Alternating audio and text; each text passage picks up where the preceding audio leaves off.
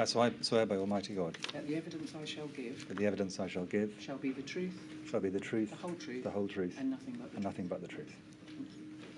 Sir Chris, may I give the same apology to you as I gave to Sir Patrick yesterday? I'm sorry that we have to keep imposing on your time. Thank you for all your help. Thank you. Chair. You are, of course, Professor Sir Chris Whitty. I am. Professor, thank you for, again, the assistance that you have already afforded the inquiry by way, this time, of further witness statements. You've provided a corporate witness statement dated the 15th of August 2023. We needn't bring it up.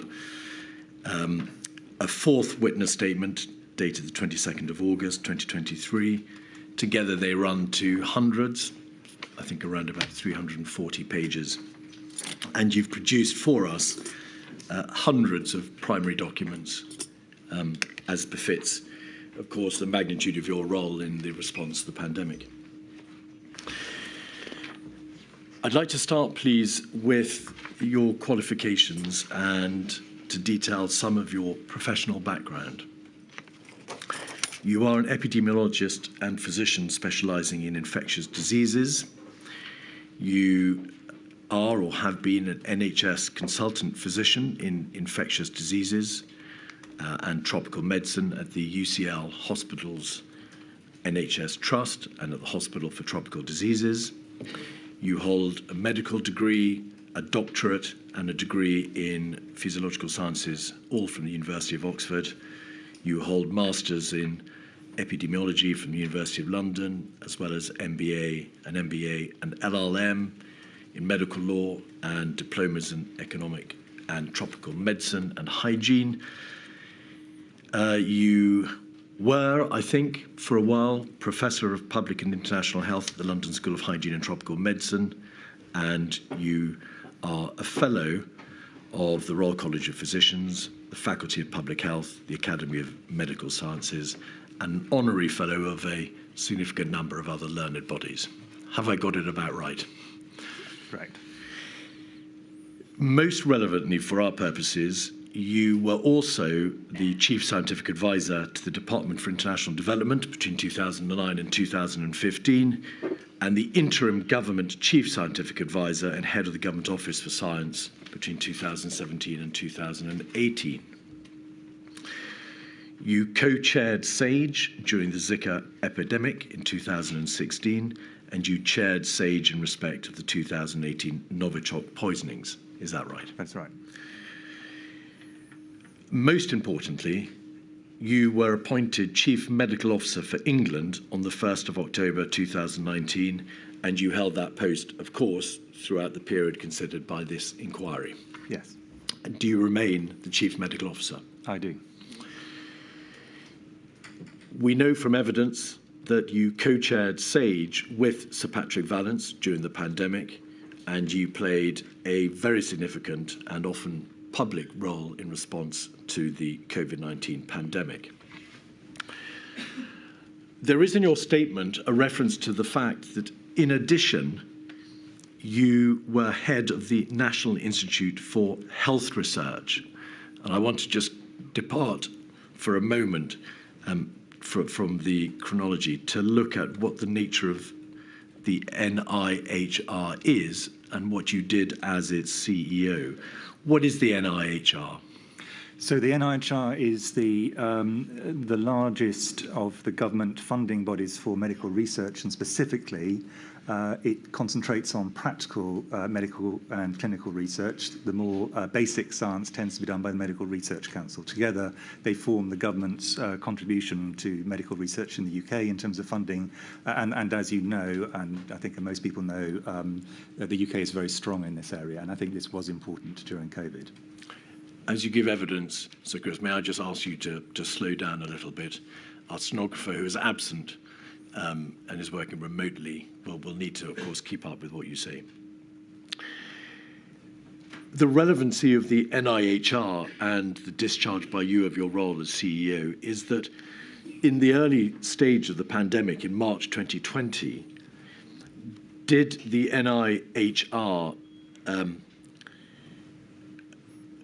was it able to achieve funding for certain important areas of research related to the possible response to the pandemic? Yes. So from quite early, from late January, we were planning to do this. We made the first calls with the UK research organisations, particularly MRC, in early February, and actually had studies up and running in March. So this was important in the way we were able to respond to the pandemic. And was funding provided for a number of different areas, including clinical trials, phases of what then became the Oxford AstraZeneca vaccine, funding for COSIN, which the inquiry has heard is a system by which data was collected from hospitalised patients, and also for something called the COVID-19 Genomics UK Consortium, which provided vital research in relation to the sequencing of COVID-19 variants. So some of that was NIHR funding, some was from a combined funding group that Sir Patrick Vallance and I together controlled, but the same in practice applies. And I think we should add one more. There are many other studies that were covered, but I think a very important one was the recovery trial, which was the first to demonstrate that dexamethasone significantly reduced mortality in COVID. Is dexamethasone what is known as an antiviral, or at least a therapeutic, which became extremely important in being able to provide support to patients who were ventilated or who were receiving oxygen? It's a therapeutic. It was an anti-inflammatory steroid, but it led to a significant reduction in mortality for those who were on oxygen. And so drawing back from and looking at it overall, did your ability to be CMO as well as CEO of NIHR, did it assist you in being able to respond strategically to the demands of the pandemic? I think that it was slightly double-edged, Mr. Keith. I mean, I think that overall my view is it was beneficial because it allowed me to combine the strategy for the research, which I directly controlled, with the overall strategy for COVID. Of course, by having two roles, it did mean that I was quite stretched. So there were arguments either way, but I think it did actually overall help me in helping to make the response effective and quick. And then turning to some aspects of the role of the Chief Medical Officer, does the Chief Medical Officer act essentially as the United Kingdom government's principal medical advisor? Yes. Are you the professional head also of the public health profession in England? Yes, not the managerial head, but I am the professional head, yes. And so you provide public health and clinical advice to the Prime Minister, to ministers, directly to the DHSC, and that includes, of course, its Secretary of State and Permanent Secretary, and other senior officials across government. That's correct. It's important to emphasise, isn't it, that you are the CMO for England. Is that because health is essentially a devolved matter, and therefore there are CMOs in the other nations of the United Kingdom? That is exactly correct. I think the one slight difference in terms of the UK role, because the CMO England is also the UK government medical advisor, is there are a small number of areas, mainly of international importance, where it is the UK government that leads rather than individual nations. But for practical purposes, it's England that was the majority of my responsibilities. Is the CMO a professionally independent position? Yes. Do you have a line manager? Do you report officially to another individual or entity? I report up to the Permanent Secretary, but I don't think the Permanent Secretary, or indeed anyone else, would wish to infringe the independence of the role of the Chief Medical Officer, which is a long-established one going back to the 1860s. So the CMO has been giving advice to government on public health and clinical matters since that time, 1855, in fact? Yes. All right. Do you also sit on the executive committee and the board of the Department of Health and Social Care? I do. Are you also part of the collective leadership of the medical profession, which requires you, therefore, to meet with the presidents and the chairs of the medical royal colleges and also with the NHS? One of the things I was very keen to do in COVID was to ensure that it was seen there was a collective leadership of the medical profession. It's not exactly defined, but I think it is essentially the senior people in the Royal Colleges, the General Medical Council, and the senior clinical people in government. The inquiry is, of course, well aware that there are also deputy chief medical officers. The DCMOs support you, the chief medical officer, but as senior medical advisors, are they also functionally independent? Yes. And do they provide advice similarly on public health and clinical matters? They do. Are the roles of the DCMOs separated in any way? Under ordinary circumstances, there's a principal DCMO for health protection, so that would be major infections, but also other emergencies, and one for health improvement, which would be things like strokes, heart attacks, and so on. During the COVID pandemic, this distinction was almost entirely blurred, but under ordinary circumstances, that's the normal situation. Because all of them lend their collective and impressive weight to the demands of the pandemic. Yes. I think there were 3 full-time DCMOs in post during the pandemic. Professor Sir Jonathan Van Tam, from whom we'll be hearing in due course, I think tomorrow. Also Professor Dame Jenny Harris, from whom we'll be hearing, and Dr. Thomas Waite and Dr. Aidan Fowler, who led on a variety of different aspects of the clinical and medical advice that's given to government. That's correct. All right. Just before we turn to the mechanics of the first 2 months of the pandemic, was there any significant difference between you and the DCMOs in relation to who initially responded to the emerging news of an epidemic within China? So the very first parts of the knowledge about COVID, right at the beginning of January, the response was led very clearly by Professor Van Tam, as the health, quite rightly, as the health protection DCMO, but in coordination with me. As the probability of this becoming a significant threat to the UK rose, I took an increasingly prominent role, and by the time I think we were clear that this was the biggest threat we were potentially facing, I took the leading role, but very much with Professor Van Tam and in due course Professor Harris. And did you start to take that lead role in late February, early March, or at an earlier stage? And I would say I was probably taking the lead role in terms of central government by the end of January. Looking at the nature of the advice that you gave to central government and the means by which you gave it, could we have, please, your statement 248853 on the screen at page 50 and 51? We can see there, Professor, some examples of the areas upon which you advised. You advised on the accuracy of risk assessments, on the reopening of closed sectors, comments on prime ministerial speeches, and then over the page on the roadmap, on national local messages, tier 3 and the use of a circuit breaker. And then if we go over to 52, we can see specific areas of advice upon which the Office of the Chief Medical Officer, is that the office within which you and your colleagues, the Deputy Chief Medical Officers, work?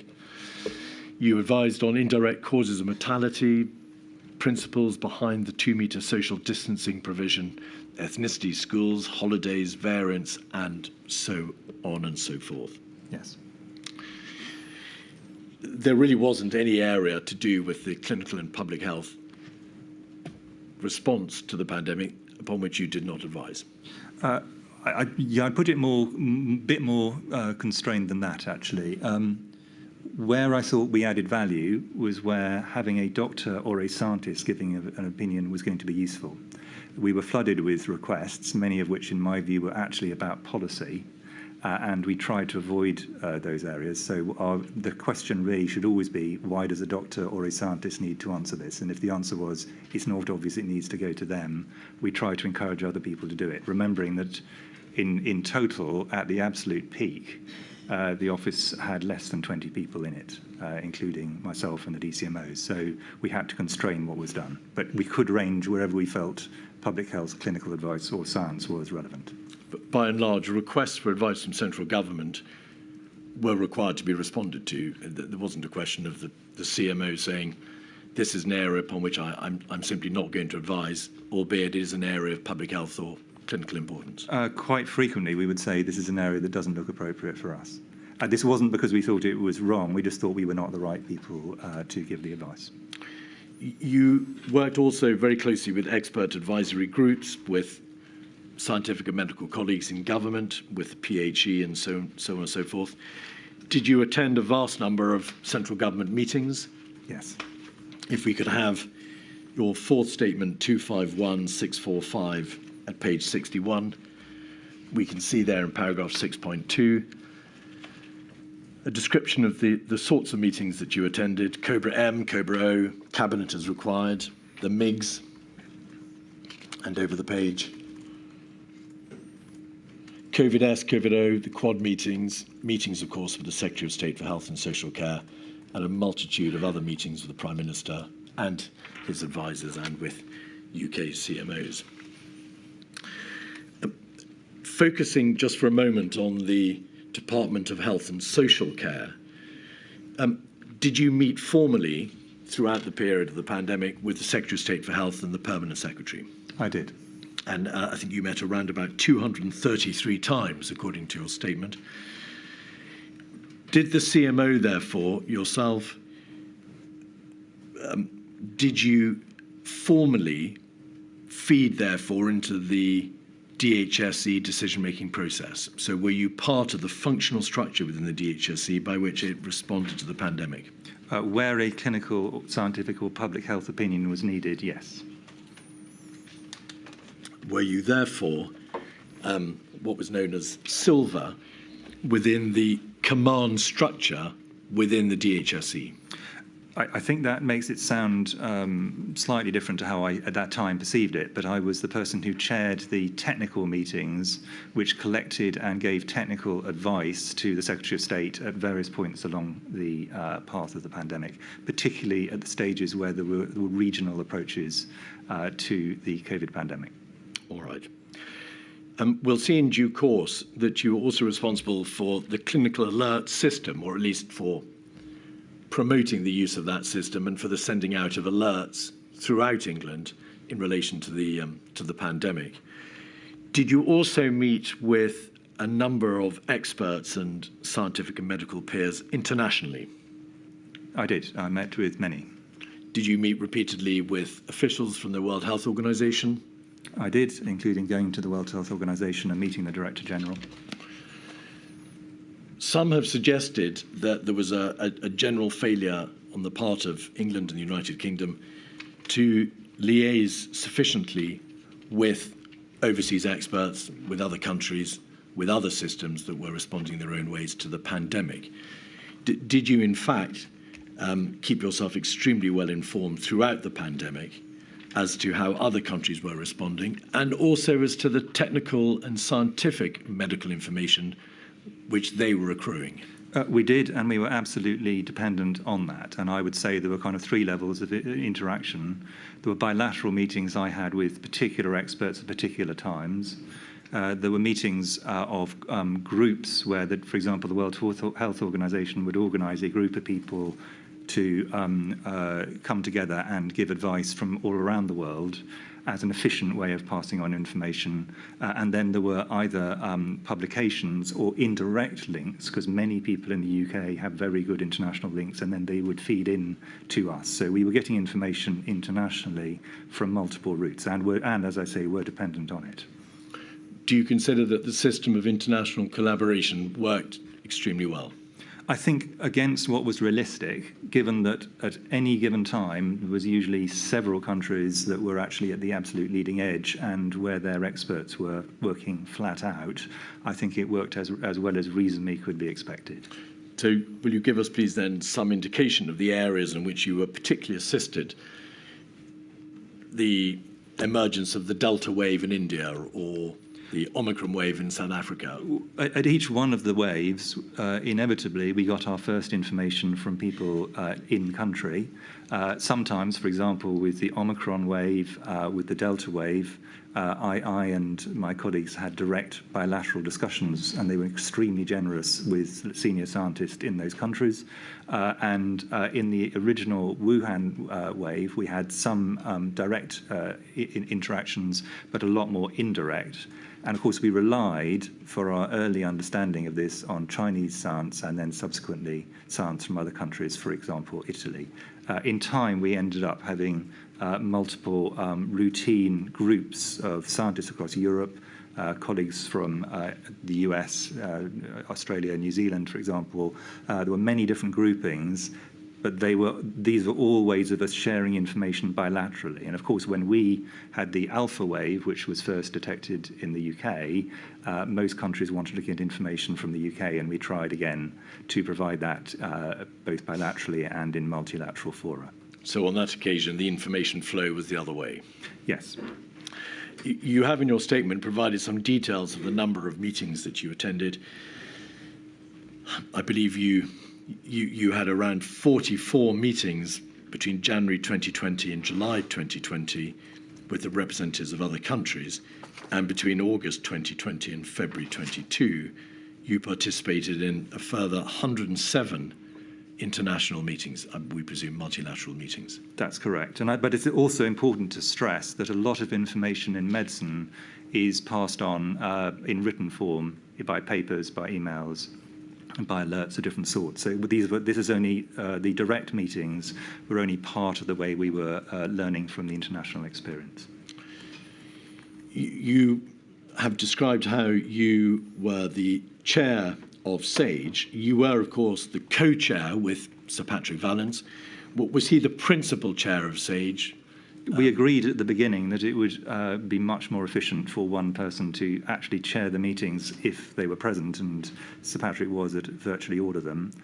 So he chaired them. Occasionally I would chair them if he wasn't there, but we would agree agendas, agree minutes, and I think most importantly actually try accurately to reflect the output of SAGE to policymakers together as co-chairs, and to agree where we felt the centre of opinion at that point in time was.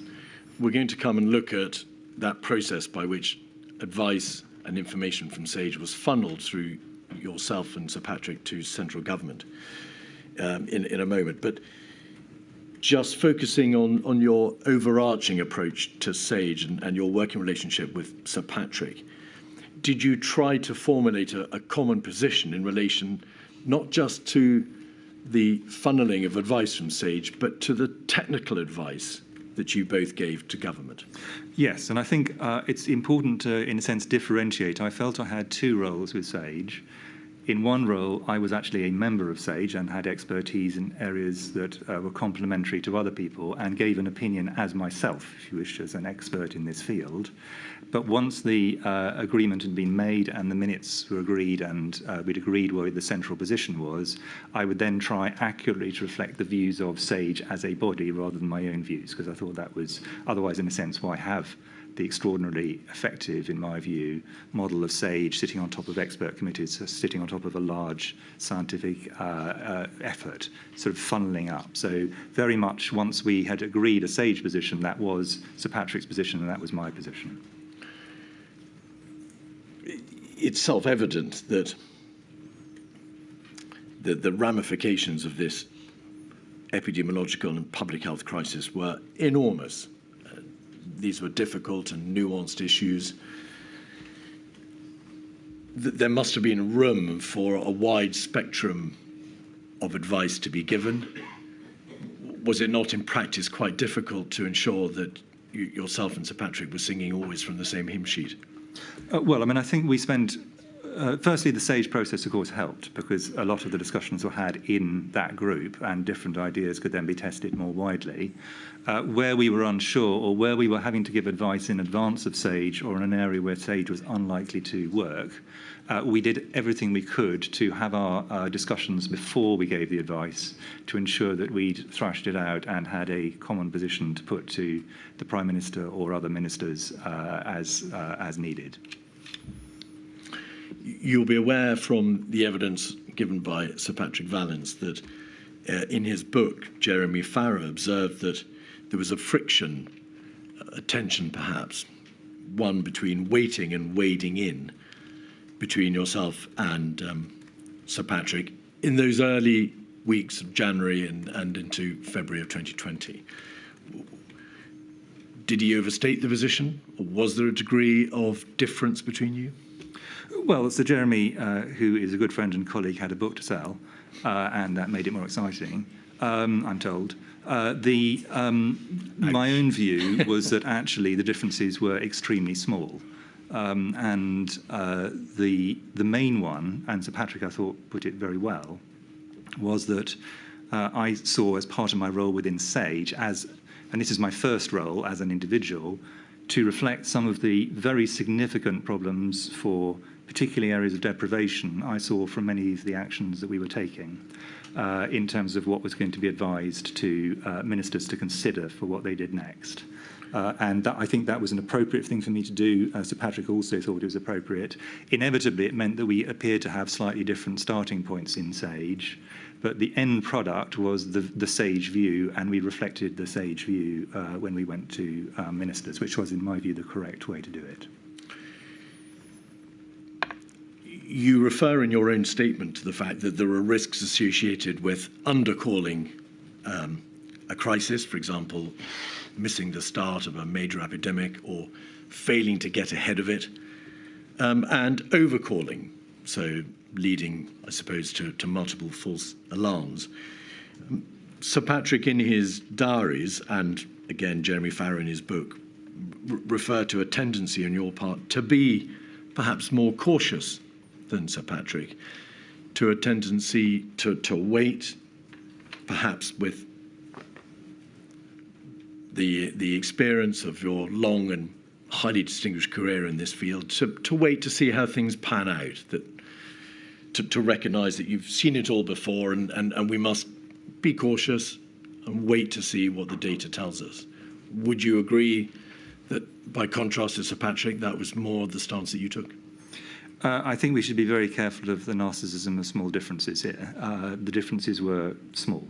But I did have a stronger concern, I would say, than some, that the biggest impacts of everything we did, and I was confident we were going to have to do them, to be clear, but when we started, the disadvantages of all the actions, not just full lockdown, but other actions before that, for example, what was initially called cocooning and then shielding, as an example, stopping schooling is another.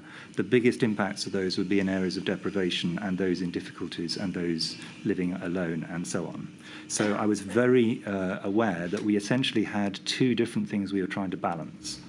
The risk of going too early, in which case you get all the damages from this with actually fairly minimal impact on the epidemic, and the risk of going too late, in which case you get all the problems of the pandemic running away. Now, as we will, I'm sure, come on to, my view is, with the benefit of hindsight, we went a bit too late on the first wave, and I've been very clear about that for some time. We can come on to the reasons for that. But the idea that there was not some tension between those two and that you could somehow go without cost earlier than was needed, I think was incorrect. And again, everyone around the SAGE table would have agreed with that position. The degree of waiting, I'm talking here in terms of putting weight rather than wait as in time, between those two inevitably varied a bit between people, and I was probably further towards let's think through the disadvantages here before we act, and also in making sure that in giving my advice that ministers were aware of both sides of the equation. You've referred there to the very well-known harmful consequences of intervention to the damage done economically, societally by non-pharmaceutical interventions. Were those issues not, however, something better for government to resolve, these being intensely political decisions, as opposed to the CMO, who of course is primarily concerned with public health and clinical matters? Were you entitled to weigh up the adverse consequences of early intervention when advising on public health and clinical matters? So the point you make is absolutely correct.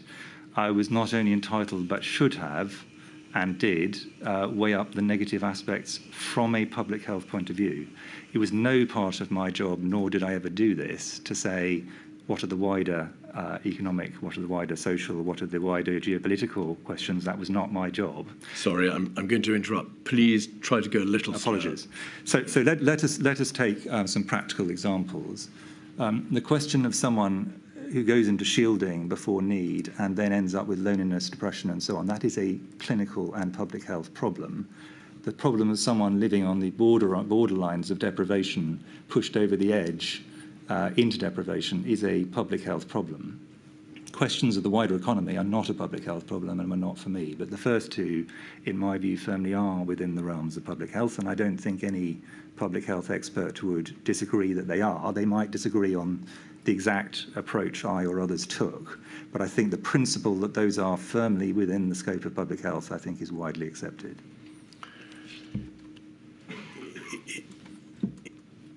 Inherent in this system, in this process, and in the government's response is this very difficult balance between the public health obligation to reduce mortality directly and indirectly, stop the number of deaths, stop the number of indirect deaths that might be brought about by, for example, a collapse in the NHS system,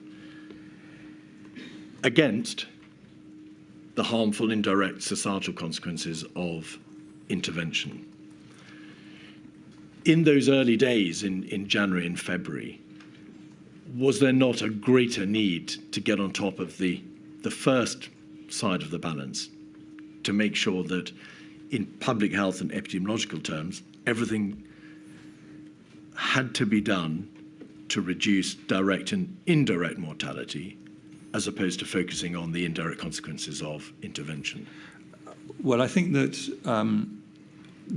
one of the problems with that argument is if you get up to and including the beginning of certainly March, we didn't have any mortality in the UK, and we'd only just, in fact, had evidence of internal transmission. There then is a very difficult period, really, from the beginning of March till the 16th and then the 23rd of March, where the exact point along that path where the intervention should happen was a matter for legitimate technical debate from a public health point of view. Then after that, there is a wider set of discussions, exactly as you say, on the wider impacts on economy and society, which are not for me, Sage, or others. This is not our role. But in those, those technical questions, what we should actually give in terms of the public health advice, you had to actually give both sides of that advice. Let me give an example in a slightly different way, if I can try and make this clearer. If, as a doctor, you only say to someone you need an operation, and you don't lay out to them all the things that will potentially go wrong with this operation, even if you think personally it's the right thing to do, you are failing in your medical role. And in fact, if it came to a court, there would be firm direction on that from the legal profession. So it is important that when giving advice, you give advice on both sides of the equation. That is central, in my view. Additionally, you have to actually think through the public health implications. One of the problems I had in thinking this through was I think some people were thinking that this was just a matter of getting through a few weeks and then we're out and then it's all fine. My view is you had to think about this over the course of the epidemic as a whole, and that was clearly going to go on for a lot longer. Hence why we put so much emphasis, for example, on research. My view was always that you were only going to get to a situation you would not have to consider NPIs for the sake of argument, once you'd got medical countermeasures, so vaccines, drugs, and other areas, and that was going to take some time. So you had to be able to do whatever you were doing for the period of time until essentially the cavalry came over the hill in the form of medical science. In that period before it became apparent that there were cases and then subsequently deaths in the United Kingdom, there are references to you in the email correspondence with government and also in meetings, referring to the risks of overreaction. On the 23rd of March, as late as the 23rd of March, in a meeting with the Prime Minister, you were reported by Imran Shafi in his notes of that meeting to have said, overreacting will have impact. So I want to ask you, to what extent did the need for the accumulation of data, to be sure about what the position was, knowing the lie of the land before systemically the country reacted, impacted your decision-making, or rather your advice? My advice was, by the time that SAGE had advice, my advice was the advice of SAGE. And the advice of SAGE at this point was extremely clear that without action, we were going to be in very deep trouble. And they'd said that from the 16th onwards, really, I think, in my view, extremely clearly. It is important that if you're, in giving advice, that the downsides of the advice are also laid out. That is good medical practice. It's also, actually, as it happens, good civil service practice. That is what you should do. It doesn't mean you do not think that the action should occur. And in my view, by the time we got to the 23rd, the options available to ministers, unless they wish to see very heavy loss of life, were pretty narrow, actually. But they needed to be aware of the downsides nevertheless. There is obviously a difference between advising on the downsides of a variety of options, different courses that could be taken, and a general appeal not to overreact. And it's that latter issue that I want you to address, please. Did you, during that time, January, February, March, call the risks of overreacting? Did you call out that there was a danger that if the country went too soon, too rapidly, there would be other, perhaps indirect, but other significant consequences? Well, I can only, in a sense, repeat what I previously said. I was certainly not in any way deviating from the position of SAGE. That was the position of SAGE. We'd agreed it. And that was clear that the view of SAGE was, if you wish to avoid loss of life, you were going to have to act. It is certainly the case that you need to be clear that there are going to be downsides to that action. And indeed, if you didn't give that advice, when the downsides emerged, which they surely would, then the ministers involved would be much more likely, in my view, to reverse position. So they need to have a firm foundation when they take an advice that this is, if you wish to minimise loss of life, this is a path down which you're going to have to choose a number of very, very unpalatable options. But be aware of the fact there are downsides. We're telling you that now. Don't say in 2 months I didn't know that. This is what the situation is now. That, in my view, is an appropriate way to give advice. And I doubt any doctor listening to this or any civil servant listening to this would disagree. That is the appropriate way in which you give advice to a patient, and it's an appropriate way to give advice to a minister. That's the correct thing to do. You've referred, Sir Chris, a couple of times now to the fact that you were merely relaying the position of SAGE. Did SAGE itself warn against the dangers of overreaction in those weeks from late January to early March?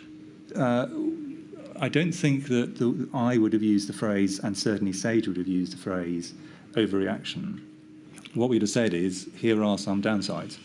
And these are things you need to be aware of. And, again, to go back to my earlier point, the differences between different people on SAGE on this were not of, are these downsides there, etc. All of these things were agreed.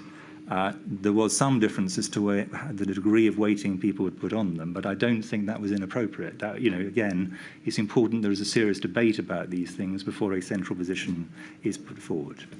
Of course, there is a debate. And of course, individual epidemiologists and advisors would naturally differ as to the speed with which the system was required to react, whether or not steps should be taken, whether or not further data should be accumulated, and a better understanding accrued.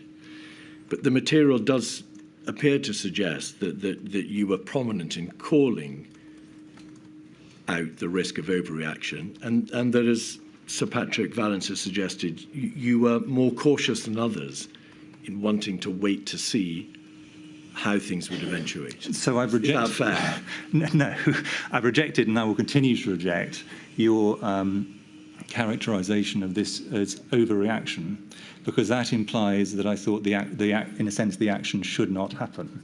What I thought should happen is that people should be aware that without action, very serious things would occur, but the downsides of those actions should be made transparent. I don't consider that's incorrect, and I actually don't think that was, and Sir Patrick was, in a sense, saying exactly that the advice we gave was identical, but the debate we had about this was how do we actually get the balance of these clearly in front of people, and that's an appropriate thing to do. In principle, and obviously you've explained very clearly what your position was, but in principle, if generically the response of government was too cautious, or the advice that was given that was too cautious, can that, in the field of pandemics, in the field of epidemiological study, lead to government responses being behind the curve? So, putting it another way, antithetic to the notion of which the inquiry has heard quite a bit, that when dealing with pandemics, the precautionary principle demands that you go early and you go hard. So I think that some of the evidence to the inquiry on the precautionary principle misunderstands it quite profoundly, actually. So the precautionary principle is useful if you're dealing with something where there are, for practical purposes, no downsides, or very minimal downsides relative to the advantages, in which case the argument has got to be, well, just go ahead and do it. So an obvious example was advice to people to wash their hands. There is no downside to that. It's a good thing to do. The more you get into things where there is significant cost, I do not mean that in an economic sense, I mean cost to individuals, cost to families, in terms of their health, mental health, and so on, the less you can say, well, it's just a precautionary principle, I'm going to impose this on you just in case. That's not an appropriate understanding of what the precautionary principle is or should be.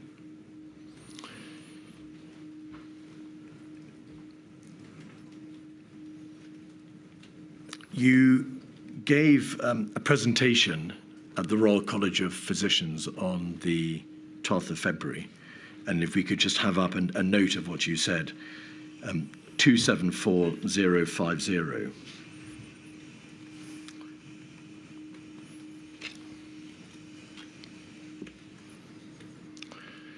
I'm bound to say you expressed in beautiful language,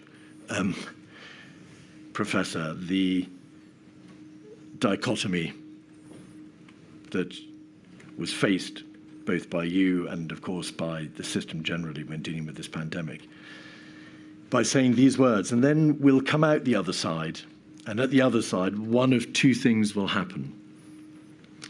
Either I will be with some colleagues in front of the committee or inquiry explaining why it is that we failed to prepare adequately for this Armageddon, which actually would not be an Armageddon. I think that was a technical explanation.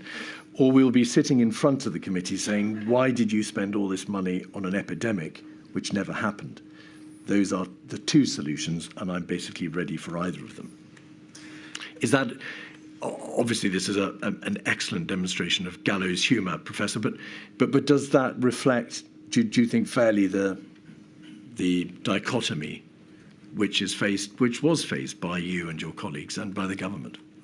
Well, I think it's important to put some context on this. I actually stand by what I said, but I'm going to explain it, and I should say, here we are. So this was not an entirely unfair thing to say. I was giving a talk to the medical profession at a point where we were over 2 weeks, I think, from memory, before the first internally transmitted case in the UK, more than 3 weeks before the first death in the UK, and in fact before the first death in Europe from COVID. So my point at this stage to them was, this in a sense was part of a 2-hour briefing in which I and colleagues were laying out the science and saying, we're going to have to do a lot of things here, many of which are going to be difficult. And if you actually watch my whole talk, I think it's pretty clearly a kind of eve of battle talk to people. Brace yourself, and this is already difficult, it's going to get harder. And it may be that at the other end we'll decide that we shouldn't have done all those things and this was overreaction. But the fact is we've got to do them. By this stage, for example, I'd already committed public money to doing research on COVID. That decision was already taken. And a variety of other things were already in train that were causing significant difficulties to colleagues in other bits of the health service. So in my view, this was, in a sense, saying, yes, we've got to act, but be aware of the fact that this could go, even at that point, I think I was increasingly doubtful about that, but this could go either way. The reference to spending all the money on an epidemic which never happens is, of course, another way of describing overreaction. But I would go, you're trying to ascribe discussions in mid-March to a point where I was trying to explain a rather different set of things to the medical profession in early to mid-February, which is a very different set of circumstances. By that date, the 12th of February, you were, of course, aware of what is known as the Report 4 from Imperial College London of the 10th of February, which described the overall case fatality rate in all infections, both symptomatic and asymptomatic, for this emerging coronavirus as approximately 1%. So the death rate overall was 1%.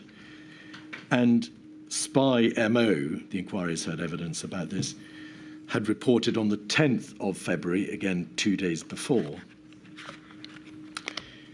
that it is a realistic probability that there is already sustained transmission in the United Kingdom, or that it will become established in the coming weeks. In light of the information made available to you, my question therefore is, in the application of that balance to which you refer, was it not already clear by the 10th of February which way that balance surely had to be operated? Well, by this stage, I was doing the great majority of my work, and my team's work were on this. We were putting a large amount of time into communicating it, putting resources into it, trying to get the medical profession ready for it. At a point where, in my view, we were moving increasingly far away from a probability this could go back to nothing. But we weren't yet at a point where we could say that definitively. We were still a long way away from, for example, the WHO declaring a pandemic.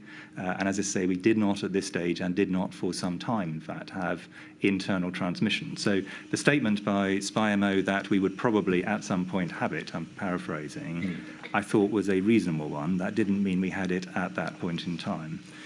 And I think it is also important to recognise that it would have been wrong to swing the whole of the medical profession over to this. Even the height of the pandemic, more people died of causes not COVID than died of COVID. Every one of those deaths is tragic on both of those sides. Of course. Can we now look, please, Professor, at an entirely separate subject by way of trying again to put into place some of the important building blocks?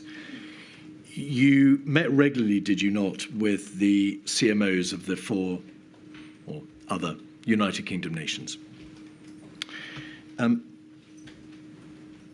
That was obviously envisaged by the system.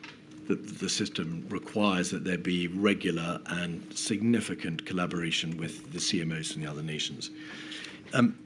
Did you start to work early? Did you start to work with them significantly from a very early point in the chronology? Yes, and I mean, obviously the 4 UK CMOs, or maybe not obviously, work closely together in any case, but we all saw this as a shared threat to the 4 nations of the United Kingdom. We came from slightly different disciplinary backgrounds. That was an advantage. So, to re-stress, having different opinions and different backgrounds and different approaches is a strength, not a weakness.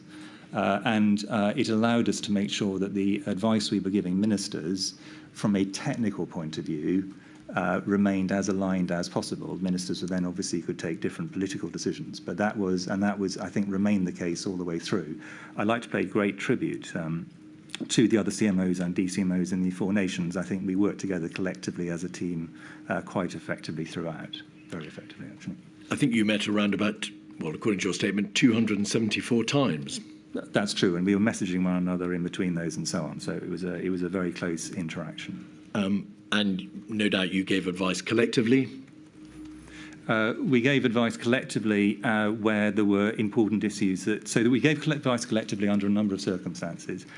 The most important one was where we thought there was an issue of great public importance, where we wanted to signal to the public that this was a collective view. Shall I give an example of that? Please. That might... So, for example, when schools were going back, we wanted to give a collective view about the risk-benefit in a very clear way to the general public and to teachers and staff members. We wanted to give a clear view about vaccination of children, and we gave those views as a collective, because our view was, as a collective, in a sense, we were demonstrating this was not just one person's opinion, this was a general opinion of the profession as represented by the chief medical officers. And in some cases, we did it collectively also with the deputy chief medical officers.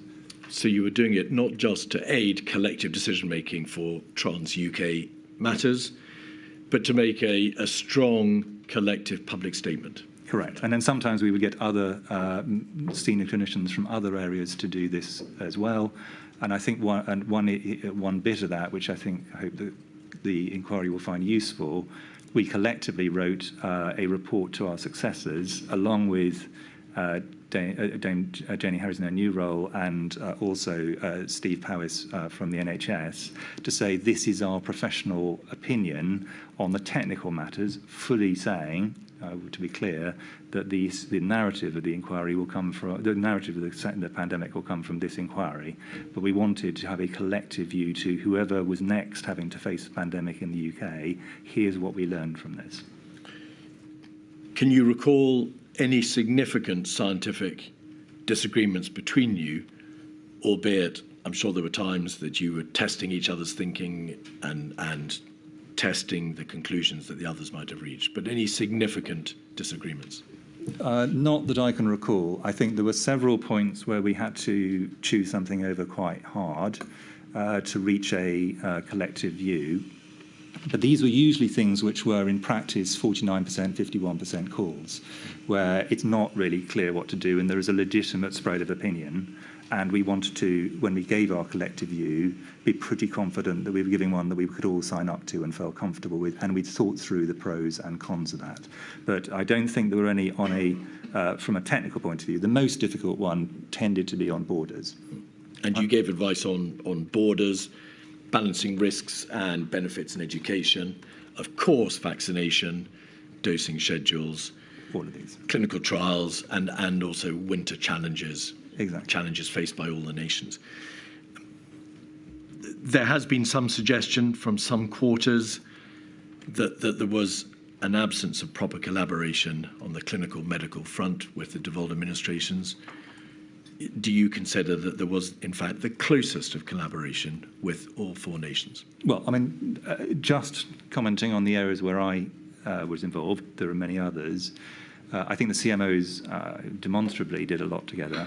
The different public agencies did a lot together, and, for example, all the issues around PPE were agreed on a four-nations basis, usually at a technical level.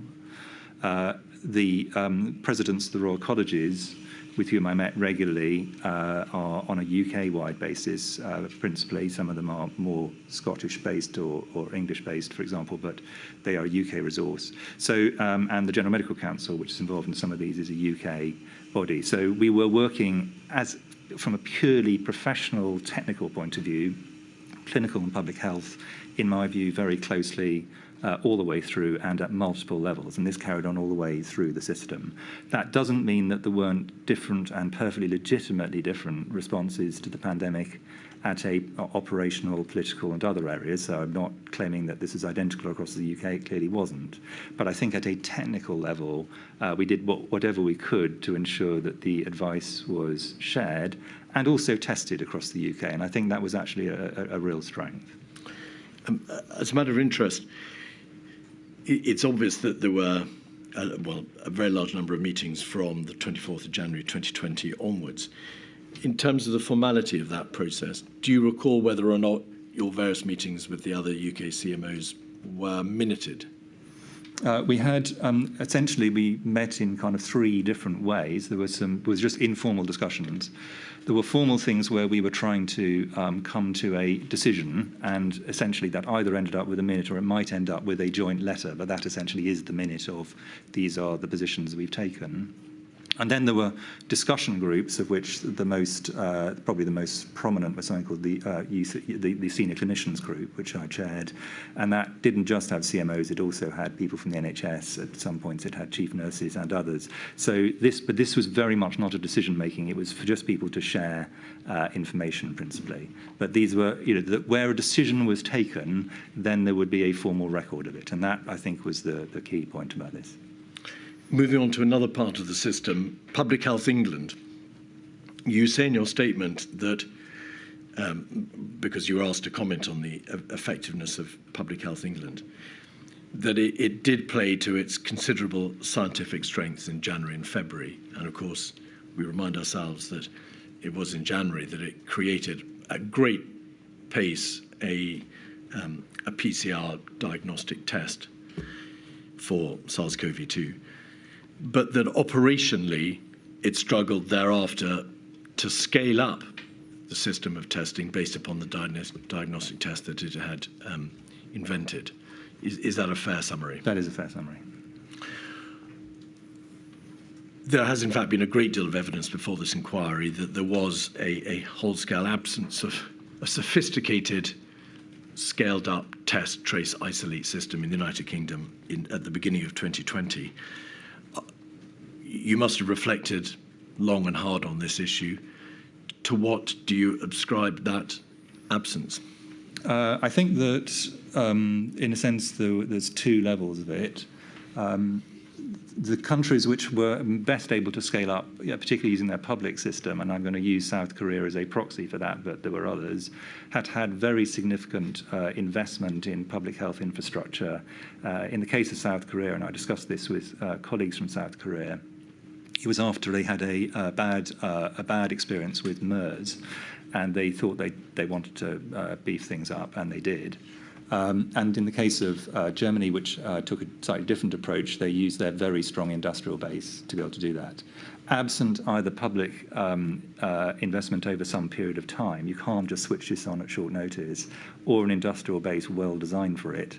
It was much more difficult. There were a number of other reasons, and in a sense, I think it's probably not the moment to go into them in great depth, but those were major barriers to it. I think there were also some issues about the interrelationship with the NHS laboratory system, but I'm not really the person to answer questions on that.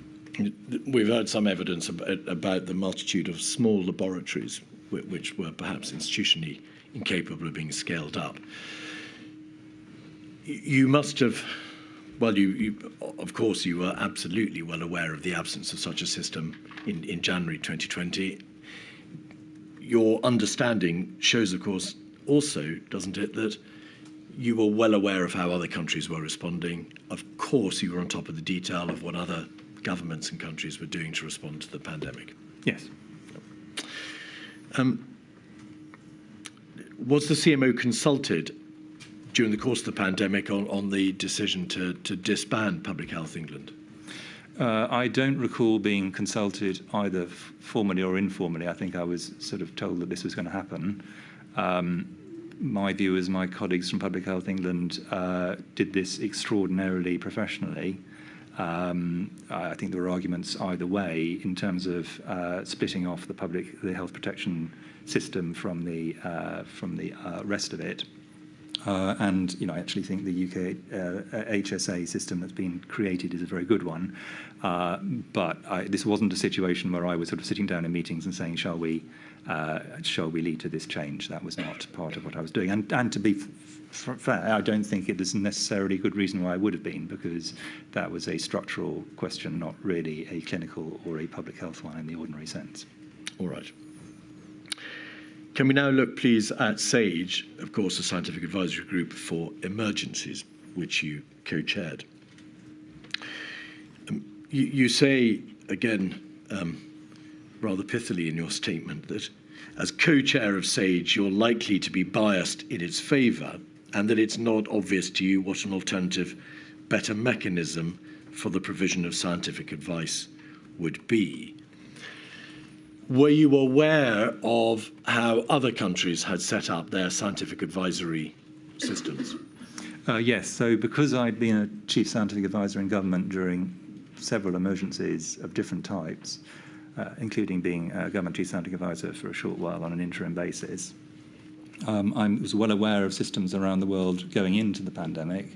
And we've also, Sir Patrick and I have had the privilege of talking to a lot of our colleagues from other nations about their systems around the world. And there are many good systems. So the fact that we have the SAGE system was not something where we were doing it in ignorance of all alternatives.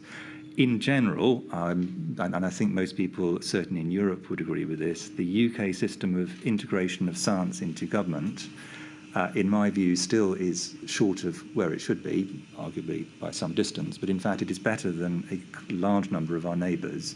We do at least have a network of chief scientific advisors. We do have the SAGE mechanism. We do have a very empowered and rightly empowered government chief scientific advisor. So I think the SAGE system had some pluses and minuses, but as I say, I couldn't see another system internationally where you looked at that and said, if only we'd had that, we'd have been in much better shape. Just looking in a more narrow way at some of the particular aspects about surrounding how SAGE worked, a number of witnesses have noted that the tension that you identify in your statement between having a group that's small enough to allow significant, proper expert debate and having a body that's large enough to be more representative, but so large that it acts contrary to the ability to have a proper focused debate. Do you assess that that balance was correctly drawn in the case of SAGE? Was its membership sufficiently diverse in terms of comprising not just epidemiologists and modelers and behavioural scientists, but members of other disciplines? I think in the very first meetings of SAGE, I think it was too small. And I think it was recognised as that. And Sir Patrick and GoScience did a lot of work to deal with that. Arguably, at other bits of the pandemic, it actually arguably got too large. There was a very wide spread of outstanding scientists, but it was less easy for people to challenge one another. So there is undoubtedly a sort of point between those, which is the most effective one. It's important also to recognise that SAGE is not a fixed body, even in a single emergency. So people come onto it and go off it, depending on what the set of problems are that are being considered. So the only person who's actually fixed on SAGE is the Government Chief Scientific Advisor, Sir Patrick. All others, and obviously now Dame Angela McLean, who you'll be speaking to, I think, later in the week, all others come or go as needed for the particular needs at that point in time. Can you recall whether or not those additional members of whom you've spoken came from other particular disciplines beyond epidemiology or behavioural science or modelling? There was quite a wide range of people came and went at different points. Some of all of them of very considerable eminence. I think it depends how far you're talking about going. So I don't think that we went we certainly didn't go into, for example, economics at all. We'll come to that issue. So there were sort of boundaries for SAGE. Quite a lot of the hard work scientifically was in fact done in subcommittees, and by the middle of 2020 there were quite a number of subcommittees that brought in experts in areas that were relevant to, for example, social care, to child care, and so on. Well, So, yes, well, may I ask you then directly, Professor, a number of witnesses have spoken of how there was a deficiency of experts dealing specifically with matters such as infection control or community mobilisation. The public-facing side of public health, as opposed to the biomedical specialists dealing with issues such as modelling and epidemiology and so on. Well, I think probably there are, I mean, in a sense, you can make a case for almost infinite numbers of sciences perfectly reasonably. I think that in the case of, for example, PPE, all the various kind of things that need to do in terms of infection control, that wasn't actually dealt with by SAGE. That was dealt with completely separately on a four-nations basis. So the sciences that were dealing with that were different. It was done by a different strand, just as, for example, the deployment of vaccines was done via the JCVI mechanism, not through SAGE. So it's important to understand that even for science advice, the only bits of science advice that really SAGE was supposed to and did have as its central actions were things that were advice to ministers on the more general areas. And there were large numbers of other scientific bodies, formal and informal, feeding into other bits of advice, including into government, but also to the medical profession and indeed to the general public. So I don't think SAGE should be seen as the only vehicle. It was the vehicle formally it's the vehicle for getting science into COBRA. In reality, it had a wider remit than that, but it was definitely bounded. But the reality, Professor, was that SAGE, which is of course was the sole or primary, perhaps, scientific advisory body for the government in the face of this pandemic, did include in its membership a significant number of modelers, biomedics, behavioural scientists. There wasn't, in fact, a significant number of experts who were dealing with the coalface of how the pandemic might impact upon the country and therefore aware of what measures might have to be taken and recommended in terms of infection control, community mobilisation, intensive care, beyond the attendance of Public Health England and the NHS, who were obviously attending the committee. Would you agree? I said previously, you could have an almost infinite membership, but SAGE's job was not to either promulgate policy, promulgate practice, although I was very keen, and Sir Patrick was very keen, that it only considered things that were practical. So discussing theoretical things that were not practical was not a good use of time. But very many of the scientific inputs to government were not via SAGE, and I can't repeat that strongly enough. SAGE was only a route for certain sorts of questions to a particular bit of government. It was not the only mechanism by which government was in receipt of scientific advice. There were many other mechanisms, formal and informal. Would you accept that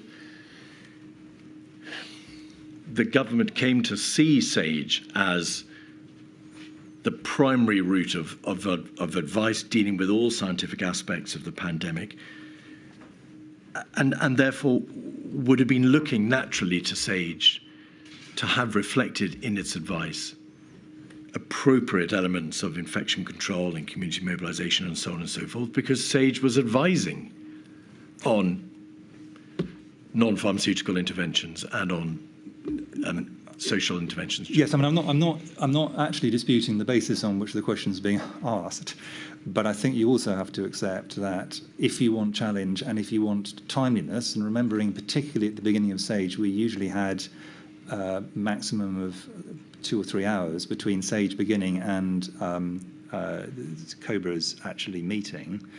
You do have to have a limit to the number of people who are around the table, and you do have to make judgments, many of which will not be ideal judgments. And it's not that they're not the best, they're not, in our view, the best available, but other people could have come to a different set of conclusions about who should be around the table. What I think other people wouldn't do is come to a different conclusion that this should be infinitely larger. I think whoever was chairing SAGE would say there has to be a manageable limit where people can actually challenge one another rather than simply everyone goes around and says their piece. Because if that's the case, you might as well not have SAGE at all. It's got to be seen as a discussive and challenging environment, not simply a representative body of people reading out, this is my script for today. Professor, the question wasn't inviting a view as to whether there should be infinite membership or a hugely expanded membership. It addressed the balance between members of the research and teaching institutes, the biomedics, the modelers, and public health practitioners. Given that, as is obvious, SAGE was formed and constituted itself, certainly in the eyes of the government, as the primary form of scientific advice to help it through the pandemic. Would you agree that that balance wasn't correctly struck? I agree that other people might have struck the balance differently, which is a different point completely. And were they the chief medical officer, they could have come to a different conclusion. But Sir Patrick and I took the view that given the questions ministers are asking, and I think I'd like to differentiate here, and maybe this is where some of the confusion comes from. SAGE only really advised ministers and only ministers for particular sets of questions. Government is a much larger body and was advised via multiple different routes. I think it's also, we need to be a little bit careful that a few of the people, when they say SAGE didn't have all the expertise, what they actually mean is SAGE didn't have their particular expertise and preferably them. That is a different thing again. But I think many of the challenges were quite legitimate. I got written to by specialist groups, as did Sir Patrick, distinguished groups of distinguished scientists quite regularly saying, why are we not represented better on SAGE? And they were all legitimate questions. So I'm not disputing this. I'm simply saying you have to make a judgment at some point, but you do have to have a group which is not unwieldy. I don't wish to spend too much longer on this point, Professor. I think some of those witnesses may bulk at the proposition that they were only advocating a wider membership in order to reflect their own sectarian position. But no, that's not what I was saying. I think they genuinely feel that their expertise was one that the country would have benefited from. I'm not in any sense disputing that, but I'm just saying that it wasn't often virology wrote to say, can't we have more anthropology, or anthropology wrote to say, can't we have more public health? It tended to be groups saying our group is not sufficiently represented, perfectly legitimately. And equally legitimate, the argument that there should have been more public health practitioners, more experts with infection control, and so on and so forth. They're all legitimate, as you say, a judgment call. Yeah. In hindsight, it's no doubt a proposition with which you would agree. There should have been a greater focus on that sort of discipline. Well, I mean, in terms of the advice that you got to remember that I also had the benefit of huge numbers of people giving me advice not through SAGE. So, for example, I met regularly, very regularly, with the directors of public health across the entire country, an extraordinarily able and dedicated and very experienced group. They gave me public health advice from all parts of the country, not through the SAGE mechanism. And these kind of mechanisms were replicated for Sir Patrick in other areas and so on. So I think it is, I just think, I think we should be a bit cautious of implying that SAGE was the sole mechanism by which science entered government. It was one route for one set of issues. And I think that is where I think some of the misunderstandings sometimes arise from. In your statement, you make the point that legitimate outlier opinions often tended to dominate media discussions, but the job of SAGE was to provide a central view of current science. Central in whose view? Well, that is part of the judgment of these. So what we wanted to do with SAGE, and this is true for all SAGEs, not just true for this, is as best we could say at this point in time, at this level of knowledge of this pandemic, as it happened in this particular case, which of course developed very substantially over the first 18 months of the pandemic, this is where we think the midpoint of national and indeed international science is. So it wasn't the job of SAGE to advocate for one position or another. It was the job of SAGE to sense the midpoint and say to ministers, at this point in time, here's the midpoint, and also at this point in time, here's the spread, which of course was in some areas quite narrow. There was some areas where there was basically pretty universal agreement. And then there were quite a lot of areas where there was quite a widespread, and it was appropriate and necessary that was, to the best of our ability, reflected in the way we described it to ministers. One last question on this topic, if I may. Elsewhere in your statement, in the context of describing how difficult it was to contemplate in January and February the notion that there might in due course have to be a full lockdown, a mandatory stay-at-home order, effectively suppressing day-to-day life and closing all high-risk, indeed every major economic and social activity. And you say this, that the absence of contemplation of that notion, of that possibility, might be considered a failure of imagination by a group of scientists who understood the nature of epidemics and their history. If anybody was going to understand the lessons to be learned from past pandemics and the necessary epidemiological lessons, it was, of course, surely the members of SAGE. What did you mean by that reference to a failure of imagination? Well, I think that,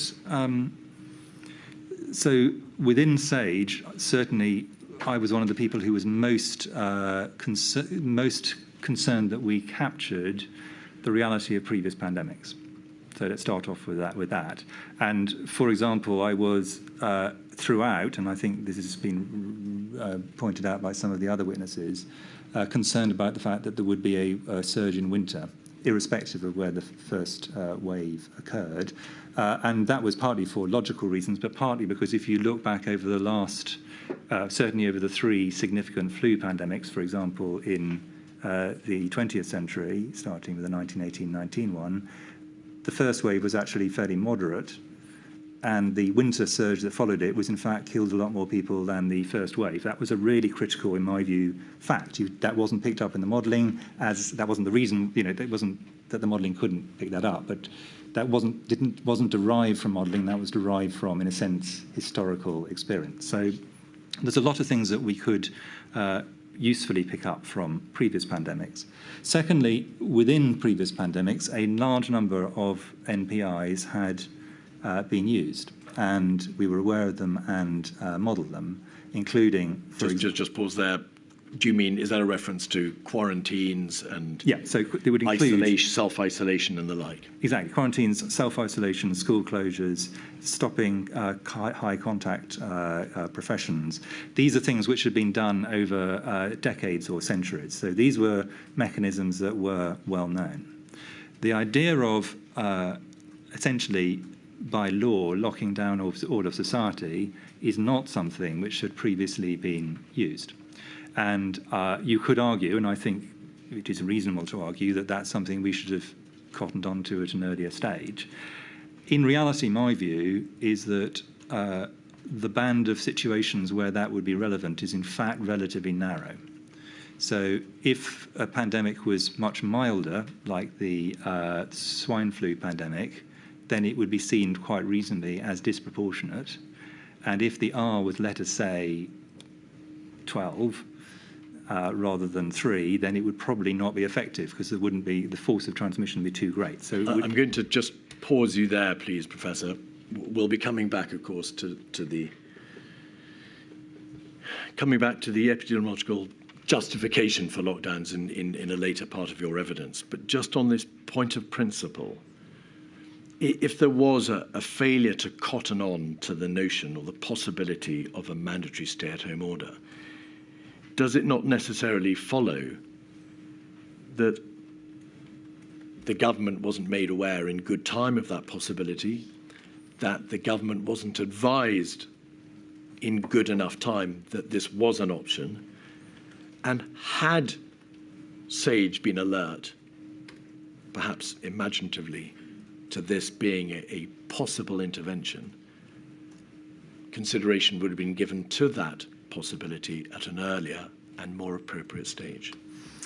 I think what you see with SAGE, and maybe we will come on to it later, because there's quite a lot of layers of technical points behind it, is that what SAGE was clearly advising by the time we get to the middle of March was that if ministers intended to prevent the NHS from being overwhelmed, which was one of their principal drivers, they had many others, and reduce the loss of life, they were going to have to significantly reduce interactions between households and individuals.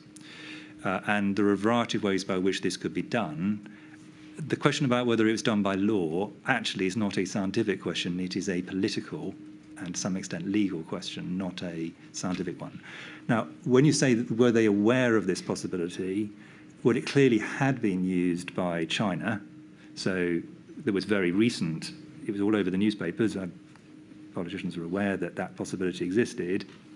And indeed, it started to be used across Europe, although not that far in advance, actually, of where we did in the UK by a matter of really days in general. But so the principle that this was actually available as a policy response didn't require SAGE to make that point.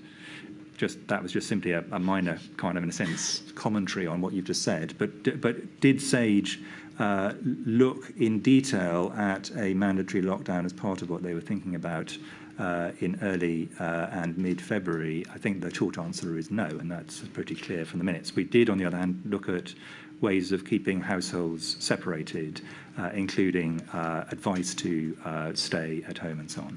As the primary provider of scientific advice on these issues to government, surely it was incumbent on SAGE to put forward, not the Chinese, but SAGE to put forward as a possible policy response the notion of a lockdown, and to do so in good time. Would you agree with that general proposition? I think you have in your, as you said, many documents from me, one where I make the point that we need to find out a way of getting R below 1, which in principle is the key thing for getting a wave to turn over, which is really what we were talking about.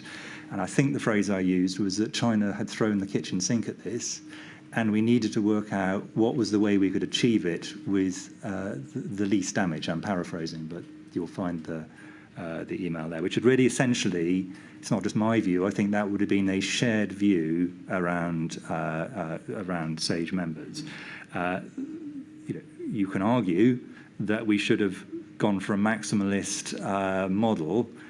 I don't want to sort of put anyone into a difficult position, but were we to have been instructed by ministers, can we do, what would happen if we did a Chinese approach? That would be something which SAGE undoubtedly would have looked at. The question actually, I think, is, would it have been appropriate for a group of scientists to come up with what I consider is quite a radical proposition to put to government? And I think that's a debatable question, actually. But we were already very clearly making the case that we would need to significantly reduce interaction between households, and a lockdown is one of the ways in which you can do that. We're going to leave it there. We are. Otherwise, I'll get protests. I shall return at 22. Rise.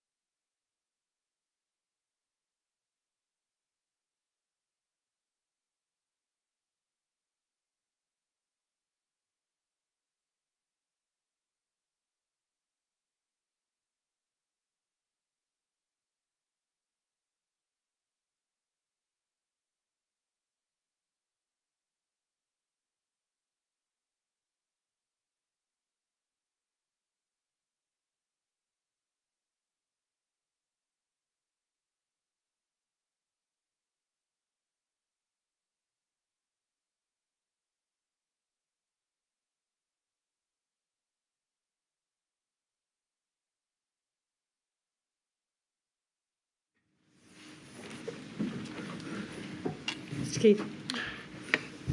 Professor, still on the subject of SAGE,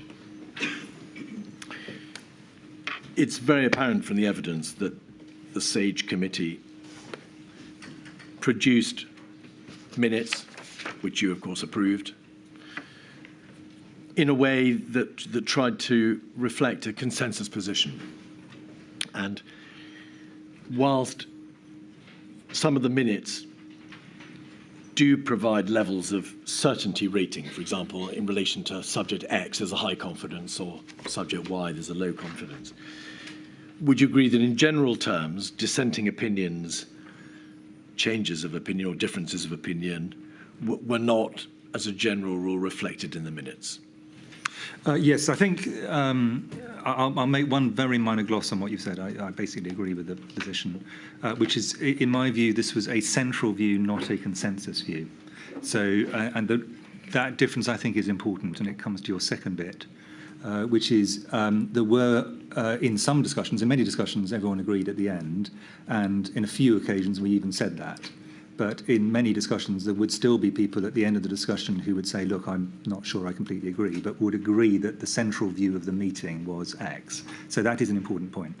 I think we were we got better, but we should have, from the beginning, had the discipline more thoroughly of saying high confidence and low confidence. I think that was a sensible way to do it. In part because of lack of time, and in part to actually do this properly, and in part actually because of people actually reading it, recording all the opinions, which you could do under certain other circumstances, wasn't really a realistic or probably, in my view, sensible proposition. But we did try, and this I think is really critical. Sir Patrick and I tried to reflect the range of views when we were briefing ministers. To the best of our ability. So we tried to capture the fact that there were outlier opinions, and I don't mean that in a negative sense, I mean that in a positive sense, around the central view. But that process was, of course, often not recorded because you were communicating your views in verbal briefings, and the government, as a general rule, didn't therefore fully understand or appreciate the full range of dissenting opinion. And obviously, one understands the point you make, that if there'd been long, detailed minutes, perhaps government ministers and officials wouldn't have read them with the same degree of detail that they would have read a shorter document. And it's important to get the key points out. But in the sphere of these extremely difficult issues and the very difficult judgment calls that were having to be made, might it not have been better for government to have a better understanding of the range of scientific opinion, of the dissenting opinions, of the lone voices calling for a particular option, but which were not reflected in the consensus opinion? Well, leaving aside the occasions when lone voices chose to share them with the general public by the media, but that's there were two mechanisms by which people could get the spread of opinion. One was Sir Patrick or me briefing ministers, and that, many of the things in SAGE were for specific ministerial meetings, and one or both of us would give a briefing on the spread of opinion, and if either of us or the other had not fairly reflected it, we would then chip in. So there was, in a sense, the fact we were both there was helpful, just as, for example, the fact that co-chairs of some of the key committees were on SAGE was helpful. So you avoid a situation where one person's view dominates. But there was a different mechanism, and I think people have underestimated this in some of their commentary on this, which is it was available to and used by very large numbers of government departments to have observers at this who listened to the debate directly. For example, there was almost invariably someone from Number 10, there was certainly almost invariably someone from Cabinet Office, there was almost invariably someone from the Department of Health.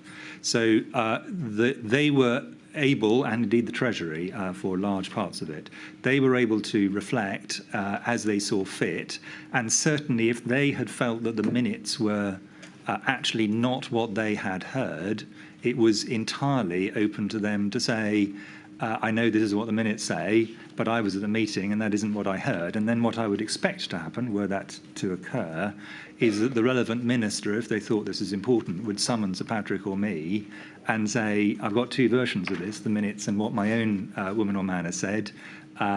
what do you say? That never happened, but certainly that mechanism could have occurred if people had wished to, because many departments and the devolved nations had observers. So, Chris, Mr Keith's question was premised on the basis that ministers would read the minutes. Was it your impression that they read the minutes, or somebody read the minutes and told them what they were, or was it your impression the ministers relied on your verbal advice? I think that in most cases the ministers were more reliant on the verbal, but that depended on the minister. Some ministers are more, in a sense, paper-based in the way that they absorb information. Others are more verbally based, and as always, our job was to fit our communication style around that. But the minute was there also for, we weren't in every meeting with the ministers, so the minute was also there for other officials to have as an anchor point as to what had Sage actually said as their central view. So that was part of what they're there for, and of course they were also a record, and in due course, and I was very pleased by this, a public record, so that others could comment if they wished. Thank you. But the dissenting views, such as they were not recorded, generally speaking, in the Sage minutes. And of course, only those persons who were in the room with you and Sir Patrick would have been privy to the verbal briefing, which you've described was a useful conduit for perhaps giving a wider range of the reflection of the Sage views. No, that is correct. And I fully accept that this is a potential weakness. All I'm saying is that there's more than one mitigation. There was the verbal with two different people in the room to check the other wasn't misunderstanding, and there were observers. So I think you can come up with better solutions to this. But something where the minutes run to 20, 30 pages would move from a situation where a few people read the minutes to nobody read the minutes in reality in these kind of situations. These things are always a judgment call, are they not, Professor? They are. There are plainly degrees by which they can be altered without throwing the baby out with the bathwater. It would have been possible, in my view, in retrospect, and there is an argument for this, to have had two sets of minutes, an immediate set that accurately reflected the central view and a longer set that people subsequently did. But the one slight caution I would have on that is my experience of minutes in difficult areas is that everybody feels their own view is being misrepresented almost whatever you do. And clearing minutes is a slow and quite laborious process because you have to be accurate. And if you make them longer, it therefore becomes a longer process. So I think there are arguments either way, but I think that would be the only thing I can see that would be easy to do that would meet that need. You've mentioned, by way of mitigation, Professor, that there were other attendees at Sage. But of course, those PHE and NHS and other government officials who were attending Sage were not necessarily present in your verbal briefings to the Prime Minister. Some were, some weren't. So, but not always. No, of course. To have had that would have meant a very large room. Indeed. And Mr Cummings has given evidence that one of the reasons why he asked that there be attendees from number 10 and Cabinet Office at Sage was because the Sage minutes did not, in his opinion at any rate, capture anything like, to use his words, what we needed. So that was why members of the Cabinet Office and number 10 began attending Sage, because the minutes didn't adequately reflect the full range of dissenting opinion. And there was a mechanism for them to pick that up. I think my reading of Mr Cummings' evidence on this, which I found very interesting, was he actually felt it might have been helpful for some ministers themselves to have come and listened to the debate in Sage. I think that would, of course, have been open to them. When Mr Cummings himself, when it was known that Mr Cummings himself sometimes came to Sage, this caused quite a row, actually. I wasn't the person who made the decision to make that possible, but I thought it was perfectly sensible that one of the most senior advisors to the Prime Minister, if she or he wished to, could listen in on Sage, struck me as a sensible thing to do. What wouldn't be sensible if they then tried to contribute? They could ask questions potentially, but try to bias the answer that was given. That would be extremely unacceptable, but that wasn't the situation, in my view, that happened. Another aspect of the Sage process that's been reflected in the evidence before this inquiry is that because of the commission basis upon which requests to Sage were made for particular advice, but because of the way in which that system operated, there was an inadequate opportunity for Sage to understand what decision makers and ministers were driving at. on the basis that if they had been able to speak to them directly, if they'd engaged with them, they would understand better what the minister's needs were and what it was that they wanted from SAGE. Can you think of any way in which the system might have been recalibrated to allow that one-way street to be opened up or reversed? Well, I'll give a narrow answer, but you may want me to go wider. The narrow answer was when we were certain what ministers wanted, we did our best to reflect that to SAGE participants so that they could reflect that in their pre-work and in the meetings. Sometimes, and this is not a criticism, it's simply a statement of fact. Can I pause you there? You mean you would speak to members of SAGE individually, out with the formal meetings and out with the minute process, yes, and say this is what government has in mind? What we would do was where we were clear that we knew what government wanted, we or others would reflect that. The problem here is iterative, and this is where I think many of the problems potentially can come from. SAGE, it wasn't helpful to say to SAGE, there's a considerable debate going on in government, and lots of people have got different opinions. That wasn't actually a terribly useful thing to say. It was helpful if we could say, well, government's strategic aim is X. But the danger was SAGE was not in a position to say what government's strategic position was until the government itself had a strategic position, and sometimes the government was waiting for SAGE to make a strategic position. And that potential circularity, I think, is something which I think it bears some thought. Those communications where you relayed government thinking back to individual members of SAGE were not necessarily recorded because they were perhaps given in verbal conversation. And secondly, it's apparent that from the minutes, because there are no references to SAGE's understanding of what the government is looking for and what it wants, to what those needs are. So it does rather appear as if the formal process for recording the range of debate didn't adequately reflect what it was the government needed. And in its hour of crisis, it needed the assistance of SAGE. I think that, I think there are probably two answers to that. I think it's a fair point. The first is that SAGE was often commissioned directly from Cabinet Office. So what you have is essentially you have what Cabinet Office wanted of SAGE, and Cabinet Office is the clearinghouse for all of government, including, importantly, number 10.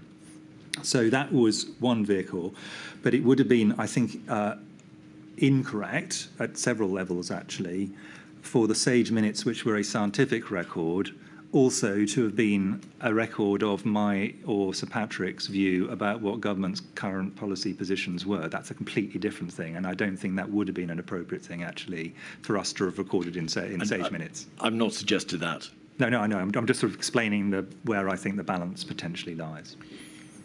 Ultimately, you and Sir Patrick were required to relay verbally, in an largely undocumented process, your own recollections of the ebb and flow of the debate within SAGE. You were required verbally to reflect back to SAGE, unrecorded, the response of government and what its thinking was.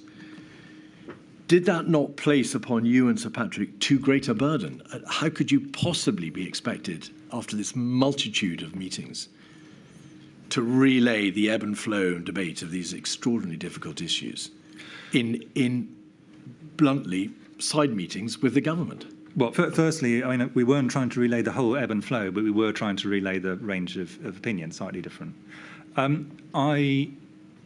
The alternatives would actually have been even more burdensome, which would have been to have to write up the whole thing, get it agreed by everybody, and then send it in. In a fast-moving pandemic, the principal aim is to be accurate and to be fast. I think that the big advantage we had, I would really like to pay tribute to Sir Patrick because I thought he was absolutely extraordinary, on this was having both of us meant that if one of us had inadvertently relayed information in a way that was misunderstood, and you could sometimes see this happening in both directions, there was another person to say, agree with Sir Patrick in my case, or agrees with me. However, I'd just like to clarify the following points.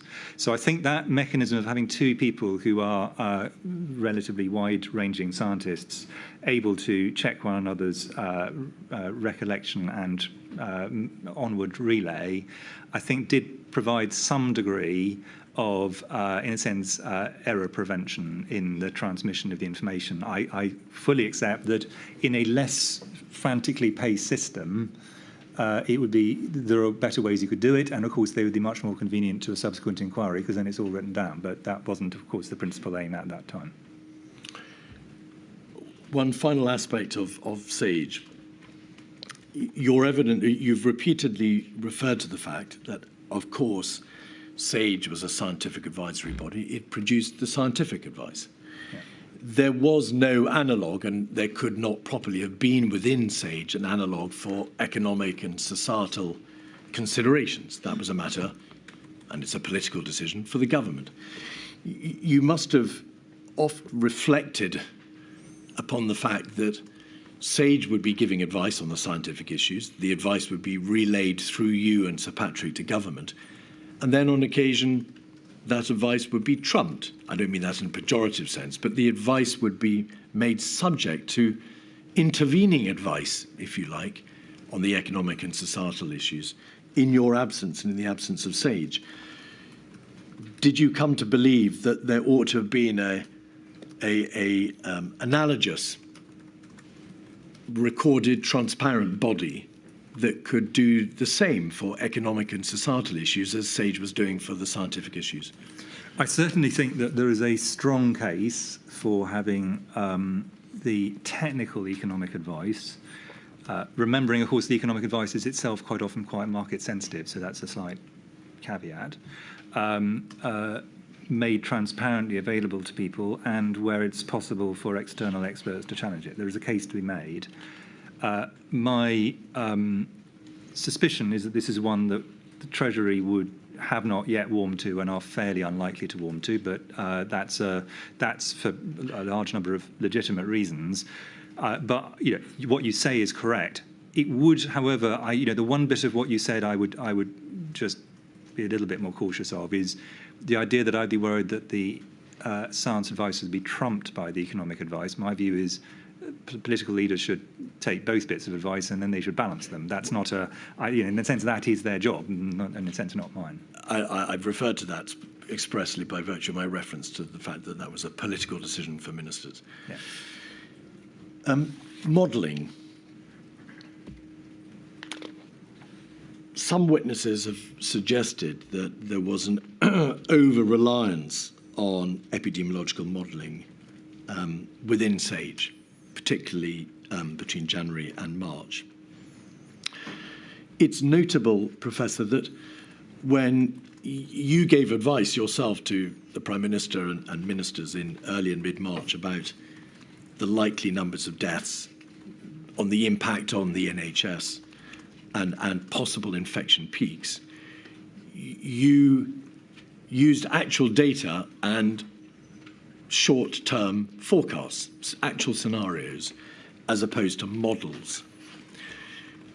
Ultimately, and I appreciate this is a very wide question, what was too much reliance, or at least too much time spent on modelling in February of 2020, and thereby damaging focus upon the actual data of infection hospitalisation rates, infection fatality rates, and the obvious emergence of the virus? Well, excuse me, I have, and actually Sir Patrick has, and if I'm honest, most sensible modellers have, a strong preference for actual data over model data where that is available. The problem we had, and models have many uses, the problem we had early in the pandemic, in the first 3 months, was we were dealing with very sparse data and data that had to be integrated from lots of different areas, where the actual data didn't tell you a terribly clear story. As the numbers sadly ticked up, and there were many more cases in the UK, then the actual data was relatively easy to interpret. It was much harder earlier on. So that was the first thing. Models also have a separate use, which is in testing out various scenarios and saying, if you do this, what's the likely effect? I think it's always important, and again, modelers will also agree with this. This is a cliche of modelling, that all models are wrong, but some models are useful. And the point about these models was they helped to explore and test some policy options. They were not predictions of the future, and I think this is where some of the problems arose. These were not meant to be predictions. They were not presented as predictions, but they were often interpreted as predictions. I'm going to come back to the public perception of models in a moment, but just remaining focused, please, Professor, on this issue of the extent to which modelling was required to understand the basic data which would inform your advice to government as to what the state of the emergency was, how quickly the virus was emerging, and in relation to the spread of the virus, its transmission. Modelling wasn't required, was it, to inform you of the infection hospitalisation rates, how many people who were infected would be hospitalised, how many people would die of those who were infected, the infection fatality rate, or what the impact on the NHS was likely to be. Those judgments rested upon actual data or short-term scenario planning, just basic standard assessments of what was likely to happen. When we had, from late March onwards, unfortunately, a lot of people with COVID in the UK, a lot of people going to hospital, a lot of people dying, and a bit later than that, we had very good data flows that meant we could see where things were going. I completely agree with you that that was far preferable to rest on those as the principal reasons for making decisions, presenting data to ministers, presenting data to the general public. That wasn't the situation, though, we had in January, February, and early March. Remembering the numbers at that point were extremely small, and in fact we were not picking up very large numbers of them. And if you look at the decision making, it had to be based on extrapolations of the true numbers. So, for example, early on, there was a very useful analysis done by Professor Ferguson saying that the numbers in China must be substantially greater than the numbers being reported, based on his modelling about what must have happened if it had left China. And I'm just going to pause you there. I'm so sorry. That was not, however, a modelling exercise. He looked at the number of flights that were coming out of Wuhan, worked out for the number of people in hospital how many people, therefore, were likely to have been infected, and worked out the infection hospitalisation rate from that. It wasn't a modelling exercise. That sounds like a model to me. All right. Well, then, let me ask you this. It's obvious from the 28th of January SAGE meeting, for example, that SPI-M were asked to advise, and the modellers in SPI-M were asked to advise on the actions the United Kingdom could take to slow down the spread of the outbreak. Why was it thought necessary to ask modellers to be in the vanguard of that response, to give advice to SAGE about how, in practice, the government should respond? Modelling could never be a substitute for basic epidemiological analysis of death rates, hospitalisation rates, and impact on health services. I think you're probably using modelling in a much narrower sense than I would. So a lot of the things you've just talked about, in my view, do depend on models. So, for example, how you calculate a clinical fatality rate or a population-leveled fatality rate is a modelled number, particularly early on when numbers are changing very rapidly.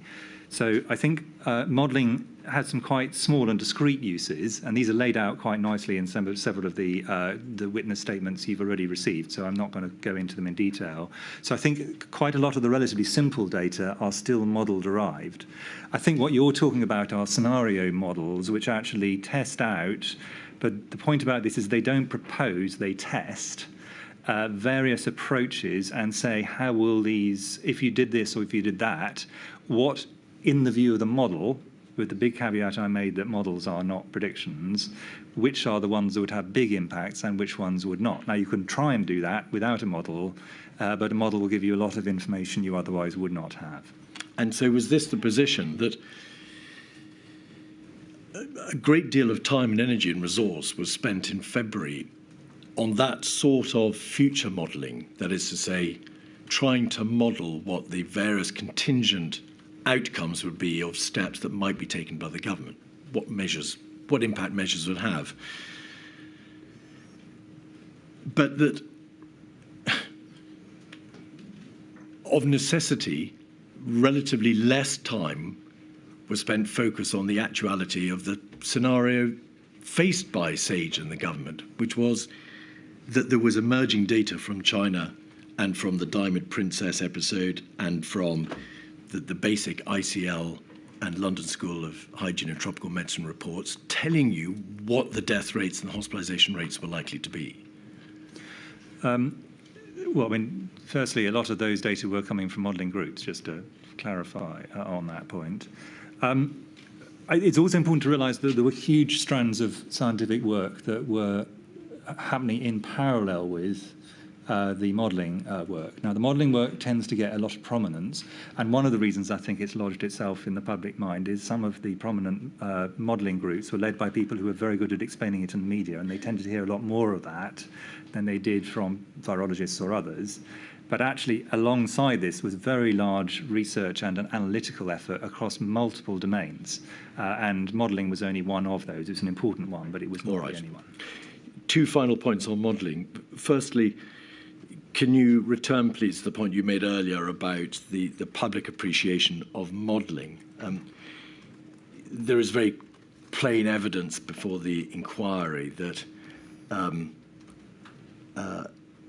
a quite inappropriate degree of alarmism was apportioned to some of the scenario forecasting modelling done by ICL and Professor Ferguson and also by the London School of Hygiene and Tropical Medicine. In general terms, what was that alarmism and criticism justified in any way at all?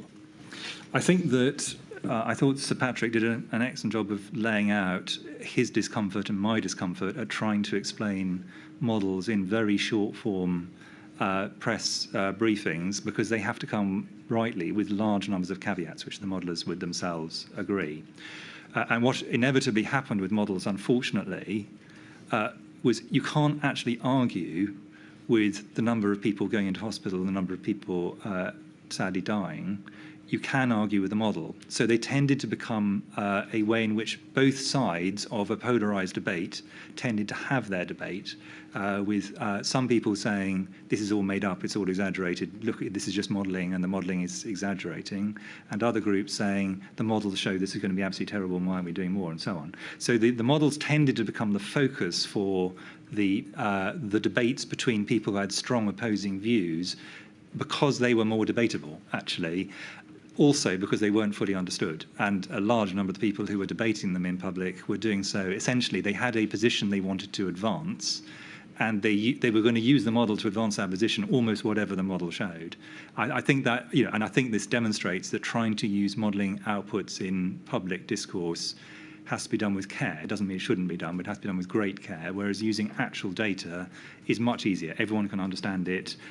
You can test whether it's true or not, but if it's true, at least you can then interpret it. And that's why, personally, I far preferred, and if you see my presentations of data, I tried wherever possible only to use either existing data or data with very short-term forward projections, because I think that's much more straightforward to explain. And in truth, is that why when the change of strategy, as we've heard, and we'll debate in due course whether it was indeed a change of strategy, but what has been called the change of strategy occurred around about the 13th or 15th of March. What drove that change of strategy was actual data about where we were on the epidemiological trajectory, actual data in relation to the number of cases and likely deaths, and actual data in relation to the impact on the NHS. That is exactly right. So the problem we had was both where we thought we were in time and where we thought we were in terms of the force of transmission, and therefore the number of measures you would need to actually get on top of things, changed quite significantly once actual data started to flow that was more reliable. And that's kind of inevitable. Data trumps models every time. Everybody agrees with that, and any model is only as strong as the data on which it is based. And coming back to the criticisms that were made in the public sphere in relation to models, is the nub of it that models model numbers of deaths, in essence, that may occur in the event that, for example, a step is not taken, or they may model a variety of mitigations that may or may not be put into place. But of course, if those mitigations are put into place and the government does take steps, then the number of deaths estimated will not come to pass. Correct. All right. Finally, on models, some evidence has been given to the inquiry that the modelling that was relied upon by SAGE failed to give sufficient weight to spontaneous changes in behaviour on the part of the population, as opposed to weighing up the likely consequences of a government-ordained, legally backed change in behaviour. What do you say to that? Did you think that the issue of voluntary or spontaneous changes of behaviour was correctly understood and put in its place in the correct place? Well, in a sense, in the model, you can, and I'm going to cause deep pain to my modelling colleagues in the way I'm going to describe this, but I'm going to do it in a sense for a general audience. The model can say, for example, what would happen if you reduced interactions between households by 75% or more. That's a straightforward thing. In fact, some of the models asked exactly that question. You can then make an assumption, which you can vary, as to how far you would get by simply saying, please, everybody stay at home, and how far you can get by adding on to that, and the government will insist. Those are perfectly possible to model. That's not actually particularly difficult to do. All you're doing is you're just saying what proportions do I assign to these, and it could be you get 100% adherence without any government action, or it could be there's quite a big difference between the government insisting and people doing it voluntarily. I think one of the problems that, of course, we had in March, in particular, but also at other points along the pandemic, is there was no way of being confident, really, about what the relative contributions of those would be. And by the time you would be confident, you'd be several doubling times further along the path. So there wouldn't be time, in a sense, to look back and say, well, that's fine then. We probably don't need to take more radical steps. Would it be helpful for me just to put a bit of background to this, or shall we come? I don't think so, but thank you, Professor. It would appear, and I hope I summarise your position fairly, that the question of the weight to be given to voluntary as opposed to compulsory changes in behaviour is extremely hard to estimate. Correct. And an attempt was made repeatedly to try to estimate what weight should be given to that particular issue, but we'll never know. I think in practice we won't, and we probably wouldn't. We could probably get different answers between different waves as well. And that rather reinforces the point you made earlier, doesn't it, about the care that needs to be applied in placing weight upon modelling outcomes, particularly of that more sophisticated type. Yes. All right. You refer in your statement to the fact that, disgracefully, abuse was directed from the public and some sections of the press and social media against yourself and the government's chief scientific advisor and members of SAGE. I'm not going to ask you for your reaction to that. It's absolutely self-evident that was a disgraceful thing to occur. You must have wondered, though, during the course of this pandemic, to what extent yourself and your fellow scientists on SAGE may, by virtue of your Herculean contribution, be laying yourself open to future legal liability.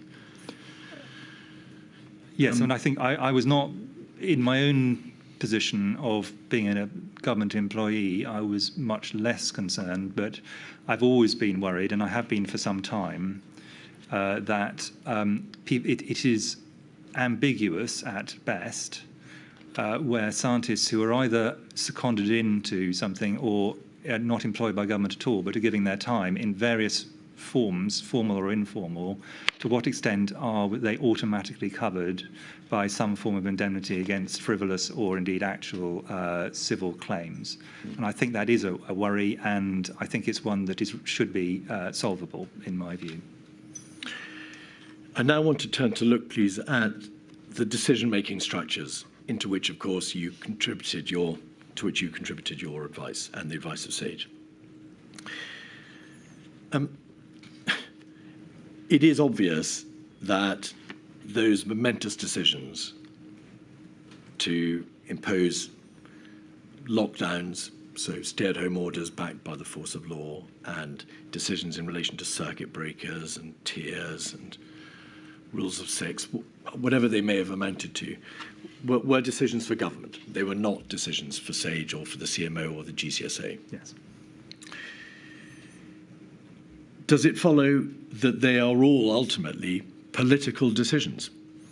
I think they are all very clearly political decisions because they have very profound implications for society, and I think they are clearly ones that only an elected politician within a democratic system at least can reasonably finally make.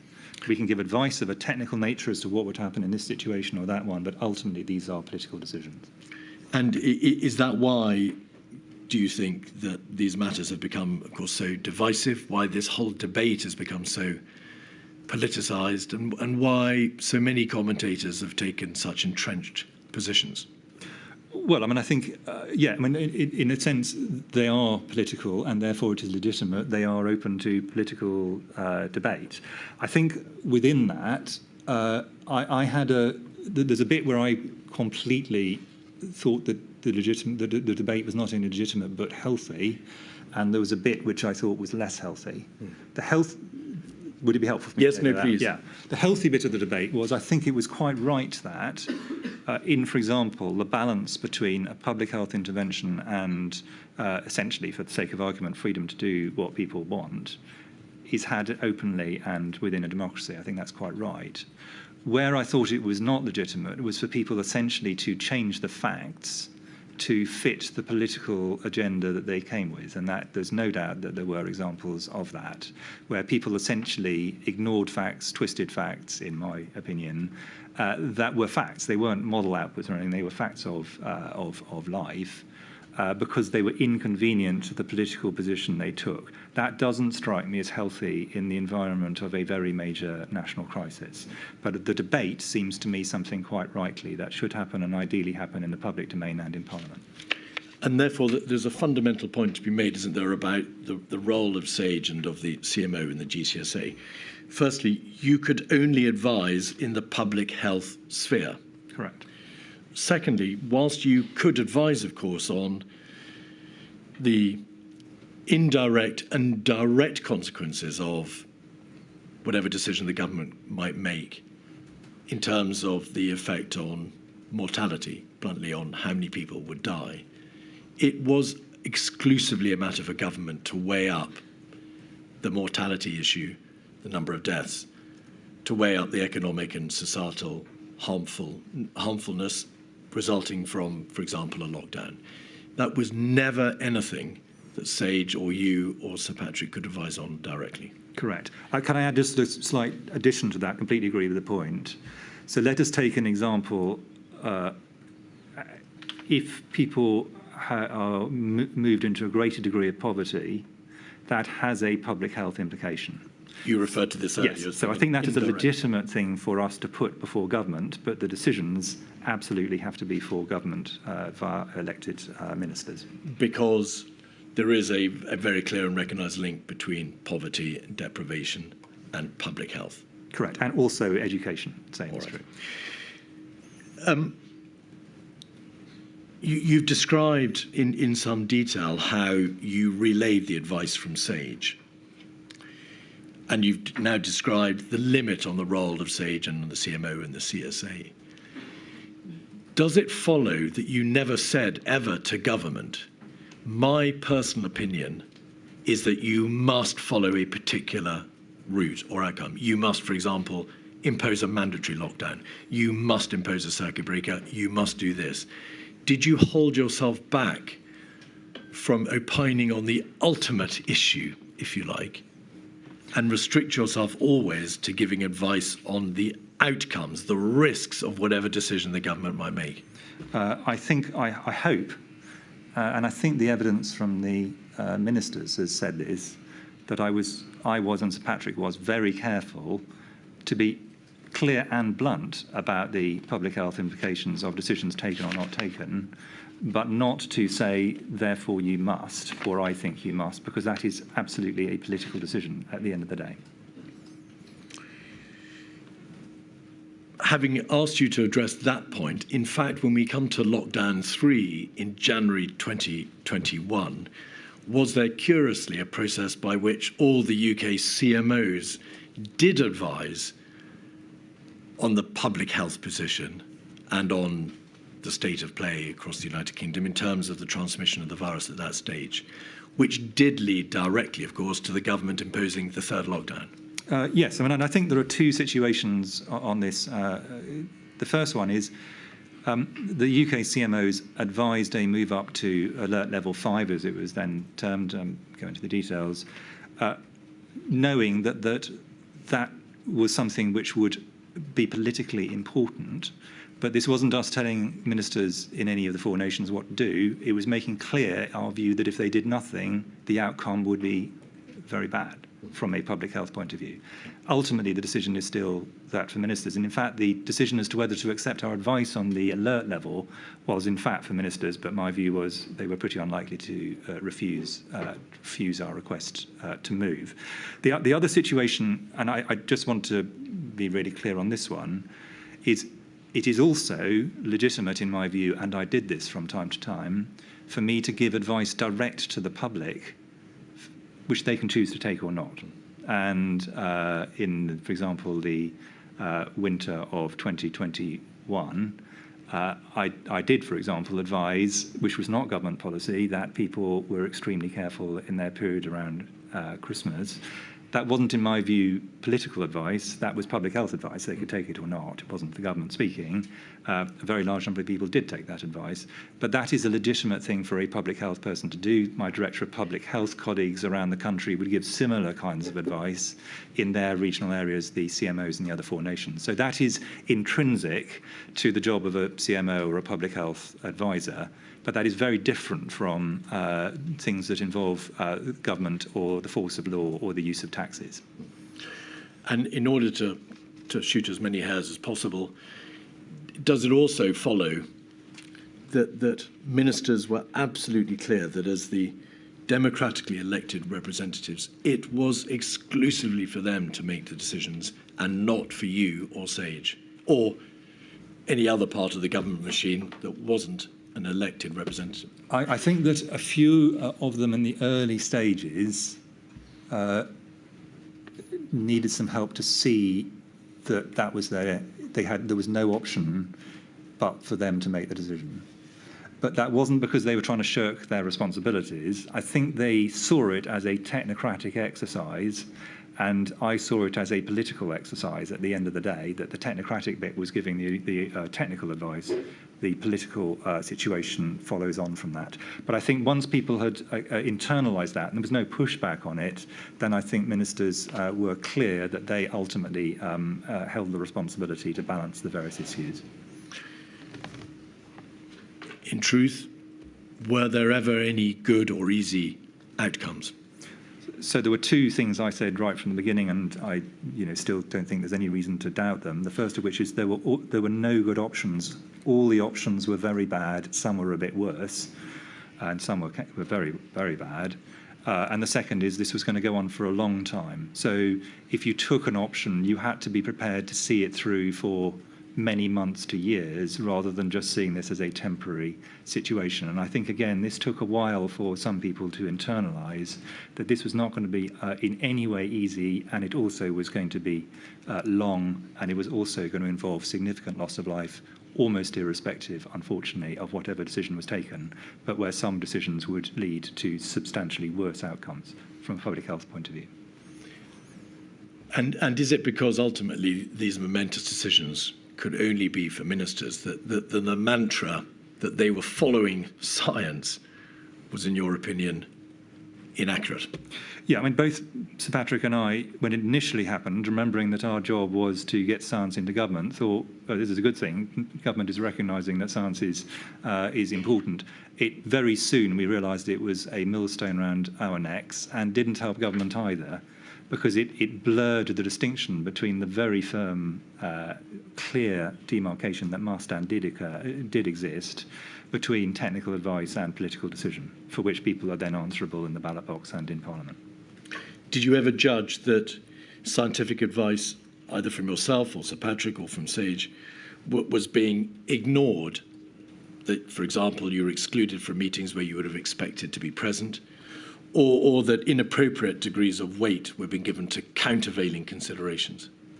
So on the second, I think that's entirely a political judgment, and different politicians faced by the same set of circumstances might have come to a different balance. Were there meetings where I thought that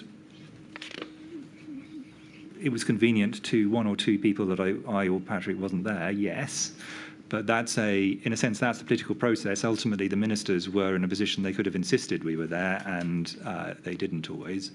But that is, neither would I have felt it was appropriate for me to insist there was an economic advisor there or someone who had understood diplomacy when we were discussing ports. I think this has to be a decision fundamentally for ministers. Who do they want to take their advice from has to be for them at the end of the day. Were there ever times when you assessed that there was a degree of cherry-picking of the science that was being proffered by Sage and yourself? What, that we were cherry-picking or that other people were cherry-picking? No, obviously other people are cherry-picking the advice you're giving. Could have been the other way, but yes, no doubt about it at all. But that was inevitable and, in my view, didn't apply, and I really want to be clear about this, to, in my view, the principal decision-makers in government. So the Prime Minister, the then Secretary of State for Health, the then Chancellor, the then Chancellor of the Duchy of Lancaster, for example, nor did it, in my view, it apply to the great majority of political leaders. But there definitely were some who chose the science they wanted to hear, let's put it that way. And undoubtedly, there were political commentators whose view of science started with what is my political position and then derived from there. But in terms of the decision makers in the decisions that were taken during COVID in the UK, my view is I don't think they were not intending to cherry pick. They may have done so by accident, but it wasn't by design. You obviously spent a great deal of time in Number 10. You worked very closely with government ministers and government advisors for an inordinate amount of time. A certain degree of administrative confusion can be expected in any government dealing with a crisis of this magnitude. But how efficiently did you assess the administrative system around the Prime Minister to be operated? I thought that the civil servants, including particularly the health and economics private sectors, did a very, very good job in difficult circumstances, if I'm honest. I think that the political system around the Prime Minister was more mixed, but I don't think that was really as much to the fore in this set of decisions as it was in some other areas. It was quite often chaotic, but actually I'd be very doubtful if it wasn't chaotic in multiple other governments, and in fact that was what our fellow advisors from other countries said in many other environments, that this was difficult for every country. It was being faced by extraordinary circumstances, and I think if I can take a step back, I think it's very dangerous for people in my kind of job to say, who would I have as my fantasy prime minister at this point in time? The choice is put for the electorate. If the opposition had won the election, it would have been Mr Corbyn. If Mr Johnson had not been able to continue, it would have been Ms Liz Truss.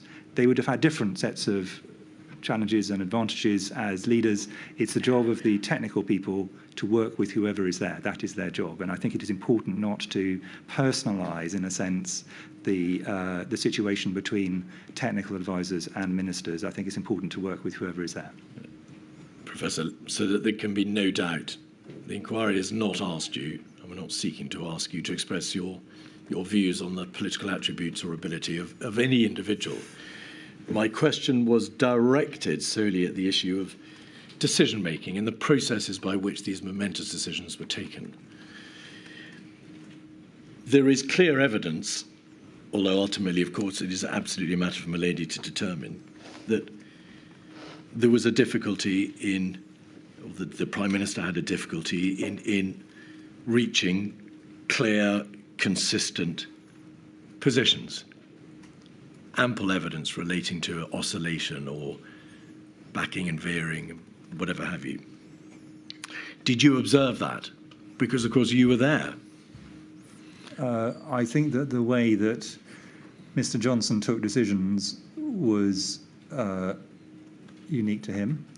Well, now, if I may interrupt, that's a euphemism, if ever I've heard it. What do you mean by that? Well, I mean, he has a quite distinct style, but I think lots of other people have got quite distinct styles, and I do want to, in a sense, take your invitation not to make commentaries on individual politicians. I don't actually think that's my role particularly. No, but you gave advice within the confines of SAGE and your role, of course, on the public health issues, and you expected the government to be able to respond efficiently, speedily. You've referred to the need for speed earlier.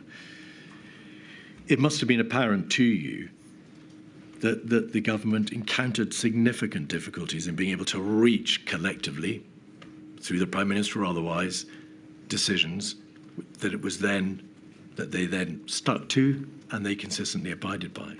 This degree of oscillation and chaos is apparent. That's correct, but I think it's a matter of record that many other nations had similar problems expressed in different ways in this major international crisis. Finally, on the subject of decision making, you've already confirmed that obviously there were verbal briefings in Number 10 that were unrecorded, but in the nature of these things, principal private secretaries and advisors would keep notes. There'd be readouts of all the meetings. Do you assess that that all the meetings that you had, all the engagements, the verbal briefings, were adequately recorded?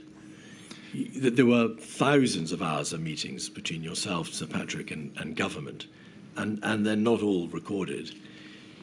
Do you think, in hindsight, that the lack of formality, the lack of transparency, may have contributed to that degree of chaos, or perhaps to the oscillation which witnesses have described the Prime Minister suffered from? I think that, well, firstly, I didn't get to see ministerial minutes for many of the meetings I went to, and in fact, one of the interesting things in this process has been reading minutes where my memory of the events is not exactly in accordance with the minutes. I'm quite sure they were done in good faith. I'm just making that as a comment.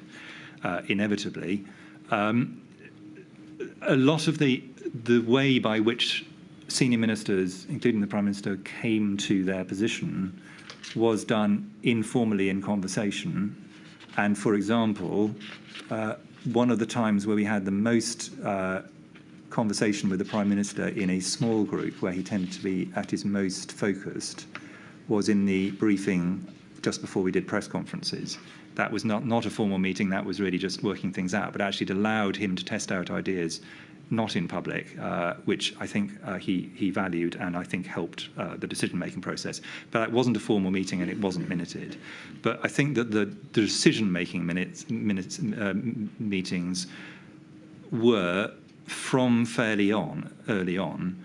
My sense was the record-keeping in the very first bit of the pandemic was less strong. But I wasn't the person who the minutes were aimed at, and I didn't see a lot of them, but that was my sense at the time, for legitimate reasons of people being stretched all over the place. But the fact of it is, I think, relatively clear. All right. Can we now turn, please, to some of the early steps, the early information that you received in January of 2020? It forms no part of the inquiry's function with you, Professor, to go through every single one of the thousands of meetings and documents. And so I'm going to ask you to try to keep your answers at an appropriately higher level as possible. On the 5th of January, in an email to Professor Sir Jonathan Van Dam and to Yvonne Doyle and others, you referred to triggers. Yeah. 3 triggers, which would mean that we should start taking a close interest in considering the risk to the United Kingdom. Could we have, please, 47484? If we go down to page 3.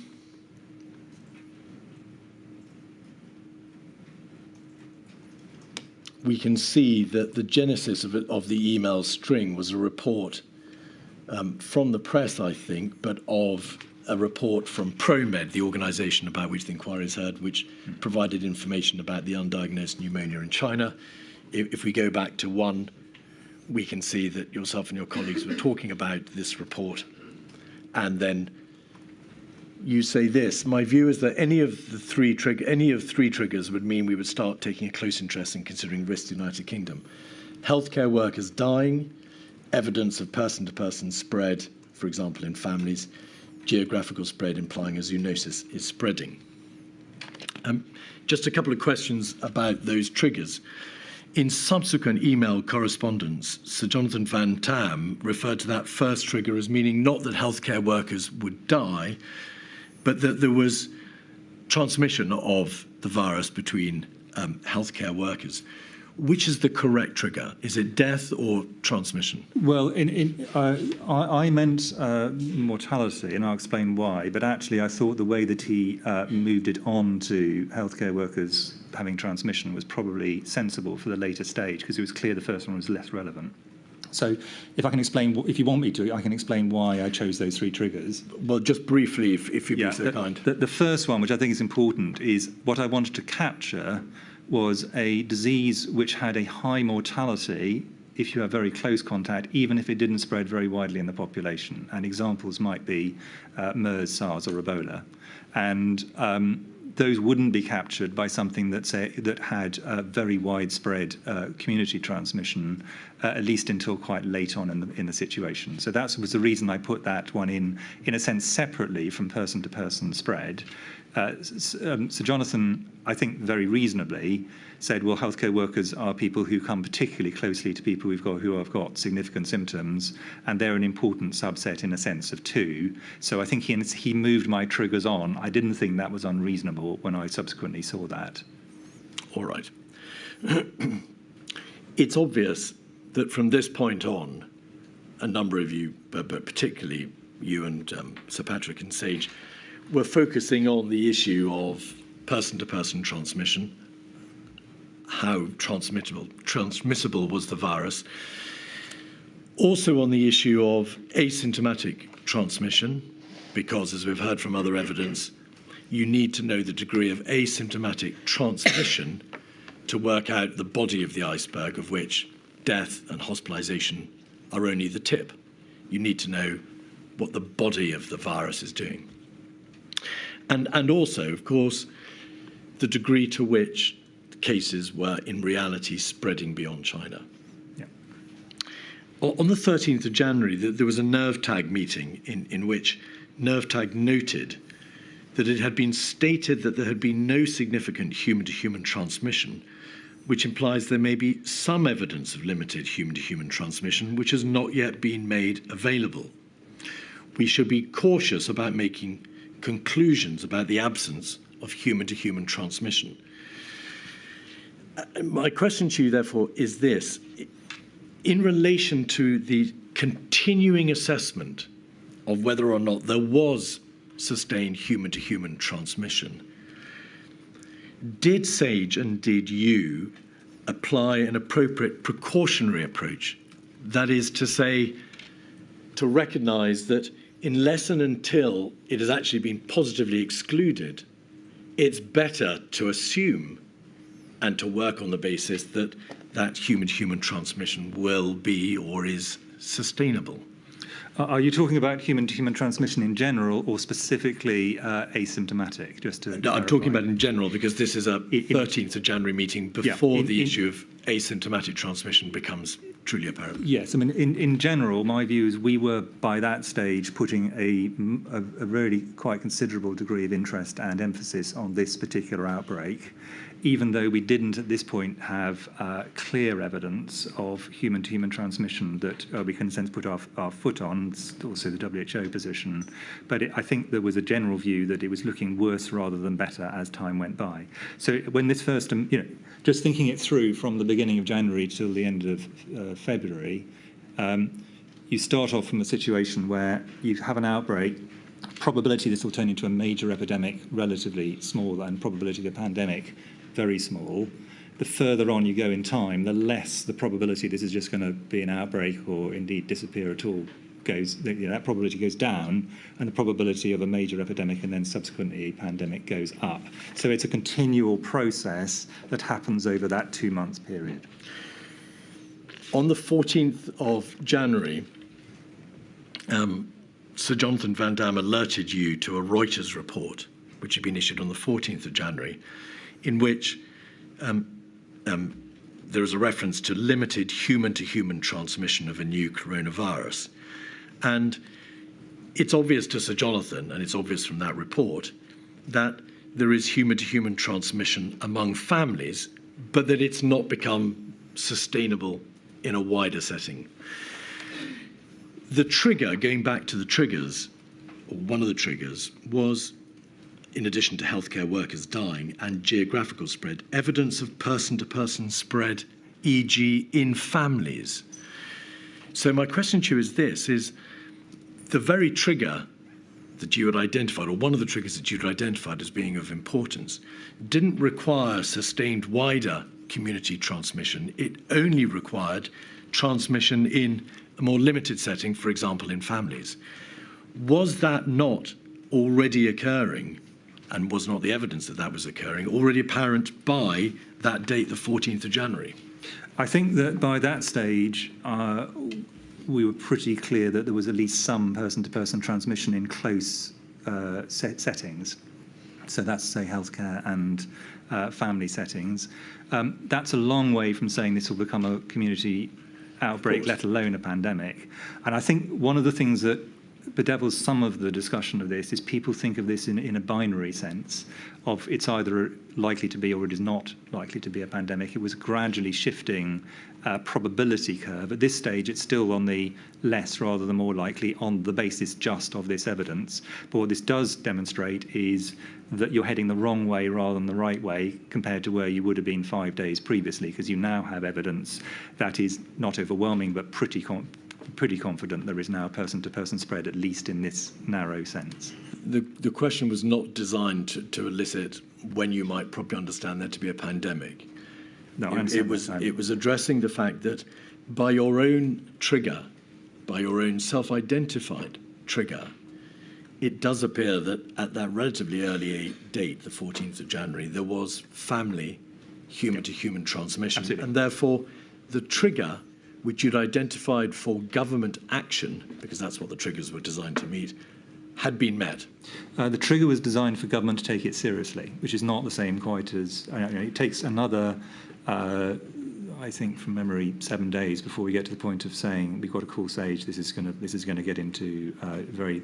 But what is meant? I'm sorry. What is meant by wanting government to take it seriously? So you're dealing with respect with the emergence of a virus which kills. What did you have in mind as by way of wanting the government to take it seriously when that trigger was met? So in any given week, I will get dozens of reports of outbreaks around the world. My colleagues will as well. What you're trying to do is to essentially pick up the needle in the haystack of that information at the earliest possible stage. That was the reason for having the triggers. Now, I had not done prior to this, and I have not done since, something where I said we need to do triggers at all. So even on the 5th of January, we were behaving in a way different to what we do with any of the other ones we have previously talked about.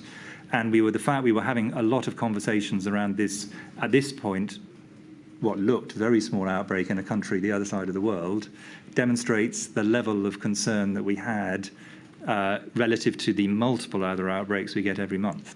So this was, in a sense, I think the system, I don't think this is a sign of the system not working. This is exactly what we should be doing, which is funneling down, winnowing out the ones where it's improbable and left with the ones where you've got to take it seriously. So the degree of concern was ramping up by this stage. A trigger, I think possibly the word trigger was an unhelpful way to frame it for the benefit of people who are not in this area, because it implies a binary state. But it really, basically, it should have probably said these are things which should mean that we take it more seriously. By the 16th of January, it was obvious, and Jonathan Van Damme emailed you, that Japan had declared a confirmed case. Yeah. On the 16th of January, Professor Ferguson had made available the Imperial College's report number 1, in which he said, past experience suggests self-sustaining, i.e. sustained and human-to-human transmission should not be ruled out. And therefore, by the 16th of January, you were aware that there was a novel coronavirus with a 12% case hospitalization rate. That was on the limited data coming out of Wuhan. There had been geographical spread. Only a small number of infections had been identified. It was obvious that the outbreak was much greater than the cases would indicate. There was human-to-human transmission, albeit not sustained, and Professor Ferguson was saying, in principle, in a precautionary way, you can't rule out the fact it is sustainable. Yeah. Did that not altogether indicate that a higher degree of alarm should have been sent round government than was in fact sent round government? I think on the 16th, and with that information, remembering that the cases that were found outside China were not ones that were transmitted outside China. These were people who'd been in China and had travelled out. So these were Chinese cases just detected in another environment. So that's quite an important, non-trivial distinction. But what we're now getting is a rippling out of people getting more and more concerned, remembering that this is only just over 2 weeks since this thing has been declared at all, and the amount of information is still quite minimalist. So I think, I don't look back on this and think, well, it was obvious that we should be calling SAGE and getting COBRA involved on the 16th. I think that would have been difficult to sustain, and nor is it obvious what they would have discussed, other than the facts that are there, which are relatively clear, don't need further interpretation. I ask, Professor, because in his statement, Sir Jonathan Van Damme says this: the date on which I recall first being seriously concerned about the threat that this virus potentially posed to the United Kingdom was the 16th of January. By that date, it was clear this was a novel coronavirus. It was fairly clear that human-to-human transmission was occurring. And then he uses these words, and obviously we'll hear from the professor himself. My view was that this would be, so not may, but would be, a significant, so not trivial, pandemic, not epidemic. And he says he raised this with you, and to the best of his recollection, his response, your response, was to agree that the situation may well escalate, but for now we needed instead to wait and monitor developments. In hindsight, and of course this is a hindsight debate, should you have raised a greater alarm at that stage than that piece of evidence from his witness statement would indicate? I don't see what I would have done differently at this particular point. Sir Jonathan, and I think he would agree with this, is quite instinctive in some of his decisions, very often rightly. He's a very able epidemiologist and thinker in this area. But if I'd said to him, okay, what's the evidence on which this is going to be a pandemic and lots of other things aren't, he would have said, this just feels like that to me. That's quite a narrow basis on which to make quite big decisions. But I think, I took his view that this was a serious issue. I don't recall him actually saying this would become a pandemic, but I certainly recall him being very concerned about it and rightly concerned about it. I don't see evidence that this is not the system working as it should at this point, because it is not clear to me what an alternative path would have led to a better outcome on the 16th of January. The inquiry has been treated to debate in completely different contexts about the difference between process and substantive outcome. You've already referred to the precautionary principle, and Professor Costello in his evidence said, in an emergency, there is a need for fast decision-making. Emergencies require rapid action based on precedent and best practice. We would suggest to you, instinct plays a very important role in this. Was Sir Jonathan Van Dam's instinct not correct? And was your response, which is to wait and see whether more data should be accumulated, with hindsight, the wrong approach? I don't think I can see anything obvious that should have been done on the 16th of January that would have changed, even marginally, actually, the outcome subsequently. So I think, in a sense, it's all very well saying theoretically you should start panicking. Actually, the question is, what should you do? And at this point, we had a large number of people who were now engaged in this. We were taking it very seriously. It was being discussed quite widely.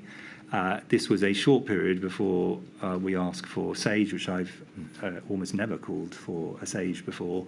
So, we were taking this very seriously indeed. But at this point, unless you can point to something where it's obvious we'd have done something different, I'm not sure. Well, you're the CMO with respect. I know. That's the point I'm making, is that was my judgment, and that is still my judgment. The triggers were designed to identify an appropriate response on the part of government. They weren't just there for your scientific amusement. I think, to be fair, Mr. Keith, Sir Chris said that they were to make it sure the issue was taken seriously, and he's just said we were taking it seriously. Yes. And my question to you is this: you did plainly move on to call a SAGE, and the chronology shows that SAGE was called at a relatively early stage in the process. But with your experience as the Chief Medical Officer, what do you mean by wanting the government to take it seriously? You call for SAGE. A SAGE is a platform in which there may be a debate. But what in practice, epidemiologically, did you have in mind when these triggers were met? So I think there's a large bit of the apparatus of government which is, in a sense, being ignored in that question, potentially, and I'd just like to highlight it, which is Public Health England, which is a large body, as opposed to my own office of several thousand people, whose job it is to deal with this, and the Department of Health and Social Care, both of which were by now taking this very seriously, and this was part of the discussion that was being had in the appropriate bits of government, which is not at this point, in my view, number 10 or the central system. We'll come on to where I thought that changed.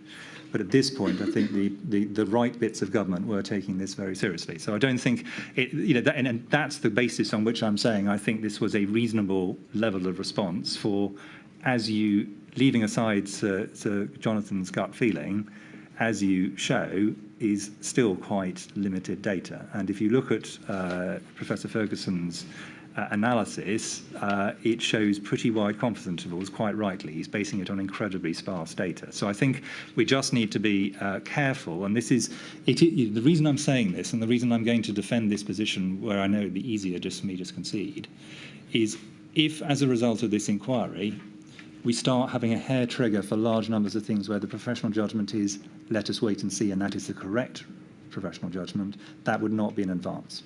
It's the judgment as to when to move, when you're moving too slowly and when you're moving too precipitately is a judgment call ultimately, and you have to be able to make it at particular points.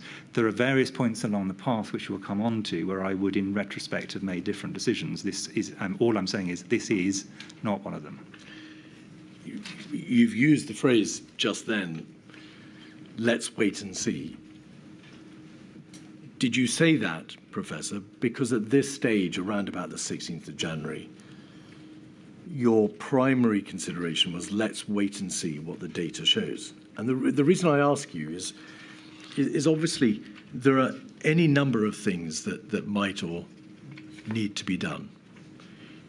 Finding information about the transmission of the virus, getting data about its impact, hospitalization and death rates, whether or not it's likely to spread from China or surrounding regions, what the geographical spread's likely to be.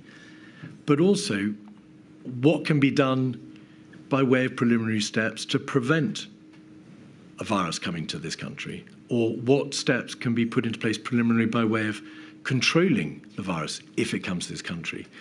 And I want to know to what extent you had in mind steps being taken by the government beyond the accumulation of data.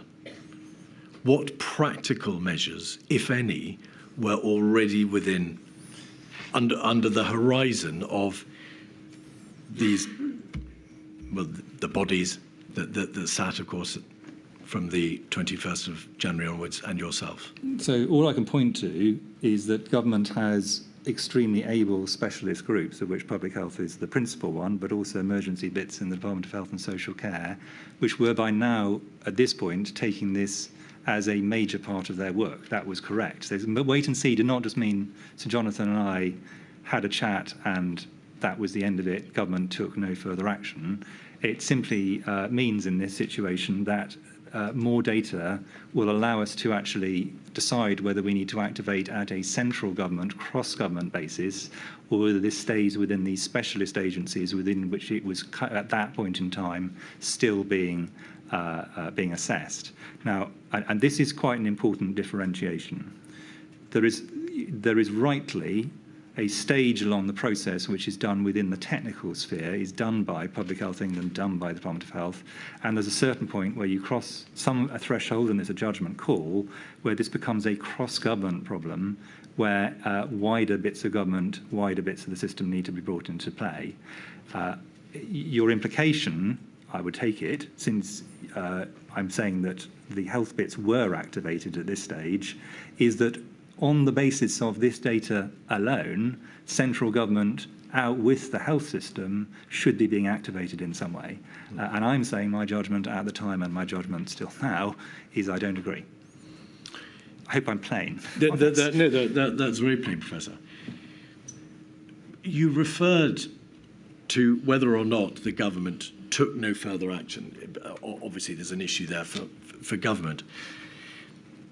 But I want to press you. Was this the position then that it was important, as you saw it, to wait to see, use your words, what data there was out there, how things would develop, and also, and this is your reference to PHE and other government bodies, bringing government into play, bringing those important and necessary parts of government to life to be able to respond to whatever might eventuate. Is that a fair summary? You wanted to see what the position was, what data could be accumulated, and generally bring the government to life to be able to deal with whatever your inquiries discovered. Yes, but if consistently you go to all of government and say, I have no data on this, I'm a bit worried, got a big gut feeling this is going bad, you don't get very much traction, and the time you need to, you also get not very much traction. Waiting and seeing, as the record clearly demonstrates, was a matter of a few days. And in that time, we got enough information to be able to start making some really quite serious judgments as to what the level of risk potentially could be. I think that the argument for always acting early can be made in the absence of looking at all the occasions when you decided not to act early, and that was the correct thing to do. In medicine, we have the idea of sensitivity and specificity, where sensitivity is you're good at picking up the thing that matters, and specificity is you're good at not picking up the thing that does not matter. Sometimes, in medicine, the other aphorism is time in small doses is what gives you the diagnosis. In my view, this was one of those occasions.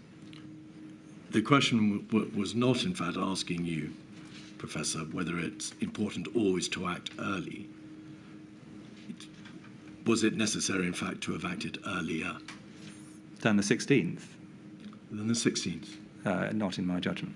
That was my judgment at the time, and I'm going to repeat it. That is still my judgment.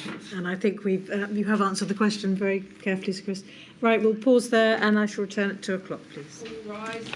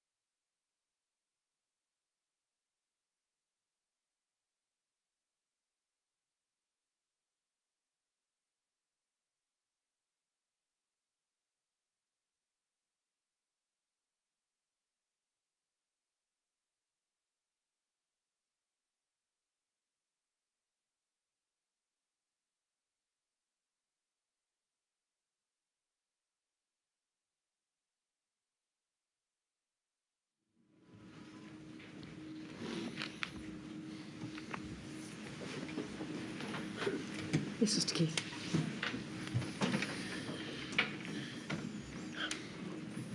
Professor, in your statement, in fact at paragraph 7.39, you say this: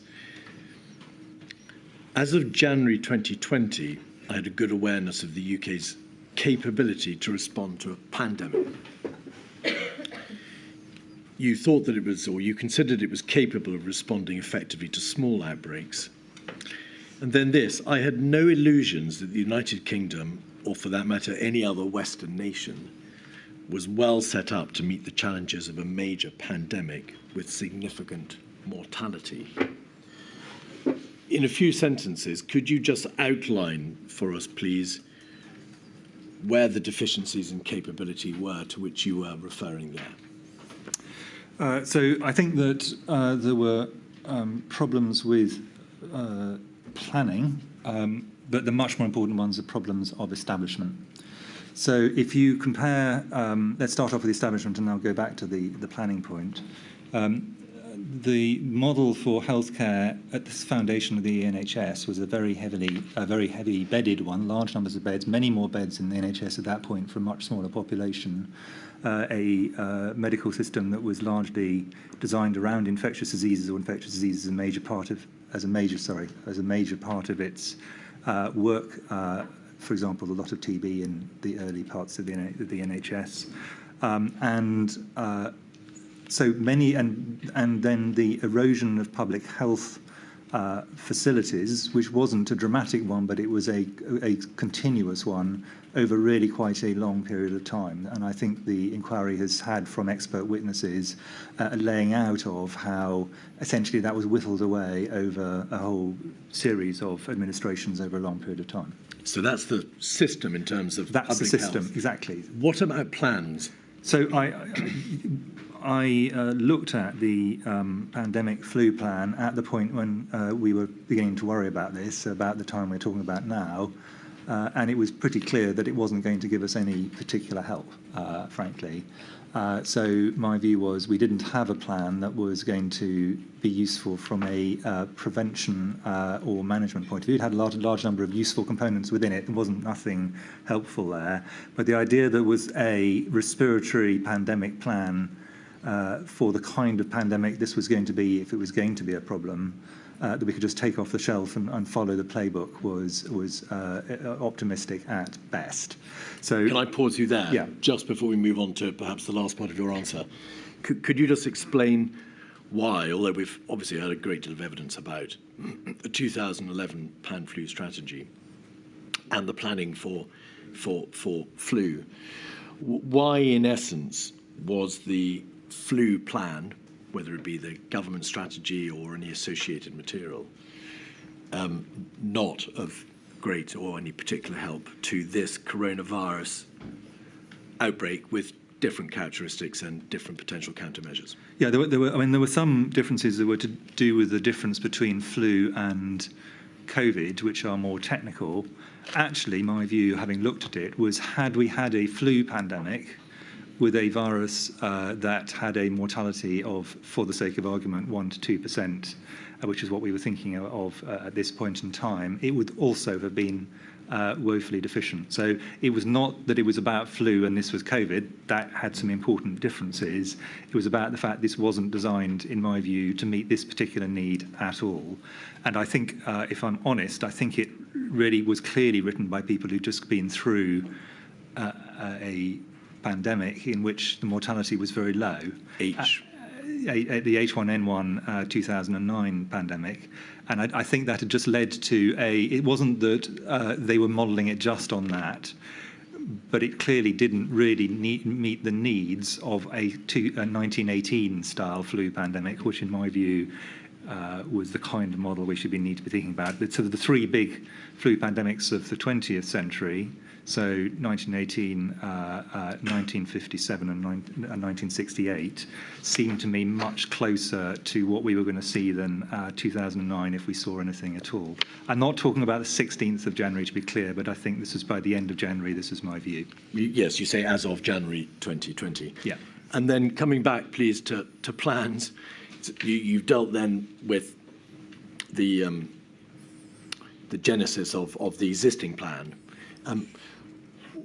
Were there any other developed plans on the part of DHSC or the Civil Contingency Secretariat or central government generally to deal with the crisis as you saw it emerging? Not that I personally thought were massively useful to my role. There were some important things, many of them are rather morbid, like, how do you... Excess deaths, and how do you have a number of body bags and all that kind of thing. But in terms of actually what do you do about the pandemic, my view was we were thin on the ground on plans. That in itself would not have been an issue if we'd had large numbers of capabilities, because I think in all emergencies, the key thing is capability. Capabilities trumps plans every single time. And it was the lack of capability which was the bigger problem in my view. So this was obviously a very serious problem. Yeah. There was effectively a complete absence of plans to be able to deal with this particular crisis, this particular virus, and this particular emerging pandemic.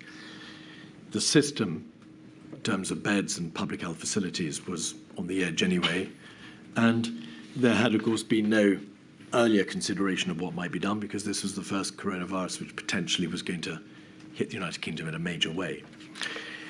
Your statement at paragraph 7.43 says this, that from the 20th of January onwards, we commenced preparations in earnest to be ready for a pandemic were one to occur. Now, you'll know, of course, because it's in your statement and you were there, that there was a meeting on the 25th of February with the Prime Minister, the Health Secretary, Foreign Secretary, Sir Patrick and yourself, in which ministers ordered that a plan be brought together, be drawn up by the Civil Contingency Secretariat. And as you know, they did produce a plan. But that plan was produced on the 28th of February. It was a paper called The UK's Preparedness. That was self-evidently over a month later. Do you have a view as to the length of time that was required to elapse before even that first attempt to bring together a combined plan was produced? There was a lot of planning for individual components. There wasn't, as you say, an overarching plan. For what it's worth, I, with some others, came up with the formulation, which I think has been misunderstood, but of contain, delay, research, mitigate, principally to get the first three underway. And I think if you look at some of the plans as they came out, those three components were the components that were relatively worked through in terms of having some kind of meat on the bones of the plan. The bit that I was directly responsible for was obviously the research bit in my role as head of the NIHR. And we really moved on that quite fast, I think. We didn't wait for a plan from anyone else. Then there were various elements on contain. I think those were really the ones where I would say we were moving practically by the end of January.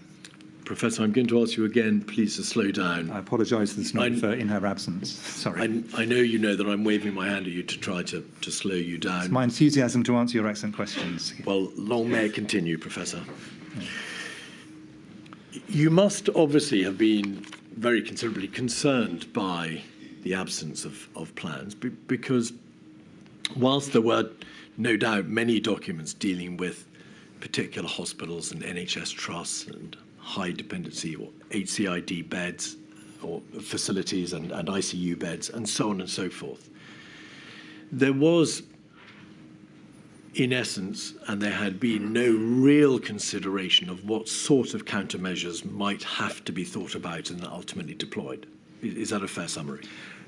Yes, but can I... And before you answer, noting, of course, that such countermeasures as had been used or envisaged for the purposes of flu were not necessarily applicable to coronavirus. Yes, but can I gloss on what you just said, because I think this is a very central point.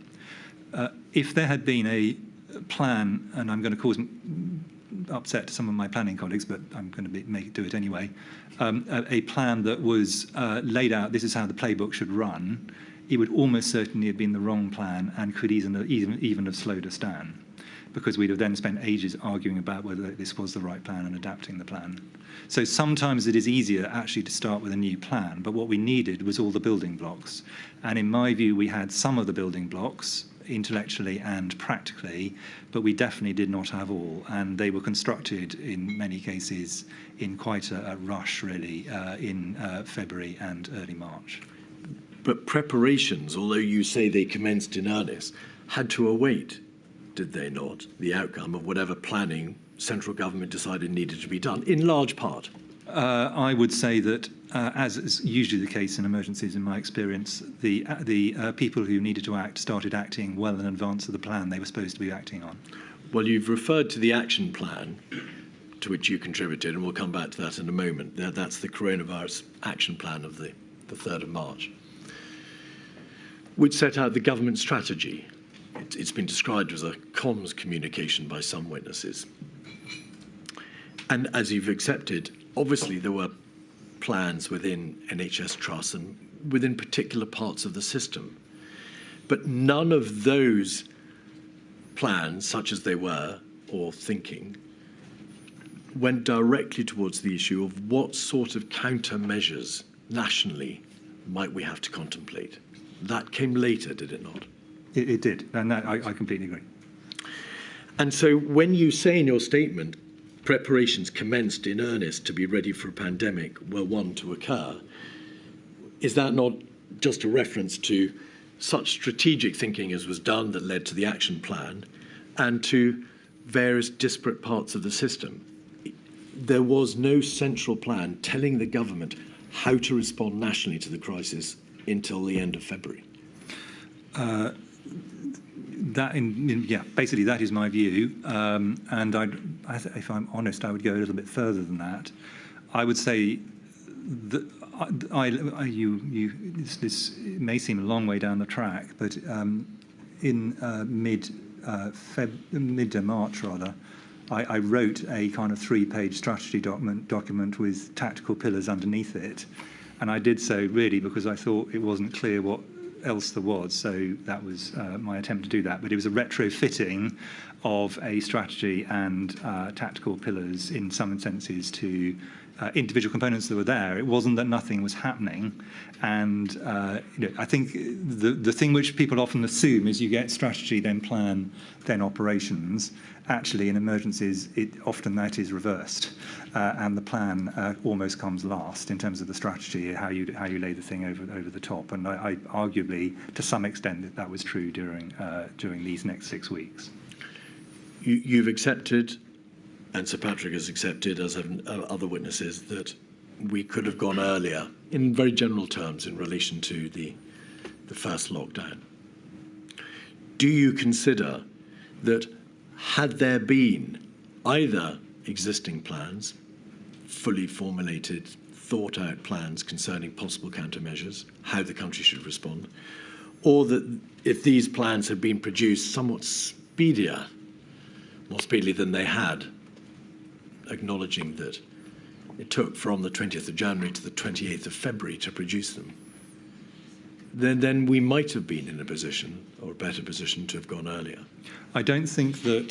So I think that components of the plan were possible to draw up quite early on, and my view is that the action plan, which is a perfectly sensible document at the beginning of March, had those components in it.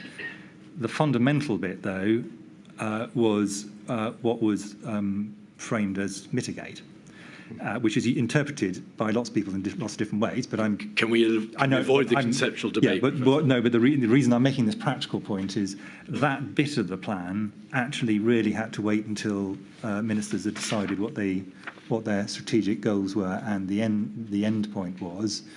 And additionally, I think the big problems we had in early March, in my view, principally arose from the fact we didn't realise how far on the path we were and the force of transmission, which was a data problem and a testing problem, rather than because we lacked a document in February. I apologise for sounding slightly cautious about the importance of documents, but in this kind, but I'm just being practical about how emergencies tend to play out, and the documents are often quite late in the process. Please don't apologise for being something that I've suggested you are by nature, Professor. You've referred to the strategic decision-making of ministers. That's another important part of it's another important component. Along with the delay in bringing together formulated plans for how the country should respond, what could be done to prevent the spread, either by way of suppression or mitigation, it matters not, but the spread of the virus? There was the issue of the lack of strategic decision. Ministers did not grasp the nettle strategically until relatively late in the chronology, thereby enabling the planners and the doers to be able to say, this is how we should respond to this threat. So I think that within this, there were some, and I'm going to, I hope helpfully actually, divide things into what I consider are technocratic elements and what I consider are political elements. The technocratic element, and I've given an indication, the bit I was most responsible for was on the research side, could just get on. They just crack on. We got a job to do. We just got to do it. Once you get into things that require political decisions, and the big decisions, whether it be issues of borders, whether it be issues of lockdown, all these kind of issues, these require, or things that have huge economic implications, either direct, i.e. they cost a lot, or indirect on the economy. Those fundamentally are ministerial ones, and I think there is where we were definitely slower than we should have been for a variety of reasons. And it may well be, Professor, I'm sure you'd agree that given the momentous nature and the political nature of those decisions, it's not altogether surprising that the system doesn't allow for a particularly speedy response. It takes time for government to be able to make up its mind as to what needs to be done. Yeah, and I on this one, I'm not actually, I want to be very clear, I'm not saying I think this is the problem of the politicians. I think it might be worth us looping back to this discussion when we get a little bit further down the track, because I think there was a point where it could have been possible to accelerate this, and where that did not happen, and I think that's probably worth reflecting on. Which point do you have in mind? That was when I and others, particularly I, briefed the Prime Minister on the 4th of February. Right. And this was not so much the Prime Minister, but I thought the system at that point could have taken a different tack to the one it did. Is this on account of the obvious delay that there was in terms of output between the beginning of February and the later It's probably worth going over that in particular, because there's no specifics to it, but I think there's a reason why I think that was an example where we probably need to learn for the future without blaming any individual. I thought all the individuals themselves did a good job. I want to come back, please, to the SAGE meeting to which you referred earlier, and we're just going to look through quickly some of the most important meetings and some of the most important events in January and February. So the SAGE meeting of, in fact, a precautionary SAGE meeting of the 22nd of January, 174700.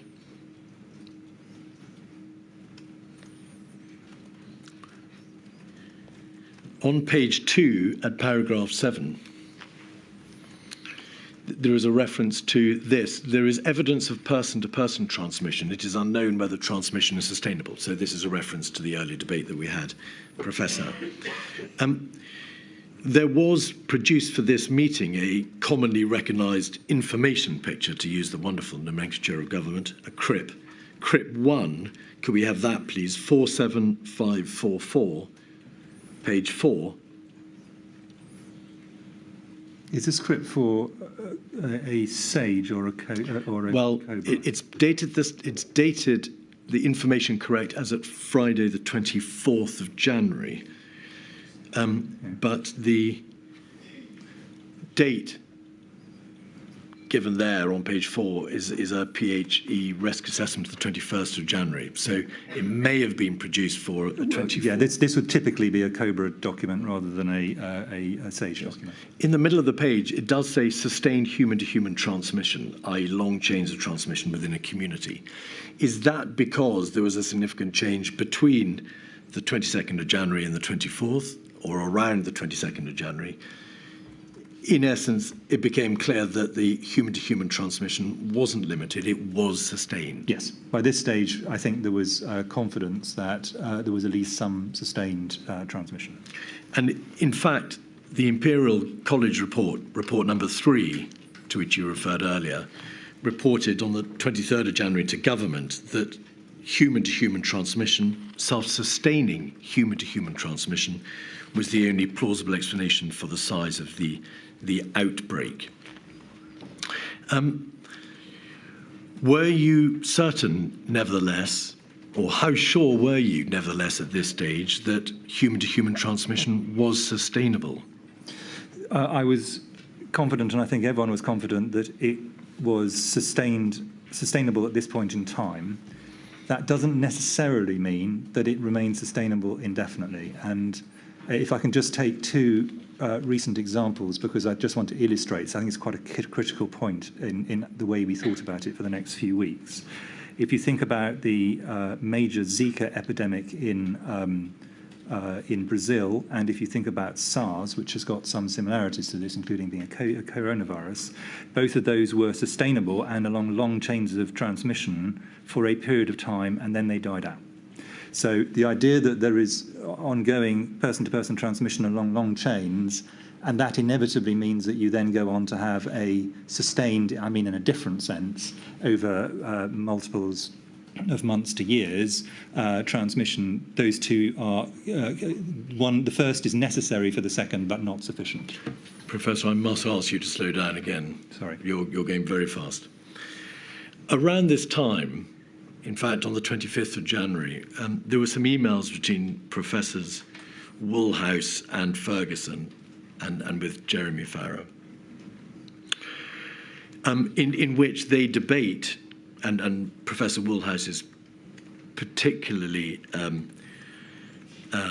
strong on the issue of whether or not the central estimates published by the World Health Organization indicate that half the people in the United Kingdom and many other communities, many other countries were maybe infected. There will be at least a doubling of the gross mortality rate and a completely overwhelmed health system. Now, you weren't party to those emails, but Professor Ferguson, in one of those emails, says, "Fully agree, Jeremy and I were saying the same to Patrick Vallance and Chris Whitty last night." So probably an evening, maybe the 23rd or 24th of January. So along with the clear evidence of sustained person-to-person transmission, along with their concerns based upon the WHO material, there was no doubt in your mind, was there, but that there was a high degree of transmissibility, there was sustained human-to-human transmission. In essence, this was a very dangerous and transmissible virus. Yes, I don't think there's any doubt that that was true. On the 28th of January, you emailed a health special advisor in number 10. Could we have 47585?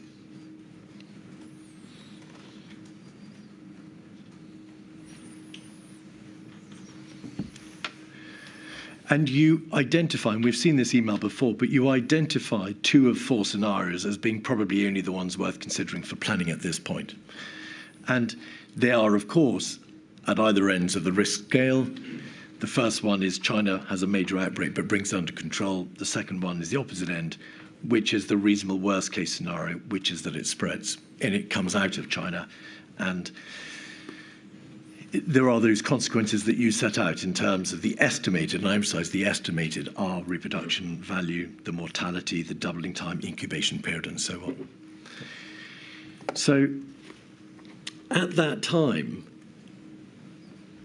you were aware of the general concerns about transmissibility. You were aware, were you not, that if the virus does spread from China, then given these characteristics in terms of mortality, doubling time, transmissibility, and so on, there was going to be a very real problem as far as the United Kingdom was concerned? Yes, and that's the reason I wrote to number 10. Indeed. What thought did you give at that time to what practical measures might be put into place between this date, the 28th of January, and the end of February, which is when we got the plans back from the Civil Contingency Secretariat, to stop or prevent that spread, to stop that worst case scenario eventuating? Well, I think that one of the things that I was trying to do in this email, and I tried to do in quite a lot of the advice I gave, was I was concerned that government would think that there was likely to be a middle way. And I wanted to remove that possibility from their planning assumptions. So my view was either we would get spillover cases, but actually this would get contained in China. It's less bad than it currently looks. And fine, that would be a big problem in China, but it would be a much more limited global impact, or it was going to become a pandemic. I couldn't see, based on the characteristics it had at the moment, a middle path where it was a moderate problem. And that was the point I was trying to make here. Which is why it's a dichotomous decision. Exactly. Why there isn't a fudge in the middle, which is obviously the temptation for people to go into. And if you have a pandemic, but not starting in your own country, there isn't a great deal you can actually do yourself to stop it. You can then do the things we talked about, so slow, delay, research and mitigate, but you can't stop it. That genie is out of the bottle and you have no control over it. So I wanted people to be aware that was basically the dichotomous position we were facing. And that is why, isn't it, you identified that the priority, and we can see this at the bottom of the page at 4, is to prevent any UK transmission. Because if the virus leaks out of China, then the wave is coming. That is what you're essentially saying, unless it can be prevented. This virus with these terrible characteristics is coming, because that's what viruses do. So that's the key, prevent any UK transmission. Well, the key, in a sense, this has two different aims, the prevent, in this context. If this was a SARS-like situation, which I have to say looked increasingly unlikely by this stage, but if it was, for the sake of argument, the point of this is simply to make sure that any spillover cases can be rapidly contained so this never establishes itself in the UK. And you're not then saying this will turn into a pandemic. In fact, you're saying, no, this won't. But what we don't want to do is get any backwash from this. We had importations of SARS, we had importations of MERS, we had importations of Ebola. We picked them up and we treated them. That, in a sense, is the first element here. If it's going to be a pandemic, you're never going to be able to stop it. And I think there's always an illusion you can stop it. You can't. You can delay it. And that was where a lot of the debate, of course, around border and other measures then took us. But what we wanted people to realise is once you're in pandemic territory, the idea of stopping it is an illusion. You're not going to stop it. You can delay it, potentially, maybe. And so when you referred to the priority being to prevent any UK transmission, what you really meant is the virus cannot be stopped if it is a pandemic, if it's sustainable human-to-human transmission and it's geographically spread out of China. It cannot be stopped. All we can do is slow, delay the upswing, if you like, using a different terminology. Yep. And I say that explicitly in the next sentence. Yep. So you were recognising at this relatively early stage, once it leaves China, we're in trouble. If it establishes it, well, I mean, spillover cases from China in themselves. Not spillover, but sustained human-to-human transmission. Once you get into that situation, there is an extremely high likelihood you're in trouble, yes. Nothing in biology is certain, but no. It's extremely high likelihood. But by this date, all the signs were that it was sustained human-to-human transmission. By this date, there were cases outside China, Japan, South Korea. By this date, or shortly thereafter, SPIMO was beginning to suggest that there was a probability it would come at some point. I think so. I'm going to just point out that the WHO, which is the normative organisation, had, I think, as of this point, still not called even a public health emergency of international concern, which is well short of a pandemic. Pandemic was not declared until, I think from memory, the 11th of March. So yeah, international views, as with many things, you look back on this and say, how can they be so blind? How could they not see this? At the time, there was still quite widespread international debate amongst serious experts. So yes, there were experts who were saying this is definitely going to happen, and there were experts who were saying very doubtful, and there were points between. I think it's very important we don't look back and say, well, of course you can see this is what would have happened. And I'm just pointing out the international evidence on this at the time is relatively clear. It was uncertain at this stage, but I think most people would agree that it was heading further and further towards this is going to get bad. And my view is, if this does get bad, this will be a pandemic. It's not a kind of in between. But your position was not predicated upon the WHO. Far from it. You had your own views, your own expertise, and of course the expertise of SAGE. Yes, but right. In a sense, actually, in this area, the UK and WHO, WHO is a reasonable anchor point. If you diverge from WHO, and it was appropriate for us to do so sometimes, you have to have a good reason why you're doing so. I think it's a reasonable, in a sense, point of international comparison. It is the international normative agency. Professor, you gave advice. You received advice from SAGE. You relayed advice, and we can see from this particular document, without any express regard being made to the WHO's technical position and whether or not a PHEIC or pandemic had been declared. Correct? Yeah, no. The advice I consider is perfectly sensible advice. Exactly. What I'm saying is, I think I would have been wrong at this point to have said to number 10, the game's over here. This is going to be a pandemic. There is no chance of anything else. That would be an incorrect technical advice from me to them. So what this gives is two scenarios, one of which is a pandemic and one of which is not, but both of which are worth taking very seriously. And concurrently, you knew there was sustained human-to-human transmission, or at least the signs were all pointing in that direction. You knew, because you've described to us how you were aware that the United Kingdom was poorly placed to be able to respond in terms of the public health capability, in terms of the absence of plans, in terms of the absence of control measures to stop physically the virus reaching these shores. So was it not therefore the case that this was the point at which you appreciated we were in a terrible bind? It was coming, and there was very little practically that appeared to be possible to be able to deal with it, other than delay. Well, I think it was coming implies certainty, which I think is not where I'm saying I think we should have been at this point. But it's pretty rare that someone in my job, not just me, but my predecessors, write this kind of email into number 10. This is not the kind of thing you do on a kind of monthly basis or indeed yearly basis. This is a rare event to say we are very concerned. So we have by this stage activated the SAGE mechanism. We're writing into number 10, as we'll go on to talk about. A lot of briefings of very senior people across both the official and the political system happened in short order after this. So I fully agree with you. This is a point we are starting to move and escalate this as a major issue across government, not just within the technical agencies, which, as we previously discussed, I thought previously it was reasonably housed. And we presume, of course, that you wrote to the health SPAD at number 10, because by this stage, the formal process by which you gave advice to ministers and the Prime Minister, of course, hadn't yet been set up, because, of course, SAGE itself wasn't yet operating at full pace. Yeah. There is a SAGE meeting on the 28th of January, 203936.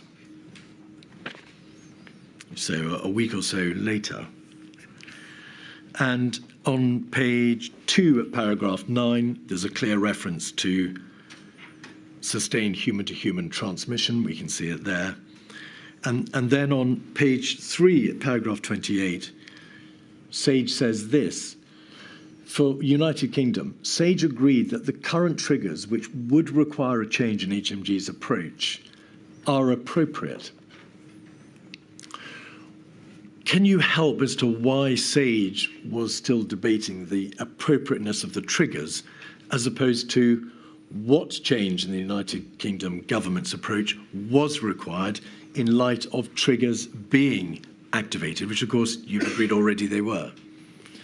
Well, if you're looking at those ones, sustained human-to-human transmission outside China, that's a key rider to that, and or a severe UK case, which we had not at that stage, fortunately had. The point about this, though, is we think that both of these are potentially very close in time. And that was the reason that SAGE was meeting at all. I mean, SAGE meets very, very rarely, to be clear. This is not something which meets every time there's a mild concern. SAGE meets because we think there is the potential for a very serious all-of-government response. If it's just a health department response, then you would normally expect it to be dealt with within the technical agencies of the health department. Why were there different triggers being utilised by SAGE? And it would appear, building in a delay, because SAGE's opinion was these triggers haven't yet been triggered, to the earlier triggers that you had advised were appropriate, which was family to family or family human-to-human transmission, geographical spread, or infection amongst healthcare workers. It rather appears that these triggers had shifted the goalposts. They were higher levels of trigger, which would be required to be... Yes, and accepting that I rather regret that in my first ones I used the words triggers because that's an unhelpful, probably an unhelpful framing. But I think it was clear, and I think you're exactly right, that they were to achieve two different levels of escalation. So the ones that I did on the 5th of January were to say this needs to be escalated quite seriously within the health system, particularly Public Health England and the emergency response in Department of Health and Social Care, which then it was. Part of that response was to trigger the SAGE system, also meetings of the Permanent Secretary in the Department of Health and Social Care. And at this point, the SAGE triggers are about what should we do in terms of cross-government response, which is a significant step up from the ones that I was previously doing. So you're right that they are different triggers, and the reason for that is they are to do different things. And this one is now the whole of government needs to be thinking about this if this is met. So from what you said earlier, the earlier triggers were there to identify a level of seriousness. You said you wanted government, or government would then take it seriously. These triggers require, or if triggered, a change in approach. Yeah. What did SAGE mean, and what did you understand that a reference to HMG's approach to mean? Consideration of countermeasures, health campaigns, border measures. What is it that SAGE had in mind? Well, I think at this point you're talking about measures which inevitably will require cross-government agreement and considerations. And I think you took the example of border measures, which are an extraordinarily complicated issue we might want to come back to. Professor, forgive me, we'll come back to borders. No, but in a sense, what I'm really saying is there's quite a big difference between things which are entirely within what is sometimes called the health family, where you can sort it out with the combination of NHS, public health and academia, and those things which are inevitably going to require, not just desire, but require a cross-government response. And what these triggers would mean is a change of the whole of government. That's the HMG point. This is not a DHEC response, an NHS response, or a PHE response. This is an HMG response, i.e. whole of government. This entire debate, Professor, is of course taking place in the context of how a country and a government responds practically to an emerging crisis. What, in practice, did SAGE understand the government would do? What was it advising it would do? What did it think it would do in the event of these fresh triggers being triggered?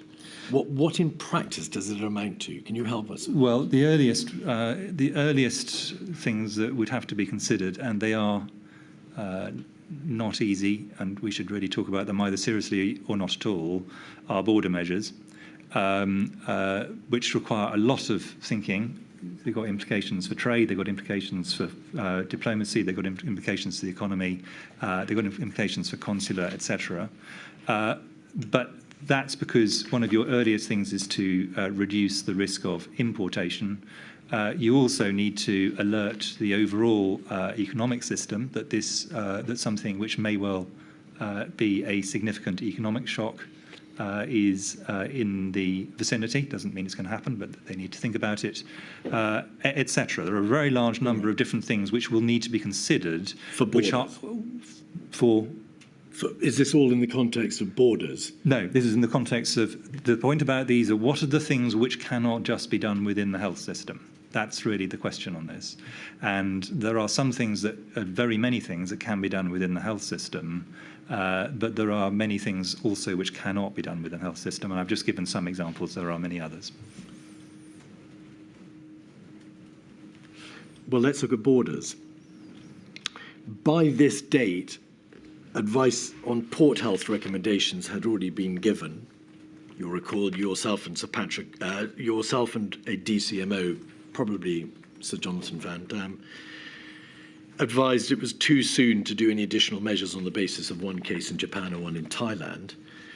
On the 2nd of February, so a few days after this, you engaged the advice of Professor Edmonds and Professor Ferguson. You asked them for you made a request for their views on travel advice. And in relatively early February, the 5th of February, at a COBRA meeting, you advised that, practically speaking, significant border measures, and putting aside all the issues about the trade and commerce and flow of persons and the political connotations, a stringent border process would be unlikely to achieve much other than a delay to be measured in days of the emergence of the virus. Yes, so that was a technical judgment. Yes. And I wanted to check that other people who have different experience in this area thought this, were able to challenge if they thought that this first view was incorrect. I didn't want it to be the last word, but my worry was I'd be asked for an opinion, and I wanted to be sure that others who I thought were good in this area had a chance to disagree if they felt that my provisional opinion, was wrong. Indeed, and I think we can deal with borders relatively speedily because in terms of the merits of border measures, evidence has been received by the inquiry to the effect that less stringent measures such as screening and leafleting and temperature checks are unlikely to work because they can be circumnavigated. There are very real practical difficulties with any border system of restriction, and scientifically, there was no support for complete border closure or quarantines because A, they are very difficult to maintain, B, they're politically very divisive, and thirdly, they were just unlikely to work. Yes, and I think, in a sense, I think that the technical judgments were, there's no evidence subsequently that's come to light that they were wrong. But if I were to rerun this period again, and I think it's important to be reflective, the thing which we didn't, I think, consider enough was should we be asking people coming back from China to self-quarantine, irrespective of symptoms, for probably 10 or 14 days. We were beginning to do so on the basis of symptoms. Now, as it turns out, this wouldn't have made any difference. As you've got evidence from others, the importations that happened, as we actually were anticipating, were mainly from our neighbours, not directly from China. And they were largely in half-term. It would have taken time for any system of quarantine to be set up. In practice, I think it would have made no difference. All I'm saying is it's very, in many areas, I think hindsight has led people to take unduly harsh views about what should have been done. Here's an area which I think we probably should have done something different, even though it probably wouldn't have made much difference. But I think in terms of what's our future doctrine, I think this is an area we should probably re-examine. So that's not the same as stopping flights or screening, both of which I think have very profound difficulties. This is a rather different approach. But the point, Professor, is that it was already understood by the 28th of January, that SAGE meeting, or very shortly thereafter, that in terms of efficacy, border measures were impracticable or unlikely to work or just impossible for a variety of reasons. So what other... Can I just be Yes, please. very, very clear? If unilateral border measures by the UK, I think we were all very confident would have very minimal effects. Had, for example, China chosen to close its borders right at the beginning, it's difficult to tell what would have happened, and that could have led to a different situation. But in terms of the decisions the UK had sovereignty over, i.e. its own borders, that was the situation, yes. I'm not concerned with what China might have done, because coming back to the 28th of January SAGE meeting and that paragraph 28 on page 3, I was asking you, what in practice did SAGE or you envisage HMG's approach to mean? And you said borders as one issue, and there were a number of other public health issues, public health measures. But borders, bluntly, closure of borders was never a runner, and that was generally appreciated by that date, by the SAGE meeting. Well, I'm going to add a caution to this. One of the other things that are important in borders is the maintenance of public confidence, which is not an epidemiological or public health issue, but there have been examples, I know, where borders have been closed essentially for that reason, and that was a reasonable political decision. So I just think it's important, I just want to be clear that it's an example, slightly counterintuitively, where the political choice might be to go further than the public health advice necessarily would lead. My question, though, was all predicated upon your description in paragraph 4 of that email to William Moore, the health SPAD, that the priority was to prevent transmission in the United Kingdom. So we're only concerned with measures that could be taken by the United Kingdom government. And so I ask you again, what other practical measures were in mind at the end of January, the beginning of February, other than borders, which we've debated, which would have been reflective of the change in HMG's approach, which SAGE envisaged would be brought about by the triggers being triggered? What in practice was available, Professor? What could be done in practice? Well, I think that we should have taken so there are several different things we could have done, none of which I think would probably have made a lot of difference in reality. But I think that this is an area where, in my view, government should have started, not necessarily that day, but within the next week. And I'll come back to where I think we had an opportunity and didn't go there, to start seeing this as a massive threat to the whole UK, economic and social as well as medical, as indeed transpired. That really is the question, I think, which this should trigger. But the problem we would have here, and this is repeatedly going to be the case, I'm afraid, is the point at which you can make these kind of comments in SAGE. We didn't, at this stage, have any cases in the UK. 30th of January. 30th of January, that we knew of. That we knew of. Well, the first case was published on the 30th of January, the person in York. Yeah, exactly. One day later, two more. Yes, exactly. Once we get to this point, we're starting to take off. But I'm just saying the numbers are very small. We haven't got any deaths in Europe, fortunately, for another 2 weeks at all, not just in the UK. UK is later, fortunately. And so whether you could get political movement based on those extremely small numbers, I think is an interesting question that we will never know the answer to. All I'm just saying is we shouldn't assume that even had these triggers been met, action would necessarily have flowed. I'm just saying that... Quite so. But I think that it is important to note that this is not just a health problem if it happens. This is clearly going to be a societal problem and needs to be escalated across government. Why did SAGE and yourself and other scientific advisors in government or other advisors in government not shout out beyond the extent to which you did, which you wrote an email to the health SPAD, shout out that there was in fact a massive threat, and it was massive because the practical means of ensuring control or keeping the virus away from our shores were effectively absent. But as you'll... Sorry, if you allow me just to finish the question. And the data was then already clear that there were sustained there was sustained human-to-human transmission with chains of transmission. So it's a massive threat because there was a massive problem, and you were aware that there was a massive threat. Why wasn't the government aware? Well, as you will see over the next few days of my statement, which I think lays it out reasonably clearly, over the next few days we briefed national security officials. There was Cobra Met. I briefed the Prime Minister directly, briefed parliamentarians, briefed the opposition. This is all over the newspapers. So the idea that government was unaware of this because they hadn't read this paragraph in Sage, I think is probably a little unfair. Professor, I think it was very clear we were escalating at quite a high level in government. It's, you know, these are all things that you wouldn't do under ordinary circumstances. No one is suggesting that the government should have been aware of that particular paragraph. I'm referring to your own answer, which is that perhaps the nature of the massive threat wasn't understood, or it wasn't called out clearly enough.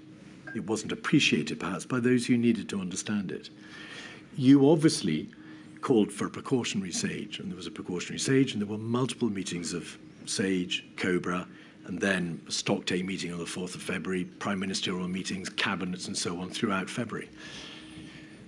But nowhere beyond the debate about the need for plans and then the need for modelling in SAGE and the need for a proper understanding of the position, does any part of the government openly say there is a massive threat and we are woefully underprepared for it and something must be done at the very highest level and with real urgency? That tenor, Professor, appears to be missing from that material. In my view, it might be more useful to go through the next few days, because I think they lay out how we did escalate this right to the top of government, and indeed more widely, not just the governing party. And, you know, your point is right, but therefore we did something. And so I think that's You did something, yeah. But why wasn't the degree of the threat, of the problem, the massive nature of the threat, seemingly fully understood? Well, you escalated the problems and you pulled every lever open to you in terms of the government process. Well, I think, I mean, it depends whether you like to have this discussion now or walk through the next few days, and then I can try and retrospectively say where I think we could have probably gone in a different direction if our doctrine within government was better in this area. All right. Well, we are going to look at those documents, as you know well. I mean, I can do it now if you prefer. No. I think it works better if we kind of see some of the actions we actually did take, rather than the ones you're not allowing me to move on to. Professor, we will be moving on to them, and I'm allowing you to move on to them. By the end of January, in addition to the material which we've debated, of course, it was obvious that there were cases in Thailand, Japan, South Korea, the United Kingdom, Germany. There was also a Lancet article, was there not, at the end of January, which had made plain the nature of the human-to-human transmission. It concerned a family that had travelled to Wuhan. So, on the 2nd of February, you were emailed by Professor Ferguson, who I think gave you a central estimate of the case fatality rate. Is that correct? Yes. What did that tell you about the likely level of mortality, I apologise, amongst identified cases? So without putting it up, because I was sent by multiple people, multiple different versions, but all of them triangulated around somewhere between 1% and 4% mortality in cases that have been found, but with a very heavy health warning, and they would have agreed with this, that calculating mortality rates early on in a pandemic when there's an upswing and you don't have the ability to detect minimal or asymptomatic cases is fraught with technical difficulties. So I think all of us thought that there was a very wide range around these estimates. So no single one of them, in my view, you get and you think, well, that's it, solved. It took quite a while before we were confident. But the ballpark, I thought, was got right, actually. And I think if you look back over these numbers, I think they were pretty good. I think they were pretty good, actually. You know, 3 weeks in to a completely new to the world disease, relatively few of these numbers have moved very much since. So that is quite a, the technical response was in that sense impressive. And when you say since, you mean by the end of January? No, I mean up to the end of, until we get to Omicron, I think that the numbers that were calculated... No, sorry, we misunderstand each other. At what point were the majority of these figures available, which have, with the fullness of time, proved to be broadly correct? So case fatality rate, infection fatality rate, hospitalisation. If you look at the, for example, the email we just discussed on number 10, none of the figures I put in that have actually substantially moved since the time that I read them. These weren't my numbers. I was reporting other scientists' excellent work, but we had already settled, although at that point we had wide confidence intervals around all of them. Actually, as the confidence intervals have narrowed, we've still ended up in a pretty similar central position, which I think is a great tribute to Chinese and UK scientists amongst many others. And so we may be clear about the information available to you. Those are matters such as the reproduction number, the doubling time, the incubation period, case fatality rates, that sort of information. Yes, I mean some of those are probably intrinsic to the virus. So things like the incubation period, things like doubling time and the effective R number, not necessarily the R naught, they will vary over time and depending on a number of other factors, including actually NPIs, as we will no doubt come on to. Yes. So they're not fixed, but some of them are fixed, and those ones I think were pretty reasonable as a first pass. There was then a SAGE meeting on the 4th of February. We'll have that up briefly, 51925. SAGE noted on page 3 at paragraph 19 that asymptomatic transmission cannot be ruled out and transmission from mildly symptomatic individuals is likely. Insofar as SAGE was unable to rule asymptomatic transmission out, as opposed to saying it is in existence, was that a reflection of the data that was, of course, available at that I think this is a perfectly sensible assessment of what we knew at that point. Yeah. And just to be clear, asymptomatic transmission, or the issue of asymptomatic transmission, is quite different, of course, from the issue of human-to-human transmission that we were debating earlier. Yeah, and different again from asymptomatic infection, where someone catches the disease, has no symptoms, and does not pass it on. That's a different thing again, and actually quite an important distinction, those two. Yes, and you've addressed that in your statement at some length. On the 4th of February, there was what we've been calling the stock take meeting. And that's the meeting to which you referred earlier, Professor. That is, I think, at 146558, or at any event, this is a letter from Imran Shafi, who reported upon the meeting. And this was a meeting between yourself and the Prime Minister, the Secretary of State, and a number of advisors and colleagues. Including the National Security Advisor. Including the National Security Advisor. The second paragraph on that page, it is, as it happens, the only substantive paragraph that deals with coronavirus. We began with a short update on coronavirus. Following an update from the CMO, the Prime Minister stressed the need to continue to explain our stance to maintain public confidence in the plan. Maybe we presume that's a reference to the government plan, whatever it might have been by that date. Yeah. On further travel restrictions, your Secretary of State was engaging Foreign and Commonwealth Office and European colleagues and would revert with a proposal on the way forward. But in truth, the big issue of border closures or significant restrictions had already been advised upon, at least in the first instance, because it was an issue that came back, didn't it, again and again. Yep. And will require an assessment of what constitutes a proportionate response. Please keep number 10 closely involved on key decisions in the coming days. There wouldn't appear, Professor, on the face of that paragraph to be much by way of reflection of the massive threat that you described.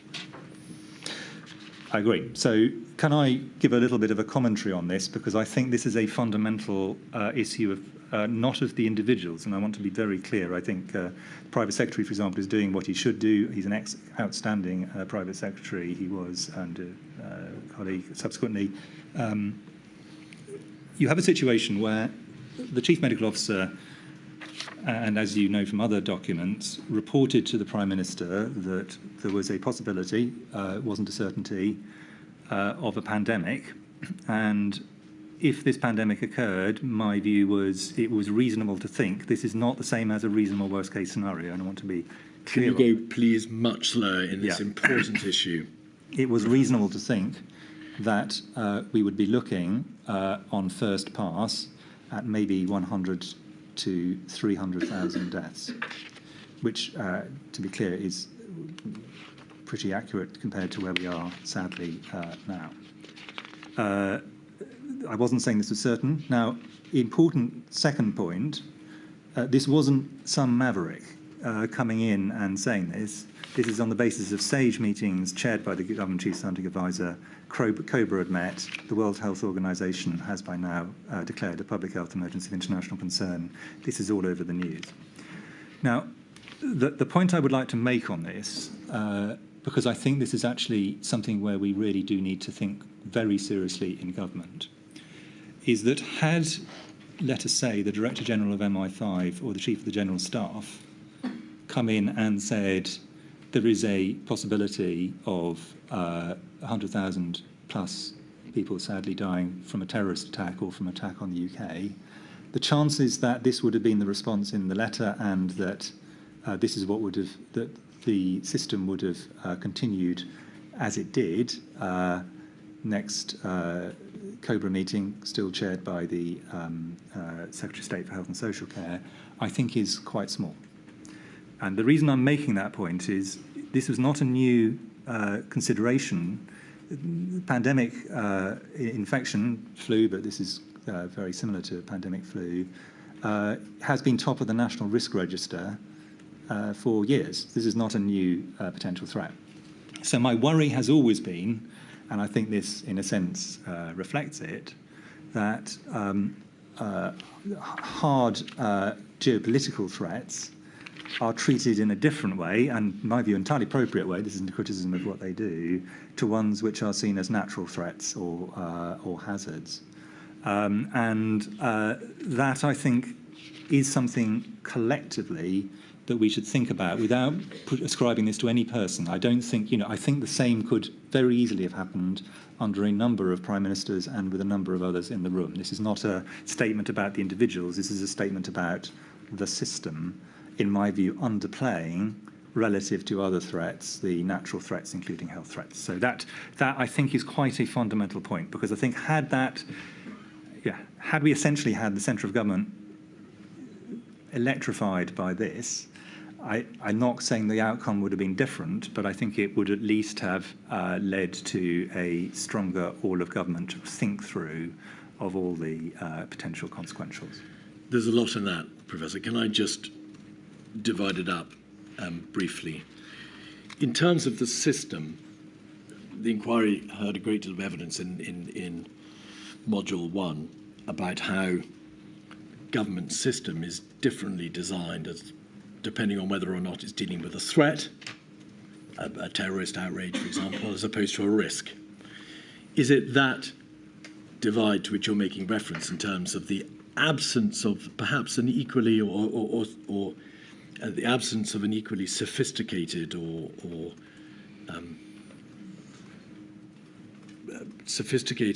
speedy system by which threats can be rapidly responded to in the context of risks and, for example, public health emergencies? Is that the point you're making? Yes, and this is something which was already top of the National Risk Register. Indeed. With understood consequentials across all of government.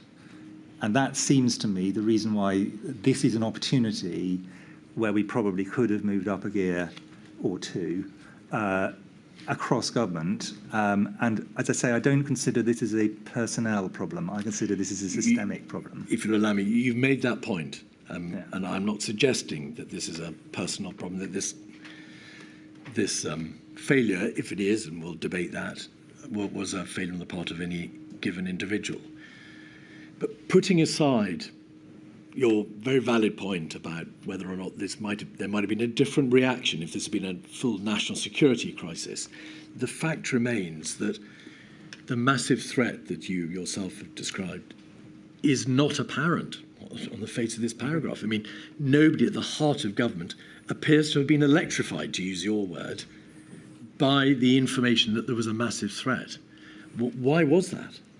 Well, I mean, I think, in a sense, that is my point, is the system is surprisingly bad at, in my view, responding to threats of this kind, which are not in the traditional national security system. And I think that is I don't think that's an insoluble problem, which is the reason why I want to surface it. And I think it is largely to do with the way that the national security apparatus interprets its role. And I think it's an area where we could probably make significant changes, personally.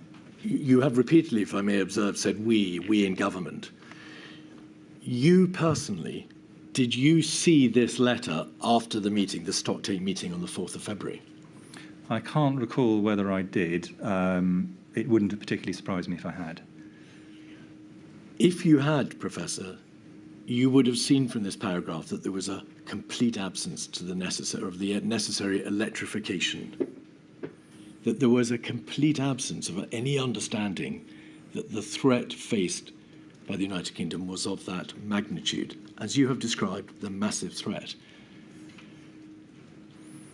Would you not have picked up the phone and said to somebody in Downing Street, you've completely failed to understand the significance of this threat, the emergency that this constitutes, the magnitude of this crisis? I think that the response, and you, I think, have seen some of the toing and froing, was to debate which hundreds of thousands was the correct hundreds of thousands, which didn't strike me as material, although I wasn't actually aware of it at the time. But that's neither here nor there. Is that a reference to the text messages between Lord Sedwell and Sir Christopher Wormald? Yeah, and to be clear, Sir Chris Wormald was trying to push on this point. But I don't think that there is and he was the person who got this into the agenda. I think that the point I'm making here is this is how the system is not designed to understand a threat, even when it is top of the National Risk Register, where it is a health or I would say other natural phenomena, in fact. But let's stick to pandemics, because that's what this inquiry is more narrowly about. And whether it's called toing or froing on the part of government, whether it's called a failure to understand the degree of the massive threat or the magnitude of the crisis, there was a hugely important systemic failure at this point, was there not? Yes, I mean, I think there's a big question about whether it would have made a difference to what subsequently transpired, and I don't think we should draw that line too firmly. No. But I certainly think that it would have been something which, let me be mealy-mouthed about it. Under ideal circumstances, there would have been a different response. Apart from education or training, how would you change the approach to a terrorist threat and a natural hazard? I think I would start off with what's the level of damage that the UK is going to sustain, and start from that rather than which type of threat is it we're talking about. Because the sort of terrorist threat, for example, or what kind of I'm used to threat in a generic sense rather than more narrowly. I think that do people in the security apparatus in Number 10, in other areas, Cabinet Office, view the kind of work that, for example, the UK Health Security Agency does with the same degree of interest and importance as they would view, rightly, MI5, Special Branch, all these kinds of things? And my personal view is I don't think they do. And I think these should be seen as national security problems when they're on this scale.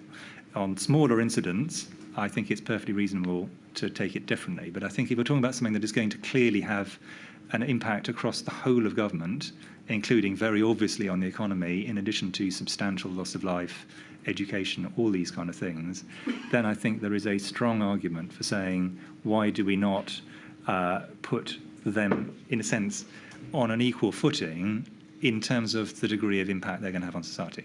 But how do you give them an equal footing? Is it a question of training, or is it a question of saying that when it does become a national security threat, given the level of potential consequences, the National Security Advisor gets... How do you I think get that so. across?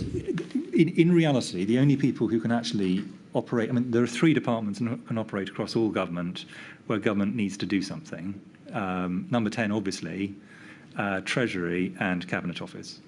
And my view is this should have led to them saying, this is no longer your problem, health. This is our problem. Yeah. This is now a huge problem for the system. And this is going to come into the centre because the centre can then assess this. Now, this is not to say there weren't excellent people in Cabinet Office, in the Civil Contingency Secretariat and so on already on this. It wasn't that there was no interest in this from individuals within Cabinet Office and so on, but it had not, in my view, been seized in the way that a similar kind of level of existential threat would have been from another direction. And I think there are a variety of ways this could be done, and it's very dangerous for me as a Chief Medical Officer to start doing the job of a Cabinet Secretary, because I'm clearly not. But what I do think we need to do is think through, actually, how do we get this very quickly into the centre so that it is able to take the necessary steps. And you could say, well, this was delegated to the Secretary of State for Health and COBRA was meeting and so on, but that isn't how, in my view, it feels and in this case, in my view, felt. And I feel this letter is a pretty clear indication of that. I just don't think this would have been the letter under different circumstances than the way I've talked about. I mean, others could take a different view, but I'm expressing an opinion because I think this is something which at least the inquiry will want to take a view on, even if its view is they don't agree with my position. I'm just taking a position. But before the break, may I ask you to consider the question I put earlier? Your answer was not unhelpful, but it didn't, in fact, address the question, which is, on the premise that, on the basis that there was, however one might describe it, a system failure or failure to acknowledge the existential threat or the massive threat, why, as the weeks in the middle and later February began to roll out, you and others who are equally aware of the nature of that existential threat were not emailing Number 10 or shouting out your concern that the central government had fundamentally failed to understand the nature of the threat that you had described? Well, I mean, it's difficult to work out where you can go once you've talked to all the people I talked to, and there's a very long list of people who Sir Patrick had also, and I think he didn't get to cover it in his oral evidence yesterday, but he has, I think, covered it in his written one. He also, through the good offices of Mr Cummings, tried to escalate this into the centre. So it's not that there weren't attempts to do this. But I don't think, and this in my view is a situation which I'm not convinced that had we done things differently, it would have led to a different outcome. I have said that, and I want to repeatedly say that. Nevertheless, I think nobody looking at this could say this was ideal. That is, if I may say so with the greatest respect, quite an understatement. This was a hugely significant moment and a terrible flaw. My view is that it demonstrates an issue which needs to be thought through. Very well, we'll break now. I'm afraid I understand we're not going to finish your evidence today, Sir Chris. I'm so sorry. I think you were warned. I know the burden we're placing on you and your relatively small office, and I'm really sorry, but you know how important this is. Thank you, Lady. So I'll return at 3:30. All rise.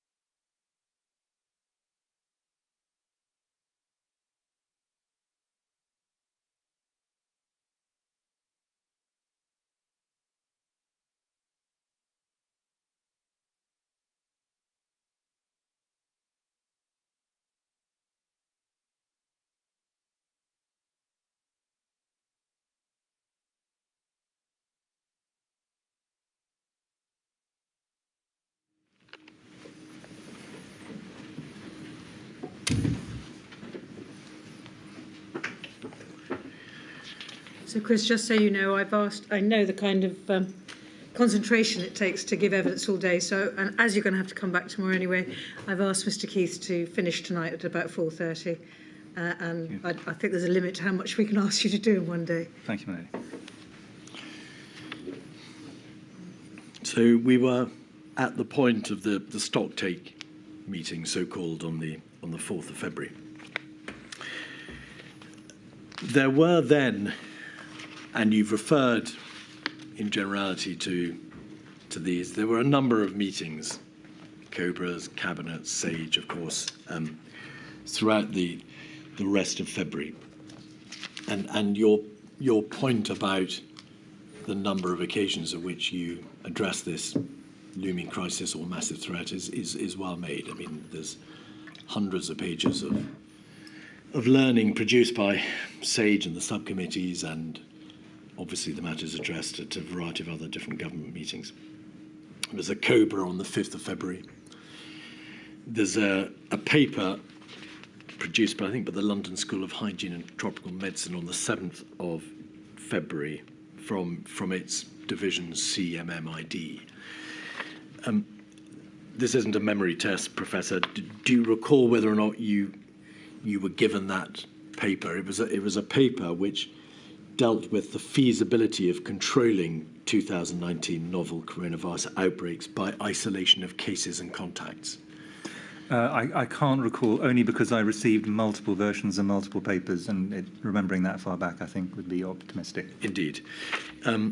Essentially, and this is the evidence of Professor Edmonds, that he produced a report, or rather CMMID produced a report, which showed that a very high number of contacts, or fractions of contacts, would have to be traced and isolated for effective control to work.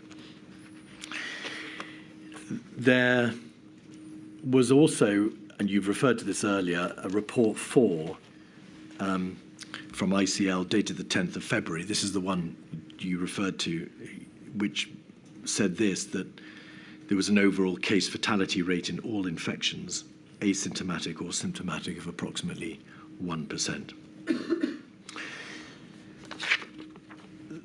There followed thereafter an important cabinet meeting on the 14th of February. Perhaps we can have a look at that. It's 56138. If we look, please, at page 6 of this meeting,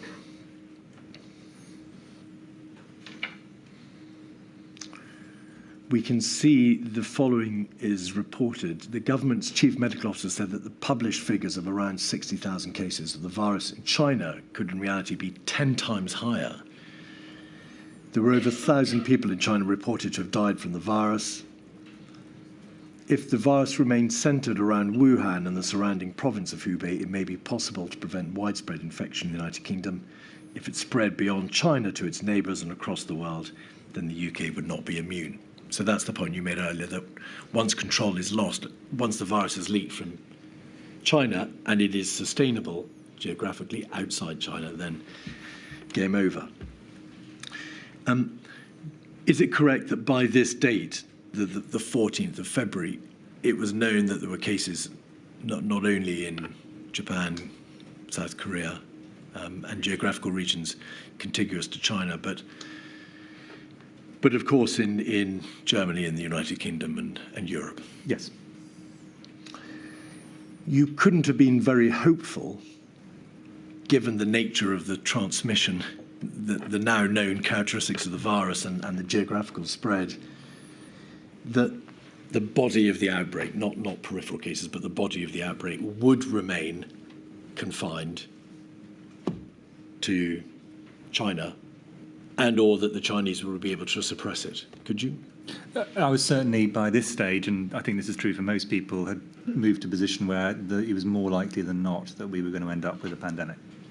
Yeah. If we look at page 7, we can see that at the top of the page it says this: concluding the government's chief medical officer said that if the virus became widespread in the United Kingdom, there were plans in place that could slow down its spread. Accepting, of course, that this may not be an accurate reflection of what was said, if you said if the virus became widespread in the United Kingdom, would that be an accurate reflection of your understanding that the virus, having left China, spread to the United Kingdom was inevitable? Well, leaving China, you could certainly have chains of transmission outside China, and it'd still be in a scenario where it was controlled globally. But I think by this stage it was much less rather than more likely. So, as I say, this probability was not a binary one. It was gradually shifting, but it now shifted, I think, to this being, I think, more likely than not that we were going to end up with a pandemic. Did the government, to whom, of course, you were reporting at this cabinet meeting, understand that it was still conditional, that if the virus became widespread, there were plans in place? Or do you think they did understand that it was a pandemic, i.e. it wasn't just a regional outbreak, not just an epidemic, that it had spread beyond China, it was in the United Kingdom, and it was sustained transmission? Do you think they got that? No, I do think that, and actually it's extremely rare, in fact, that the Chief Medical Officer is invited to Cabinet under ordinary circumstances. Sure. This reflects the fact, I think, that government was acknowledging that this was a substantial threat. May I just pick up one point in this, which is not relevant to your question, but I think may be useful later on, which is just to make the point that we were making very clear this could be more than one peak, because I think that has got a bit lost in some of the... We'll come back to that. The narratives. You'd also say to Cabinet there were plans in place that could slow down its spread. Mindful of what you've told us about the lack of efficacy in terms of border controls, the information that which you knew anyway but which you'd received saying practical measures of controlling spread were difficult. What plans in place did you have in mind when you said there were plans in place that could slow down its spread? Yes, I think you should read this two ways, and both would be correct. One is that there are things we could do to slow, but I wanted to be clear there was nothing we could do to stop. And that is an important, in a sense, that's an important thing I was clear not to say. But this is where the delay bit of the contain, delay, research, mitigate formulation really comes in. Obviously, the biggest elements of this in the early stages was identification of cases and case finding and isolation. For the reasons you've given from Professor Edmonds and his team, but I think this is widely accepted in the literature, once you get to a very large amount of transmission, those really are highly unlikely to work. But in the early stages, a case finding and isolation strategy has a realistic chance, if you can find the majority of the cases, that's the big if, in significantly delaying the spread. The point I'm seeking to make is a slightly different one, which is sitting in the shoes of government and reading those words or hearing them said out by the Chief Medical Officer. If the virus became widespread, there were plans that could slow down its spread. They might not have been sufficiently, to use your words, electrified. And therefore, I wonder whether or not this is a correct reflection of what you actually said. Did what you say communicate the threat? Certainly. I think by this stage, I think that there was quite a recognition that there was a significant threat.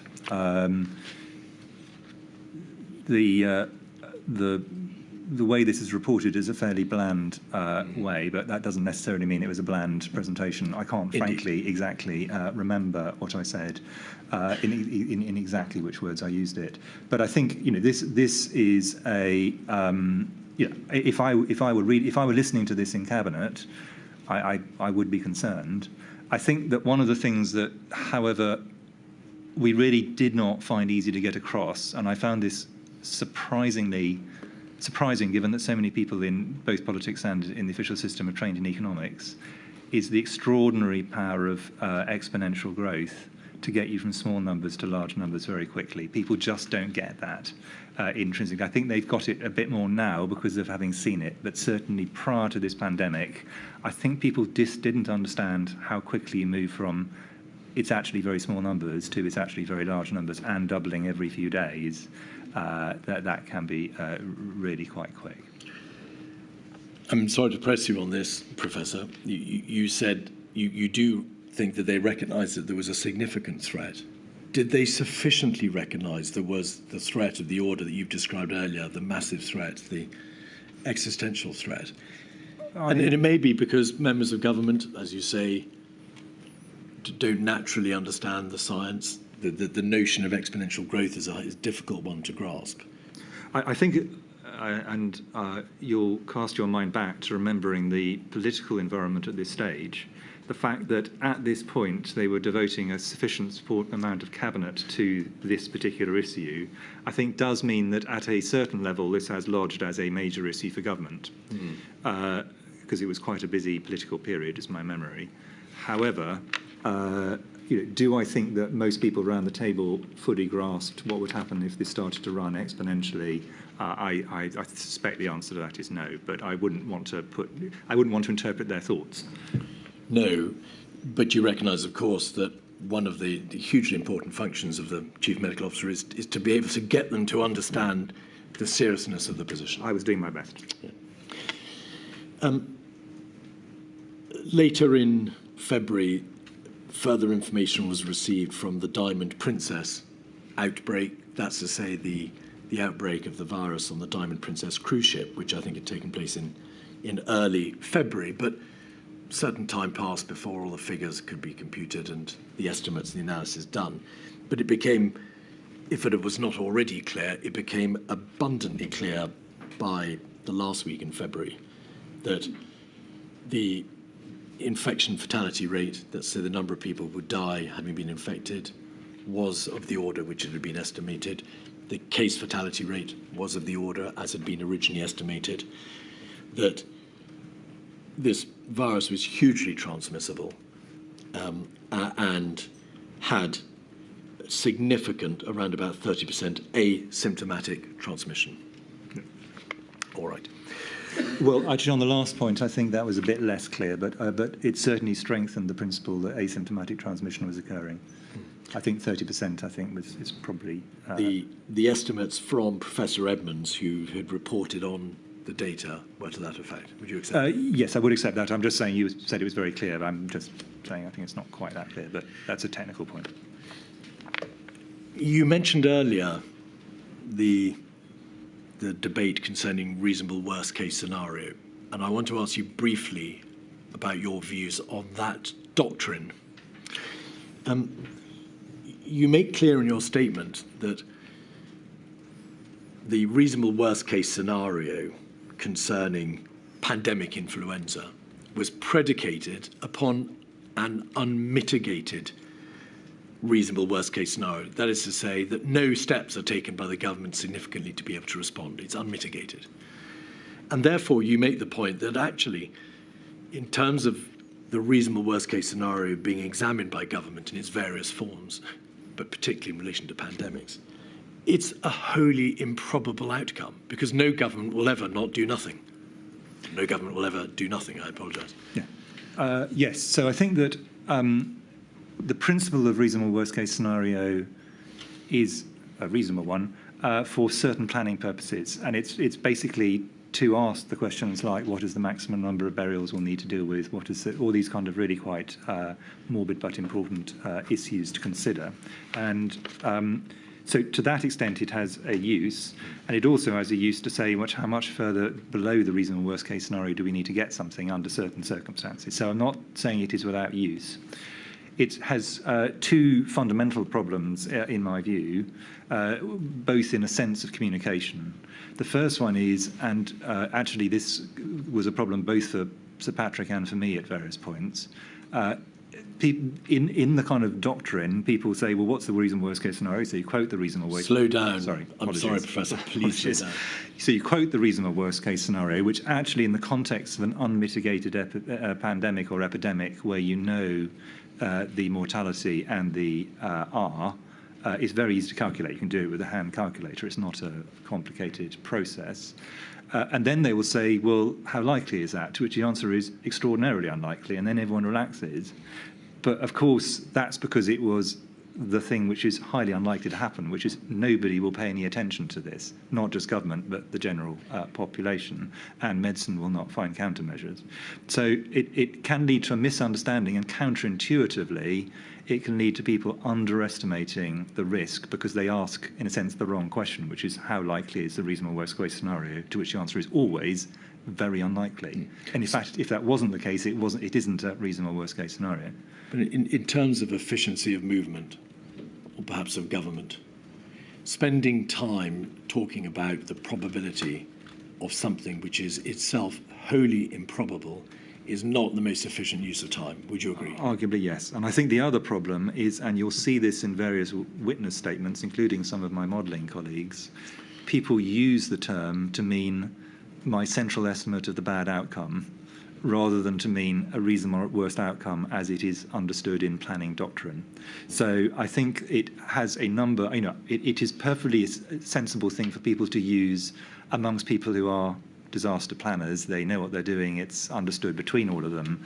But I think using it with people who are not used to it, I think it can lead to confusion of a variety of different sorts. So I'm not saying it should be done away with, I'm just saying I think it should be used with quite considerable care. And as we'll see in a moment, a great deal of time was spent focusing on not just what the probability was of the reasonable worst case scenario eventuating, but also on how to plan for the reasonable worst case scenario, what steps might need to be taken to address it. Is there a danger, or was there a danger in your view, that as a system, if government is focusing on something that it knows is a wholly improbable outcome, it may take its eye off the ball, it may allow a sense of optimism bias to infiltrate the system because it thinks, well, it's wholly improbable, it's never going to happen. And that may just deprive the system of the required degree of immediacy and yes, speed. I think in an ideal world, you'd have a small number of people thinking seriously about how you deal with the reasonable worst-case scenario if you lose complete control of any environment. But the great majority of people concentrating much more on how do we get this down to the lowest possible level, given the threat we face, of whatever type, but certainly in pandemics, that would be true. Because then there would be focus necessarily on the actuality, the real scenario, what is likely, genuinely likely to eventuate. Yeah. And I ask, Professor, because it's plain that from COBRA meetings in the middle of February, from a reasonable worst case scenario, clinical alignment planning meeting on the 14th of February, a SAGE meeting on the 27th of February, numerous WhatsApps in the first week in March. A huge amount of time is dedicated towards trying to assess how probable the reasonable worst case scenario is. Yes, that's correct. And that doesn't appear to have been a profitable use of anybody's time. I think, as I say, it's useful if you can hive it off from the majority of the work, which should be around trying to mitigate the reasonable worst-case scenario and make it less worst. And it's not an easy process, is it? I mean, you were asked to opine in WhatsApps on the 2nd of March, in the number 10 DHSE COVID group, what the probability is, and you said, or rather Sir Patrick Vallance said, Chris and I both think the reasonable worst case scenario is relatively low probability, 1 in 5. That's the 2nd of March.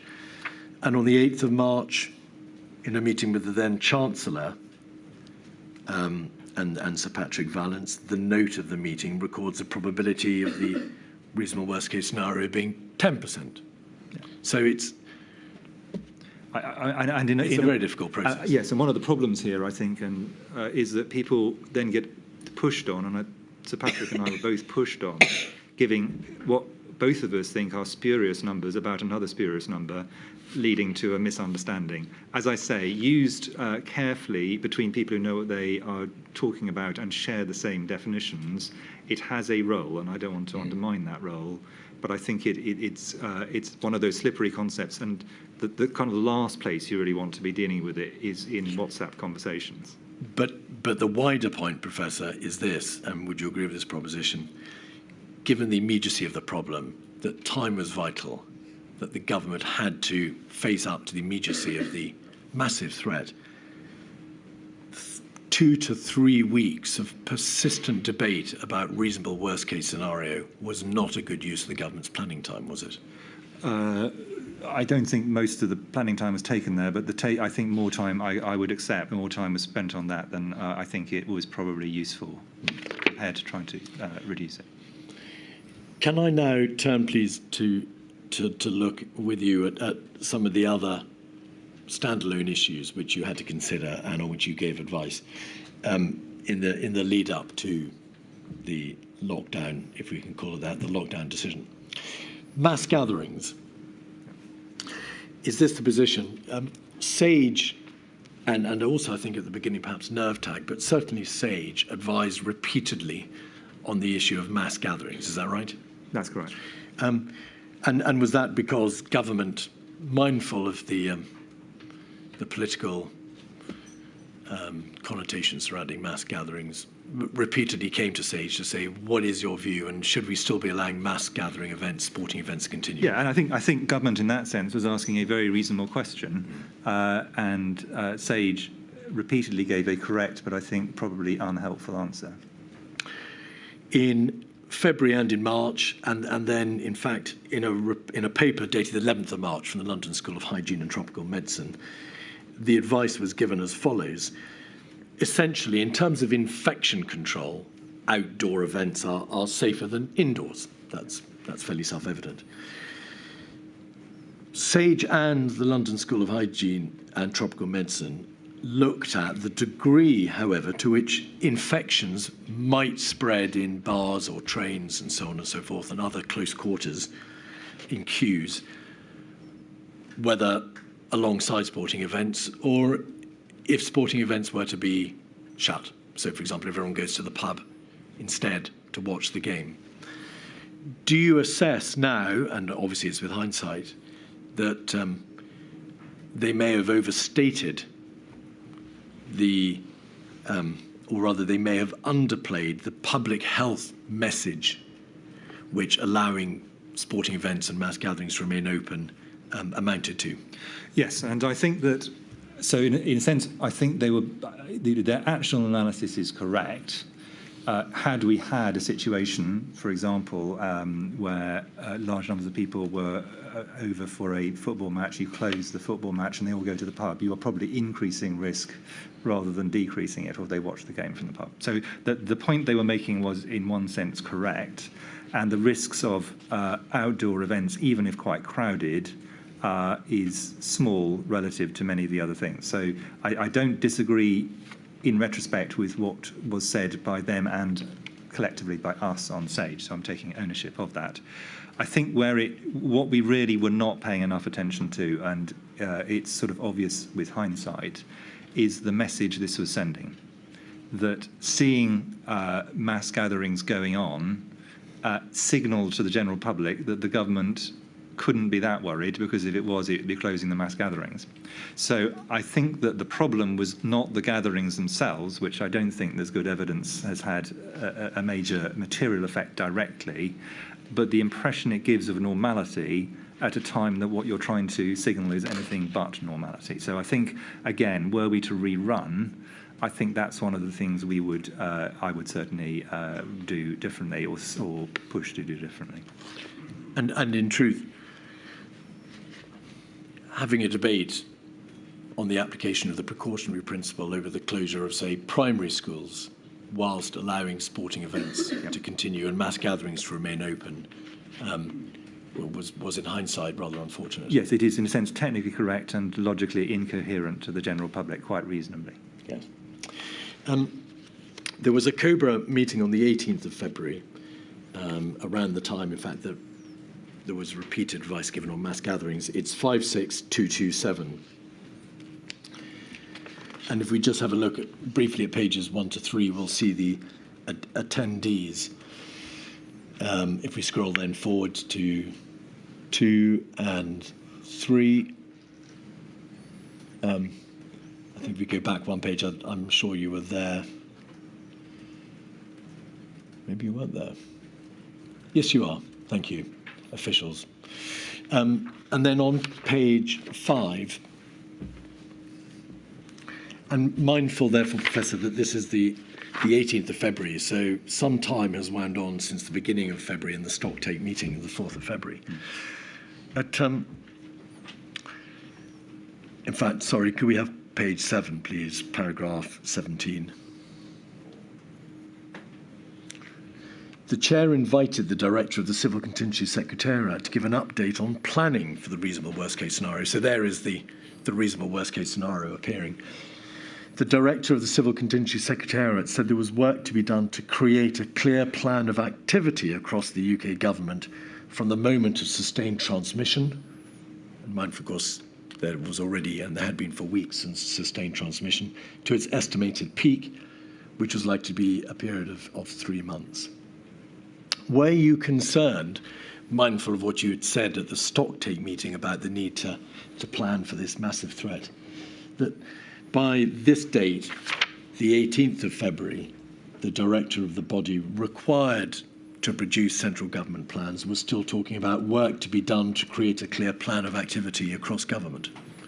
I mean, I think it was reasonable that this work was continuing, but if this was at the expense of other work, I think, as you've implied, that's not really a sensible use of time. I think around this time, and this is just to give an idea of what's happening in parallel, I think you can see debates between me and others where my firm view certainly is our aim is to find the collection of things that will bring R below 1, which in a sense is a different strand of work and I think takes us in quite a different direction. Yes. And that point, Professor, is that when it became clear, or it having become clear, that there was sustained community transmission in the United Kingdom, and that containment had, by necessary inference, failed, what you advocated was a delay in the upswing of the overarching first pandemic wave. That's correct, although, to be clear, that was not clear that had happened at this point in time. No, I said when it... Yeah, no, I just want to make sure we separate those out in time. That was later that occurred, yeah. The strategy that there should be a delay in the upswing, which some people have called a mitigation strategy as opposed to suppression, but there's a huge debate to be had about whether delaying a wave or squashing the peak or squashing the sombrero is just a form of suppression, and we're not going to go into that debate. But I can give you a long answer, but... Yes, that's in part why, Professor, we're not going to go into that debate. So, certainly by at the end of February and the beginning of March, it was apparent to you that means of control having failed, the virus was here, it's transmitting throughout the community. We now know, of course, there were hundreds, if not thousands, of seedings during the February half-term from Italy, France, and Spain. Strategically, that was, it seemed to you, to be the appropriate response. To delay the upswing of the pandemic wave. Yes, I mean, I think the things which delay a wave and the things that pull R below 1 are, for practical purposes, once you've lost control, the same things, at least initially. Can I just introduce a public health concept, which I think is useful for this, which is the ladder of intervention, where you start at the things which have the lowest, in a sense, negative impact, and you escalate up. So you'd start off with, to take this example, washing your hands and cough etiquette, and you move up through isolation of cases up to really quite intensive things like closing schools, and as we ended up in a place I don't think we really would have anticipated, using the full force of the law to insist on people staying at home. That escalation, that the idea of that is that you escalate up as you need to, adding things that are more and more onerous or more and more interrupting of people's normal life, economic and social, as you get further and further into trouble, basically. I'm not saying that's exactly what we were doing here, but I'm just saying that concept was part of, I think, what many people, including me, were trying to think through at this stage. And to be clear about when it became apparent to you that steps might need to be taken to delay the upswing of an epidemic as opposed to suppressing it entirely, you had in fact started raising this issue as early as the end of January because you emailed Professor Ferguson, I think, asking for his view as to what could be done to delay the upswing of it. Yes, and I, from very early on, my view was we need to find out a group of things that will get R below 1, if that is possible. And the Chinese have demonstrated it is possible. So then the question is, can you do it in a way that is sustainable? And sustainability was my other big concern here. Can we come back to sustainability? Yeah. It's a subject all of its own. Yeah. But being aware that, of course, the Chinese had applied lockdowns and they had worked, at least that was the general understanding by the end of February in the United Kingdom. Why, as you developed the strategy of delaying the upswing of the wave or squashing the level or squashing the sombrero, did you rule out a complete suppression strategy? What was it because of the risks of the uncoiled second wave, as we've heard, or for some other reason? Yeah, I think some of the output of some of the modelling is slightly misleading in my view, because it implies you'd have a completely mitigated first wave and then completely unmitigated second wave, which makes no logical sense, unless makes no logical sense at least. Ultimately, I think people, in a sense, overcomplicate and think humans can do things more precisely than they can. Ultimately, my view with epidemics is they're either doubling or they're halving. And the idea that you can somehow hold something at an hour of 1 strikes me as fanciful. So you either are above 1 or you're below 1, and if you're above 1, it's going to carry on exponentially. You can slow it down, so delay doesn't necessarily imply that you're going to get R below 1. You could just reduce the R significantly and therefore push out the number of days it's doubling. And I'm sorry I'm giving you a technical answer, but I think it's quite an important point here. So in theory, you could delay but still not get R below 1. So those two are compatible. But the only way you're going to get an epidemic wave to turn over is to get R below 1 in reality. The inquiries had a great deal of evidence about the overarching need to get the reproduction number below 1.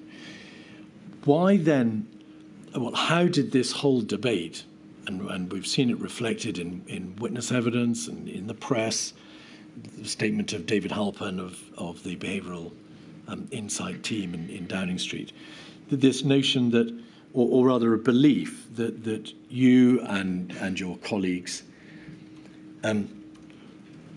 were flattening the curve, were delaying the peak rather than focusing on bringing R below 1, which is what epidemiologically you were seeking to do.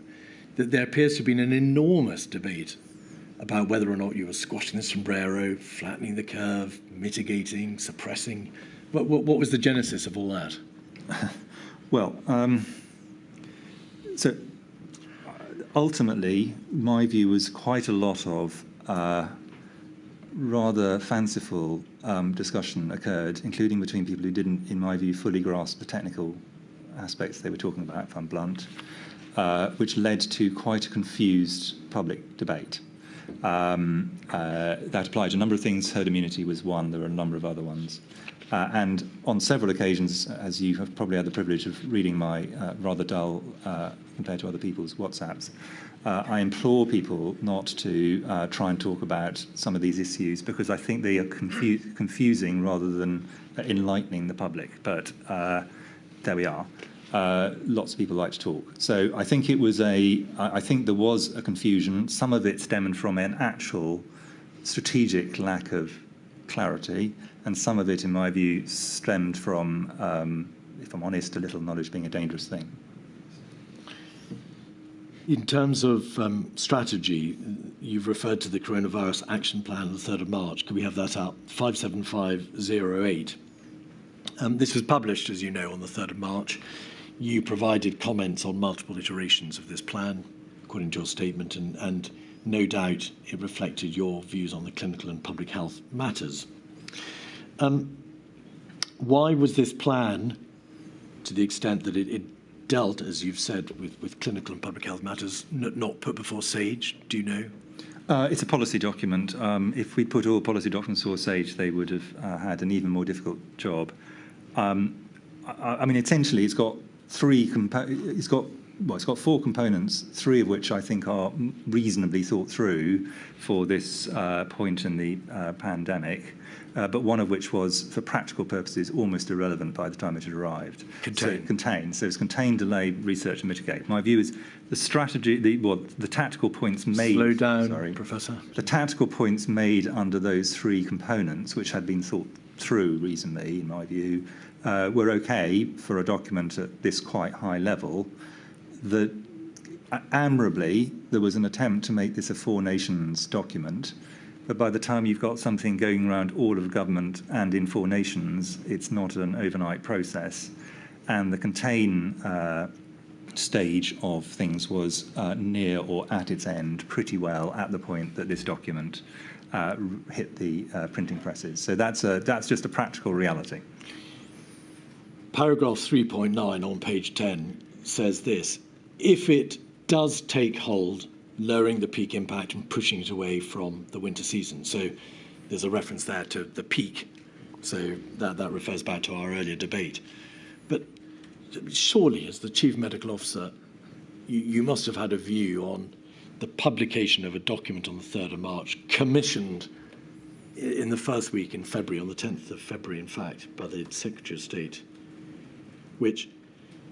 and it was the sole strategy document published by the British government. I think this is It was out of date by the time it was published. Well, I think that going back to the previous discussion, once you're in an exponential curve, you get out of date remarkably quickly. But you have repeatedly said we the government, we. You knew that SAGE had not been consulted on this. You had drafted various iterations of this document, or contributed at least to the text. You couldn't have been unaware of the fact that this sole strategy document was out of date by the date of publication. You, more than anybody, knew containment had been lost weeks before. No, I disagree that containment had been lost weeks before. I think that it was close to the point where you had to abandon it around this time. But we can come back to that if you want. So it wasn't weeks before. The problem with this document is essentially there's nothing wrong with the document, it's just too late. If it had been published when it was first conceived, as I recall it, it would have been much more in date. This is one of the problems of trying to develop these kind of documents on the hoof during an exponential rise. That's just a reality. And no doubt you regret that this document was published at all, given that it was out of date. Well, it was a lot better than no document, according to your previous perfectly reasonable points. Professor, you cannot seek to sustain the value of a single strategy document, the only document published by the UK government that you knew, to a certain knowledge, had been out of date in relation to its first and important strategic plan, contain. There will maybe come a point where the Chief Medical Officer is given plenipotentiary powers to run all policy documents across government, but this is not that moment. I think I completely accept there are bits of this document that are out of date. There are other bits of this document I thought are actually pretty good document, and not publishing any of the document. The problem about documents that are agreed across all of government and across all of government and across multiple nations is redrafting them every single time. You have to go around everybody and say, are you content with these changes? So I think the admirable aim to try and make this a cross-government and four-nations document, and I think that was sensible in one sense, itself mitigates against it being timely, given the speed at which this is going to happen. You can argue such a document should not have existed, but in a sense, I think some document is better than no document. I actually think in most elements this is a pretty good document, given that we had no document previously that anybody could look at. So I'm going to stand behind the publication of the document without saying that I agree that every single word of it was exactly current at the point it came out. Did you email anybody or call anybody in government to say, I just don't want to put my name to a document that I know to my certain knowledge is out of date and material part?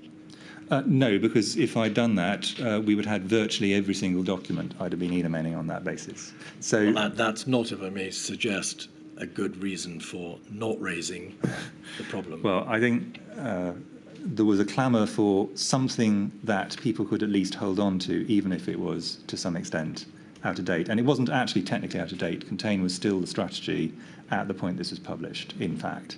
So by definition, if Contain is still the strategy, but what I said almost contemporaneously with this, and I know you can't interrogate on this, but it's all laid out for people who are not lawyers, in the House of Commons, made clear that my view was we were mainly in delay, but had some elements of Contain. That was largely because that was a negotiated position in government at this point. So it would have, in fact, have been not in line with government policy at the point of publication had we claimed at this point that Contain was not there.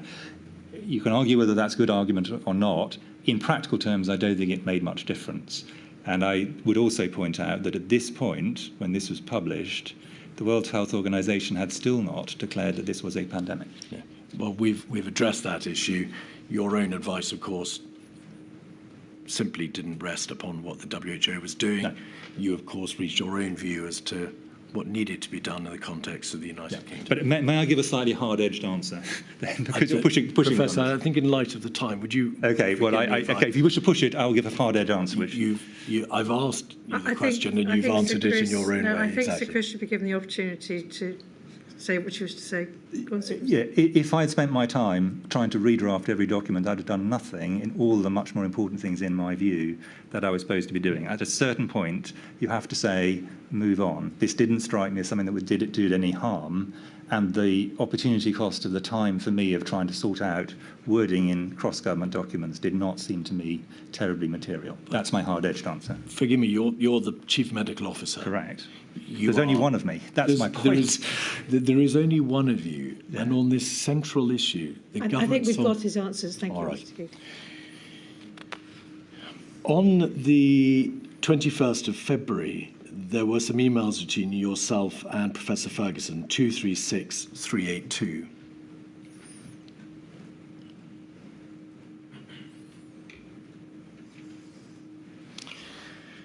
If we could look at page 3 briefly.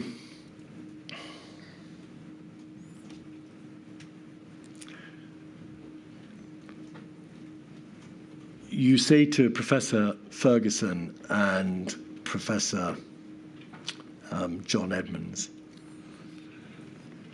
thanks for the previous emails. An event like this in the United Kingdom could obviously happen at any point. It's not easy to predict when. It may be very soon, in weeks.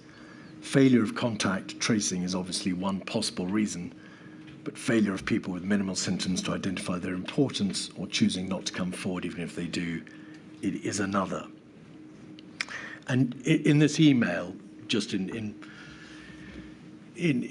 outline, you are dealing with, or you're expressing your views as to the likelihood of the pandemic ensuing. You described the email as local spread in Europe. Do you recall this email? I do. There are references in this email to speculative scenarios, although I can't, yes, in the bottom line. I'm, however, not convinced that presenting speculative scenarios are always helpful in public understanding. And this is a view expressed in the context of this paragraph, which is where you say or you refer to the tactical aims of contain, delay, research, and mitigate.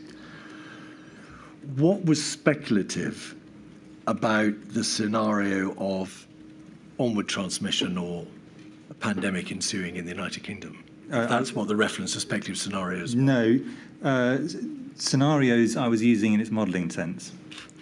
So, as you'll recall from extensive evidence you've had from the modellers, what I didn't think was sensible was to put large numbers of different models based on different things into the public domain at a point when actually what people wanted was relatively straightforward. And this goes back to a conversation we had. Professor, please. I do apologise. This goes back to a conversation we had earlier, which my view is modelling is not always the best way in which to communicate information, particularly at a time of concern. The email does refer to modelling specifically in the third paragraph and to different interventions, but it's bound to be said that that last paragraph appears to be referring to an uncontained global epidemic and to onward transmission. I was being very clear, as if you look at my public statements, that was a risk at this point in time. So that's not, the only way that you can operate if you're a doctor or a public health person is by clear transparency of what you're trying to say. This is in no way a reference to implying we should not be being straight with the public. I absolutely think we should. This is a point about modelling. That's why I'm discussing it with two modellers. Page 2.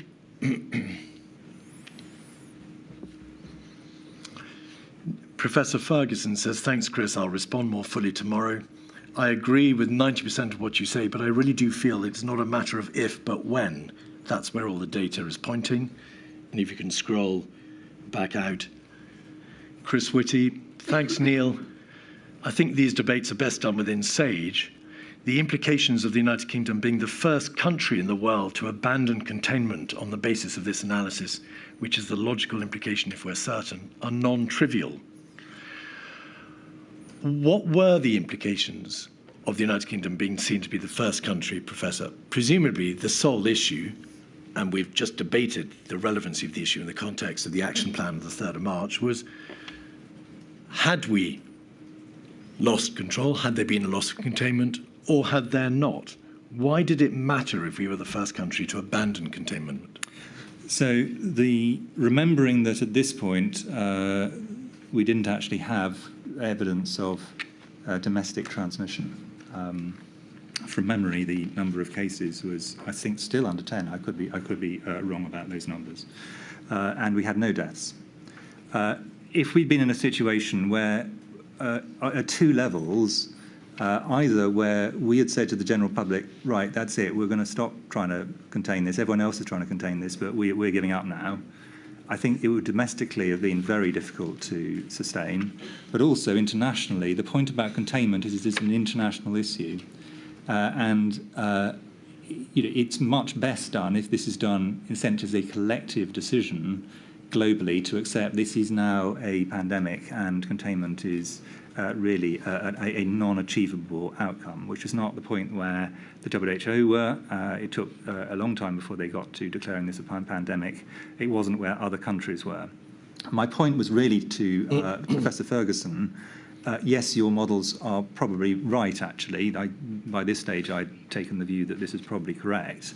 But that didn't flow into, given the small numbers of cases in our country, that we should therefore declare containment essentially dead. That is the reason for this discussion. And the other point, which I would reiterate, and I was very firmly of the view that some people, including extremely eminent colleagues like these, were having conversations, in a sense, out of the SAGE or any other process, when my view is they were much best done in that process where the scientific debate could be had with all the right people in a minuted conversation. So I was, that's the other thing I was trying to avoid, was this becoming a kind of informal policy-making process driven by particular people's views based on their own models, all of whom I have to say I have huge respect for. This is not a comment about the individuals. You have, of course, in the course of your evidence, Professor, repeatedly said we, and as I've noted, referred to to government and to we, including yourself and government. Yeah. Were you concerned politically about the ramifications of the United Kingdom being the first country to be seen to abandon containment? No, it's not my job to have a political view. It's a public health view. All right. On the 24th of February, Professor Ferguson sent to you and Sir Patrick an initial analysis of the potential impact of a variety of non-pharmaceutical interventions. Yeah. So this was Imperial College London's, one of their first stabs at setting out a suite of measures.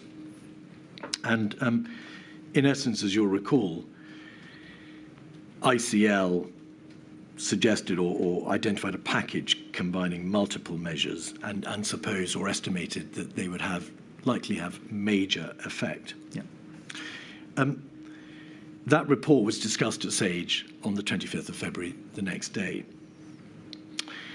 Professor Ferguson, in his statement, refers to the fact that your response to the production of these non-pharmaceutical interventions was a concern that on account of their relatively aggressive nature, they were more stringent than what had come before, that pushing the epidemic to the autumn or winter might worsen the consequences. So the notion that if you apply countermeasures, the wave is delayed or suppressed, there's a risk that a second wave may come back, or maybe that wave may come back in a winter season and the consequences will be worse.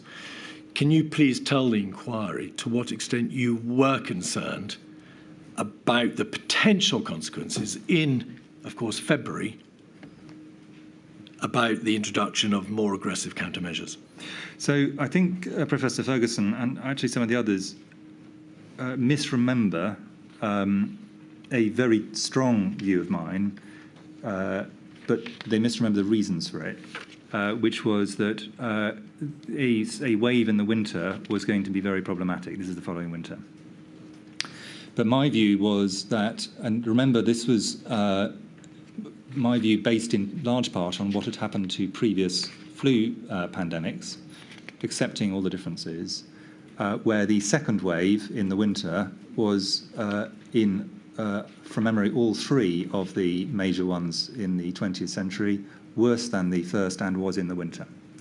My view was not based on their models, and I think this is where the misunderstanding came from, was they assumed that all decisions were starting from the models they were having. My view was I was starting from what had previously happened in pandemics. So they are correct that I was concerned about the winter, and many people say I talked about that multiple times in SAGE. I did. That didn't mean that I was worried that in February or indeed in March, I thought there was a strong risk that we were going to be able to push things just by delay alone into the winter months. That struck me, frankly, actually quite as improbable. So I think, in a sense, I think this is a genuine misunderstanding, misremembering by Professor Ferguson of the reasons for my concerns about the winter, but he is correct that I was concerned about it, and I think that was reasonable. And there are multiple other emails of mine that make this clear that that was my view, just to be clear. 151558 is a presentation from the Cabinet Secretariat titled Interventions Overview. It's dated the 6th of March. And there is a reference in this to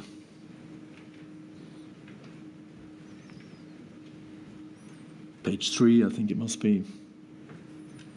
Is this where there's this wholly improbable suggestion that you completely suppress a wave and then choose not to in any way mitigate the subsequent wave? I mean, that I think is what we're talking about. It is. Yeah. These words, very stringent social and behavioural interventions, such as those in China, have the potential to prevent a major epidemic establishing, but risks a large epidemic re-establishing when lifted.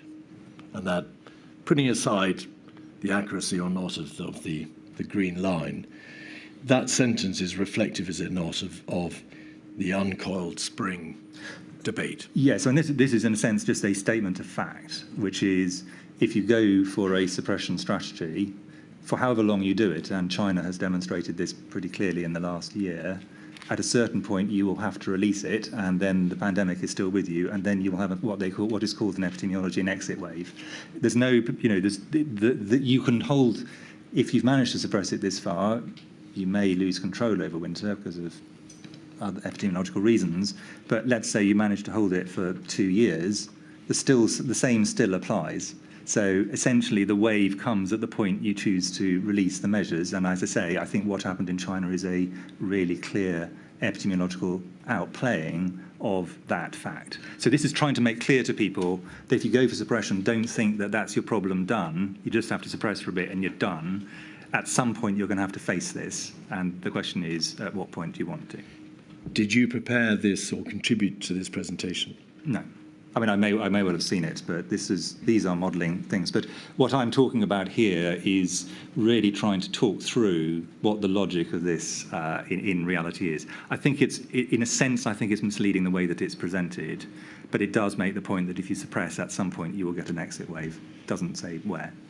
Professor, did your concern about the relatively severe consequences of a virus re-establishing itself in a subsequent winter, or of a virus recoiling like an uncoiled spring, or however you wish to describe it, did your concern influence in any way your willingness to countenance the more stringent interventions which were being recommended at the time, and which, of course, as we know, ultimately came to be imposed? No, and you should recall that in the 3 flu pandemics I was talking about, they didn't do any of these, and they still got a bigger winter wave. So this idea that this only happens if you do suppression, in my view, flies in the face of our last 3 experiences of major respiratory pandemics. So in my view, my position was based on history. The modelling wasn't actually the basis on which I had that view. Well, then, either the suggestion that you held those concerns and you allowed them to influence your willingness to engage these and support these more stringent interventions is correct, or this important Cabinet Secretariat presentation is materially misleading insofar as it suggests that a large epidemic will be re-established when measures are lifted. Well, which is it? Is a statement of fact that if you have a circulating pandemic for which there is zero immunity, so assuming we haven't yet got a vaccine, and potentially even if you have got a vaccine, as China demonstrated, if you suppress for a long period of time, at some point you will have to have an exit wave. Now, if you have a completely effective vaccine, that may be eliminated. If you have extraordinarily effective treatment, it may be you get an exit wave with no deaths. In a lot of scenarios, that's a perfectly logical thing to do. But the idea that you can, absent an extremely effective vaccine, suppress and then not have an exit wave is not realistic. And that's really what this slide makes. It may make the point rather badly. But again, I cannot see a situation where anybody with what I will bluntly call an ounce of common sense would suppress a virus until the winter and then deliberately release it, which is, in a sense, if you were taking an absolutely literal interpretation of this, you would take. Clearly, that's not going to be a logical thing to do, and I don't think anybody, as far as I'm aware, ever suggested that. Lady. Certainly. Thank you very much indeed. It's 9:30 tomorrow. Yes, please. All rise.